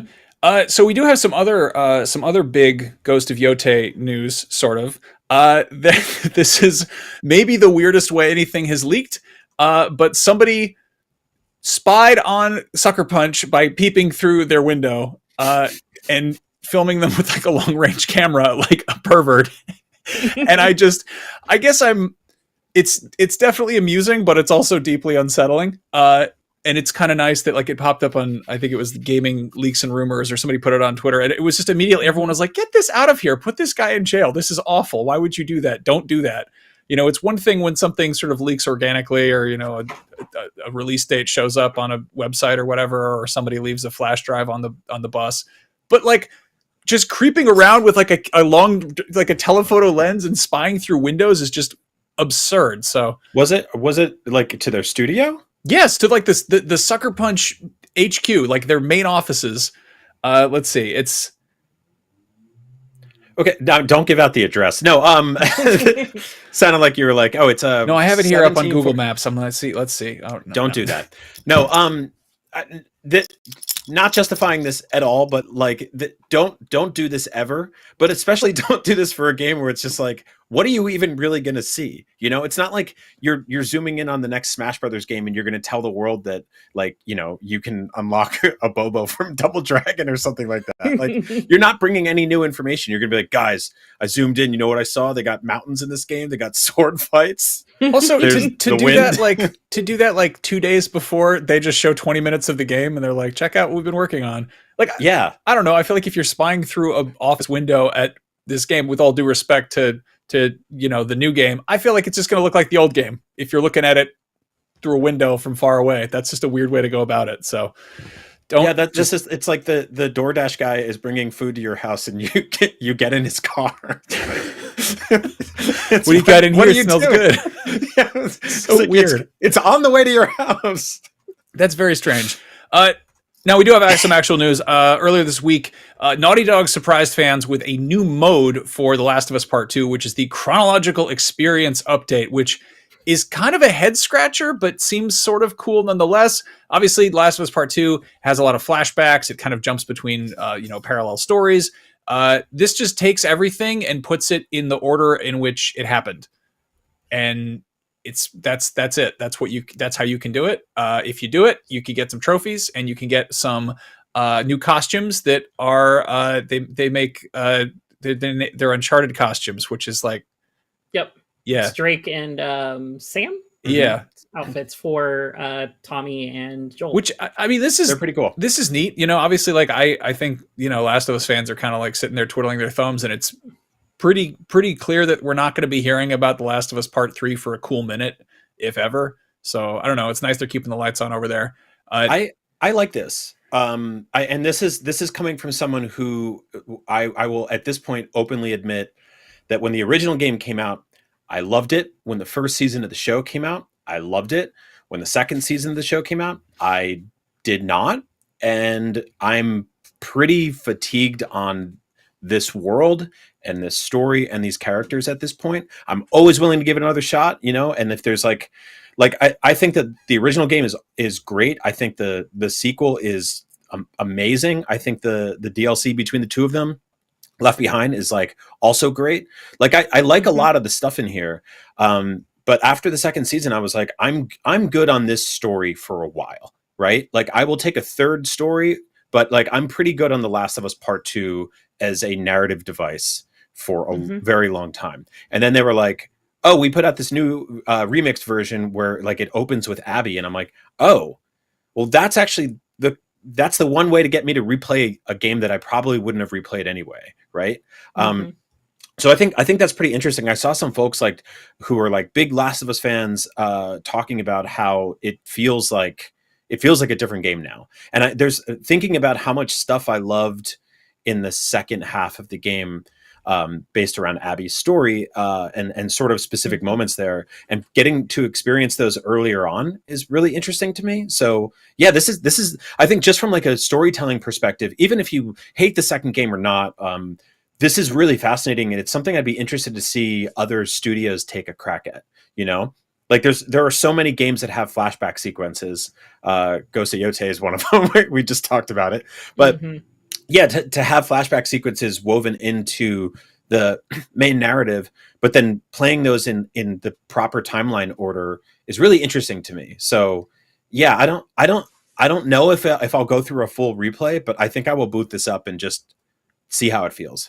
Yeah, it's odd. They recommend this is not a way for first time players to play it. It's more like this is a cool way of getting some different context and new perspectives on the story. It's also a fairly relatively low lift way to get some more mileage out of the game. You know, it's a immensely huge undertaking to make a AAA video game of this, you know, caliber. And this is a cool way to kind of be like, hey, you know, here's some more mileage. Here's an excuse for anybody who maybe, you know, there's other ways to play it. But yeah, it also kind of reminds me of just, I don't know. It's like taking an album and putting it on shuffle, but if it's already on shuffle, it's sort of, you know, it's weird. It reminds me of when, I think there was like a recut version of Memento that put the entire game or the entire movie in normal order, and the whole appeal there was that it goes backwards, like it's a mystery in reverse. Like that's just, it kind of defeats the purpose. But yeah, I mean, I'm trying to think of other games that could even accomplish this, but then most of the time you get flashbacks and they are like, strictly narrative, very brief cutscene, walk and talk sequences, or they're tied to a tutorial, or they're, you're unlocking something, and it wouldn't work like that. But it's kind of interesting how this game, is able to do that, and that, the flashback sequences aren't just treated as like a plot device. They're the game. Yeah. I think this is a really cool, like you guys have said, I'll just kind of echo your points. I think this is a really cool addition for those who are the diehard, like biggest fans of The Last of Us. I think they're the ones that this mode is made for specifically. It's not really made for the casual audience, and that's okay. At this point, Last of Us 2 is, 4 or 5 years old now at this point? 6 years? I can't remember when Last of Us 2 first dropped. Was 2020. 2020? Yeah. Yeah, so it's about 5 years old. So like, it's a pandemic, baby. Yeah, and so I think this is really cool, and I think they mentioned in the blog post, like, you get to see how close Abby and Ellie came to crossing paths, or how close the various characters came to crossing paths. And I think that's some really cool revelations that can really put some interesting new perspectives on the story overall. So, well, it's also it's neat because I feel like enough time has passed for people who played it at launch that there's like a lot of the big beats probably stick with them, but maybe they haven't revisited it since it got a PS5 patch. Yeah. So also it's free. Yeah, that's also let's stress that, because it's free like, 99, baby. Yeah, it's free. Like if this was a thing they were selling, or like I would completely understand the outrage and fatigue. But the way I've seen a lot of people responding to this is, and I get it, like people are tired of this game and this world and stuff like that. I just went at length about how I'm one of those people. But this is free. Like this is a free update. Free so stuff. No, it's cool. Yeah, if you're interested, check it out. If not, move on with your life. Yeah, nice to see that stuff. Now, looking ahead, it's getting to be that time of the decade when we start talking about the next generation of consoles, and we there already? That's a thing. Just got our first exclusive, but sure. The PlayStation 6 is a thing that will happen at some point. We know that they're probably going to call it the PlayStation 6. I would be really shocked if they didn't, if they if they deviated from this numbering sequence at this point. But whatever, they can't say that until they're announcing that that's what it's called. They can't acknowledge that that's a thing that they're doing until they announce that's what it's doing. But Mark Cerny is hanging out with people from AMD, and they're having conversations on the record about doodads and microchips and high-tech technology, and some of it kind of alludes to what I think are going to be the selling points, or at least the talking points for the PlayStation 6 when it comes along. And part of the reason I say that is that they're already the selling points of the PS5 Pro. The big thing is it's the PSSR. It's the powerful silent sustained reading. I always forget the name of it, but it's the thing that generates art. It uses AI to generate frames to fill in a frame rate. And I feel like this is going to be a big, like, if this is a thing that the PS6 is leaning on, which seems like it will be, I think a big conversation next gen is how it's utilized, because apparently the big deal is that, if you have a high frame rate already, it's really good at kind of bumping it up higher and keep, filling in the blanks. But if you have a low frame rate to begin with, it's just going to kind of suck. And it's, it's the difference between something that looks really good and something that looks kind of off and you're not exactly sure why. But yeah, I don't know. It's interesting. I always like, we're trying to telegraph what the, what the future controversies are surrounding games based on technology that has not been officially confirmed. So take it all with a big, spoonful of salt. But I mean, I think saying the PS6 is going to use AI for like its processing power is kind of like, well, duh.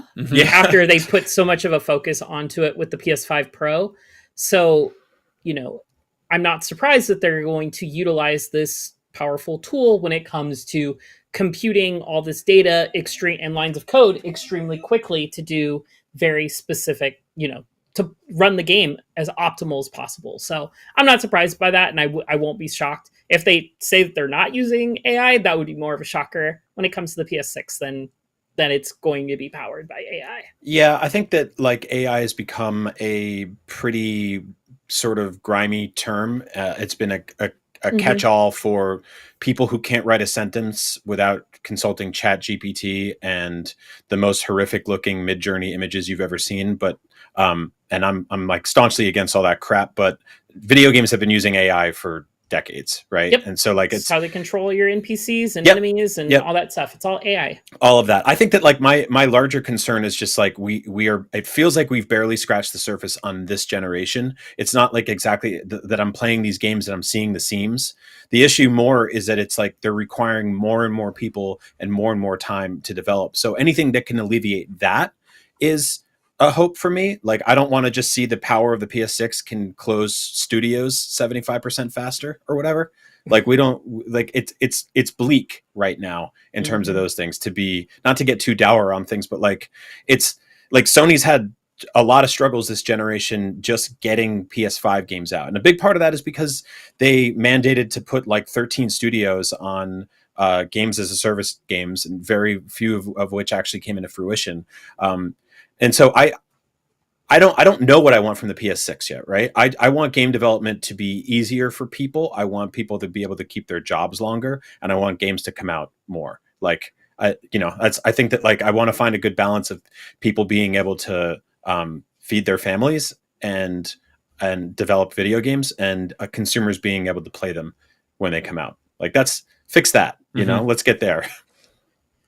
Yeah, I feel like, I don't know, it's diminishing returns in terms of presentation and graphics. Like, there's that sort of graphical arms race to get to, nigh photorealism, and we're kind of there, So now it's like, okay, how do you do that sustainably, and how do you do that in a way that's fun and entertaining? And that's the question. So does this solve for that, or does it, it's effectively, it's Jackie Thomas has this whole big write-up about this on ign.com, and it's really fascinating for the parts of it that I can understand. Some of it uses words I've never even seen before, but no, she points out that like AMD and NVIDIA have acknowledged that it's getting harder to shrink the manufacturing process and add more transistors to chips, so software is the way to improve performance, which I'm trying to tell if that's, I don't make games, so I don't know exactly how that's going to help in the long run, but it's an interesting thing to think about, right? Mm-hmm.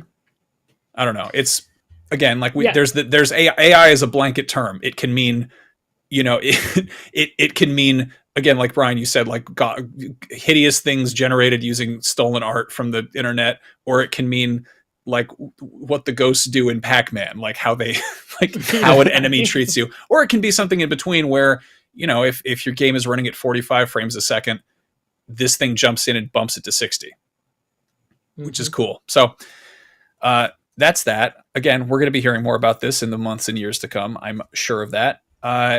Is there anything that you guys wanted to talk about? Jada, have you been playing anything particularly bodacious lately?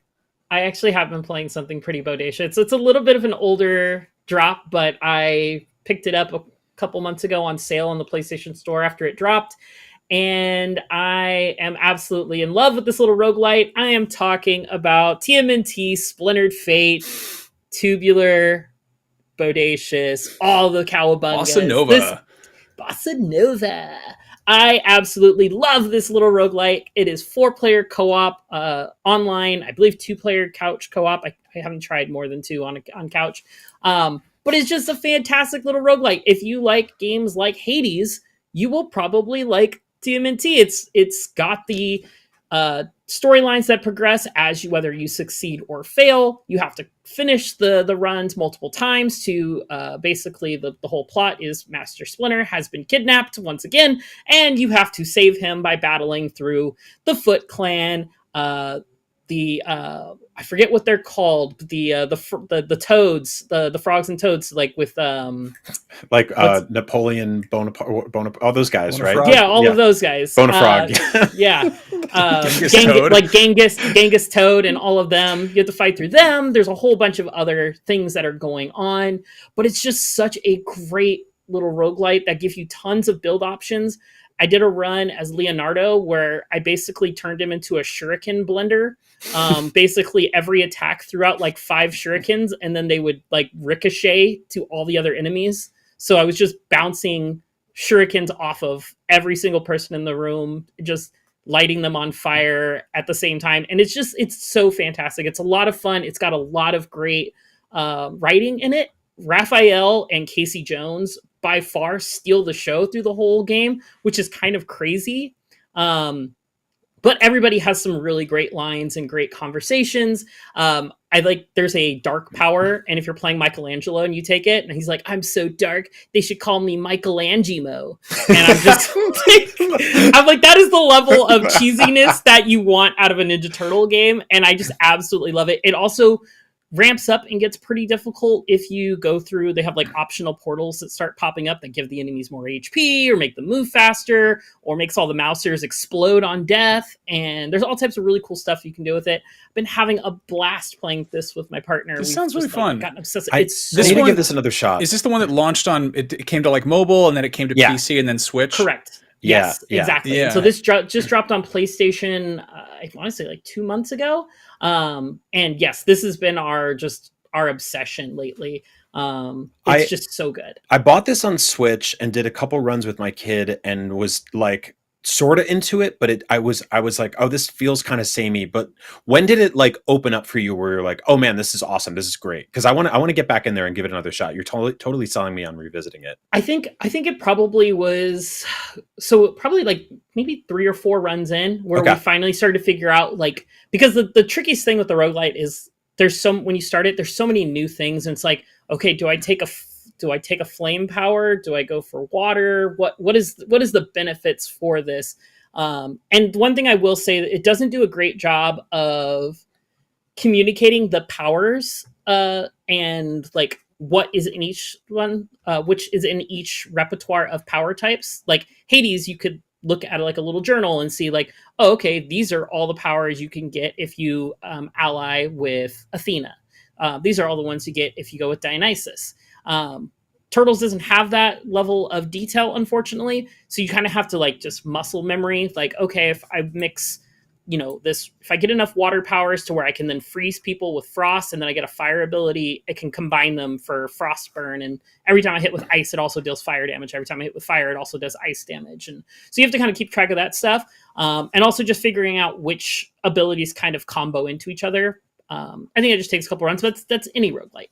But I think I started to pick it up around, probably around run 4 or 5. And we just kind of figured out, okay, this is cool. We know what we're doing now. So nice. Yeah, that's awesome. I'm totally going to give it another shot. Brian, you play anything these days? Weirdly, not real. I'm mostly playing Playdate, which is like that little handheld. I've got like 100 games on there and I'm obsessed with it. It's become my like Bring Everywhere system. But before that I was playing, and I'm going to get back to it, but a ton of Fantasy Life, which is very much, I talked about this on NVC recently because it's a game that it's on PS5. It also it came to Switch and got like a pretty big boost, like a graphics and power boost on Switch too. So it just became like one of my go-to games on that system when I'm not playing Mario Kart. But, this is basically a sequel to a 3DS game, and it's a action RPG that's also got a little bit of like life sim stuff to it. And the whole trick is like there are like 11 different job classes, and you can start as anyone you want. You can be like, I'm a chef, and then the game is basically just like cooking mama for a little while. Or you're like, I'm an archer and you're doing long range fighting. Or you're like, I started as like a paladin, right? And I basically just went out with a sword and started killing people and leveling up. And it's one of those like very simple, laid back, chill RPGs that has like just enough Animal Crossing in it that I'm like, oh, this kind of is scratching a couple itches right now. Like you go into dungeons, you kill very simple bad guys, you level up, you get new weapons and new items, and you do it again, right? And between all of that, you can go back to your island, make your house bigger, make your town prettier if you want. You can do any of that stuff that you want. So it's one of those like it gives you back what you put into it. And so like even right now, we're looking at a character chopping down a tree, right? He's like very early on in the game. You can be like, I'm a woodcutter. Like, okay, cool. Dream big, kid. Yeah, what kind of job is that? And then later on, like that becomes a thing where like you get all sorts of cool resources doing that, and like it nudges you and incentivizes you to juggle and unlock all of these classes and play between all of them. And when you go into a dungeon, like, you know, you can be a miner with a pickaxe and start smashing rocks, or you can be, you know, an archer, or, you know, you can basically make potions. Like it's all the stuff that you love in RPGs split into different job classes that you can upgrade and level up individually. My gripe with this game is that it's like a little too talky at times. Specifically, your NPCs just do not shut up. They stand next to you and they're like, put your back into it, put your back into it, put your back into it, like stuff like that. So I went in very quickly and turned that off. But yeah, I was like 40 hours into this game, and then I was like, oh, what's this area over here? And there's just like this massive, like Breath of the Wild light open world that they just put on one part of the map, and it's got this fog of war that you can unlock by going to towers and stuff like that. And it's like, as far as I know, it's not necessarily part of like the main quest. Maybe it is Golden Path, but like ultimately it's like, if that's what you want to do, go do it. So yeah, I don't know. I love this game. Totally not the type of game I thought I would get into. And it's great. If you're looking for a casual RPG to play on PS5, check it out. Something a little cozy. Yeah. I really loved the 3DS game back in the day. So it was so good. I've been holding off on this one because I was like, I need to set aside a month to play this game. You're gonna get this is gonna be one of those games that grabs you. That you're yeah. just like, yeah. It's got like a really cool. I mean, your partner won't like this because it's very baby mode. But there's like a secondary controller mode where like a little kid can can operate as a bird and just fly around and peck people and hurt them and gather resources and stuff. So it's the Mario Galaxy with the little absolutely the little sprites, or like the little, I forget what they're called, the little gems. Yeah, it's like little sister mode or whatever, right? Baby That's brother. awesome. Yeah, that looks super cute. That seems like it could be a good PlayStation Portal type of game. Mm-hmm. I've been playing a bunch of Doom still. I'm at the very tail end. Doom. The forked tail end or whatever. And I realized I had a kind of like a full circle kind of gaming moment where one of my sort of earliest memories about video games is like there was a kid in my class named Nathan, and this is like right when Doom first came out, and like I'd seen it in magazines, and like I think I'd maybe played like for a second at like a, you know, Comp USA or something, but like didn't actually get to play it myself. It was like, oh cool, Doom is out there. And I remember this kid Nathan was like, my dad plays Doom, and I was like, Nathan's dad was a pastor? And I was like, he plays violent video games, but he's a pastor. And he's like, yeah, but that's like a game about sending demons back to hell. And I was like, fair point. And Nathan was like, I went over to his house one time. I was like, can we play Doom? And he's like, no, dude, it's too scary. My dad plays it at night, and sometimes the noises wake me up. And I was like, I was like, all right. So we played like Flight Simulator. Sometimes the noises wake me up is a great title for a horror movie. Sometimes the noises wake me up. And like, again, like the Doom has always had like great, like, raw, you know, just explosions and horrible sounds all the time. And then the other day, I was playing first thing in the morning, and I hear my kid come stomping up the stairs. She goes, "Your video game is too loud," and I was and so that's why I haven't finished the game. I was just doing unthinkable things to demons and making all sorts of loud sounds, and I'm the dad with Doom now. It's weird. I don't know. Mm-hmm. Go full circle there, but yeah, this game absolutely You're just the dad now, dog. You're the man now, Doom.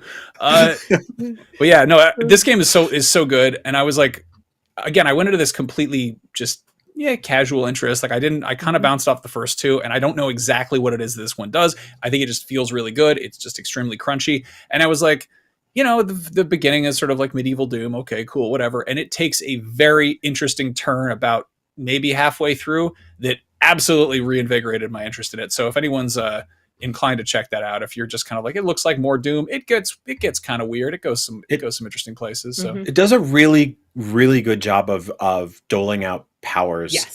And get out my brain, Brian. Yeah. Like it giving you special treats every other level and letting you layer them on top of each other and play with them sort of in synchronicity or in combo or back and forth. That's when like you're like you forget sometimes. You're like, oh, I have a lot of cool toys right now. Like you'll run up on somebody and kill them face to face, and you're like, I don't even need to do that. I can do this crazy thing from all the way back here. And yeah, the story's so stupid. It's actually like it should skip itself. No offense to anybody who wrote it or worked on it, but like absolutely not here for any of that. It totally doesn't take itself serious, and I don't think it's meant to. They know what the big draw of Doom is. It's the ripping and tearing, shooting stuff in the head. The weapons all feel good. Like they all just feel so like fine tuned, and it's to the point where like I guess I have favorites, but there's also that kind of like, oh, I haven't done this one in a while, I'll just switch it up to that. But if you do fully upgrade them, they get kind of ridiculous power ups where like if you shoot enough medieval nails at somebody, they get struck by lightning or whatever. Or like I have one where if I shoot rockets close range enough, it heals me, which makes no sense whatsoever, but okay. You heal by absorbing their blood. The closer you are, the more of their blood gets into your body. I guess that's you the logic. I guess blood. The perk is demon called Cannibal, I think. Strength. So that makes sense on some completely nonsensical. Like, well, cannibal would mean you're eating their is meat. Is Doom guy so just eating demon meat that are coming out of is he just eating the giblets coming out of the right there? You just don't see him take his mask up and it's just take a big bite of not their cannibalism if you're eating a different species, right? I guess so. I mean, maybe Doom guy's part demon now. I would eat one of the Doom monsters probably. I would. I think if I chopped up a cacodemon and basically marinated it and cooked it in a wok with some like peppers and onions and stuff like that, maybe did like a fried rice, I would do that. I feel like he tastes like Spam, right? I would eat a pinky demon. They made them. I guess this is I think this is a prequel. I don't even know. But the pinky demons are like, they made them way too sick looking. Like they got like dudes riding on them now. They look like wargs from Lord of the Rings, and they're covered in armor and they kick ass. And you'll kill the dude that's riding on them, and then the pinky demon is still just running around like an angry horse or something, and you got to fight that too. It's just great. But yeah, I forget what are the ones that are just like the eyes, like the like they look like beholders. Oh, the cacodemon. Yeah, are those cacodemons? They are literally just beholders. I thought the cacodemons were the big like giant guys, the big old fat ones. Those are cacodemons. No, that's a mancubus. Mancubus. Okay. Mancubus. Yes, right. That is a mancubus. I love Doom. Well, then I would also take a cacodemon, but I would drop it in a giant air fryer and have it like a just deep fried cacodemon chicken nugget. I wouldn't want to clean that. I think that would be a you're talking about the oil afterwards. You just throw that out. Yeah, I would some parchment paper first. Maybe save really yourself bad. some trouble. I wouldn't eat any of the ones that walk that have the legs. Like those the guys with the hairy legs in the the Hell Barons with their little goat feet.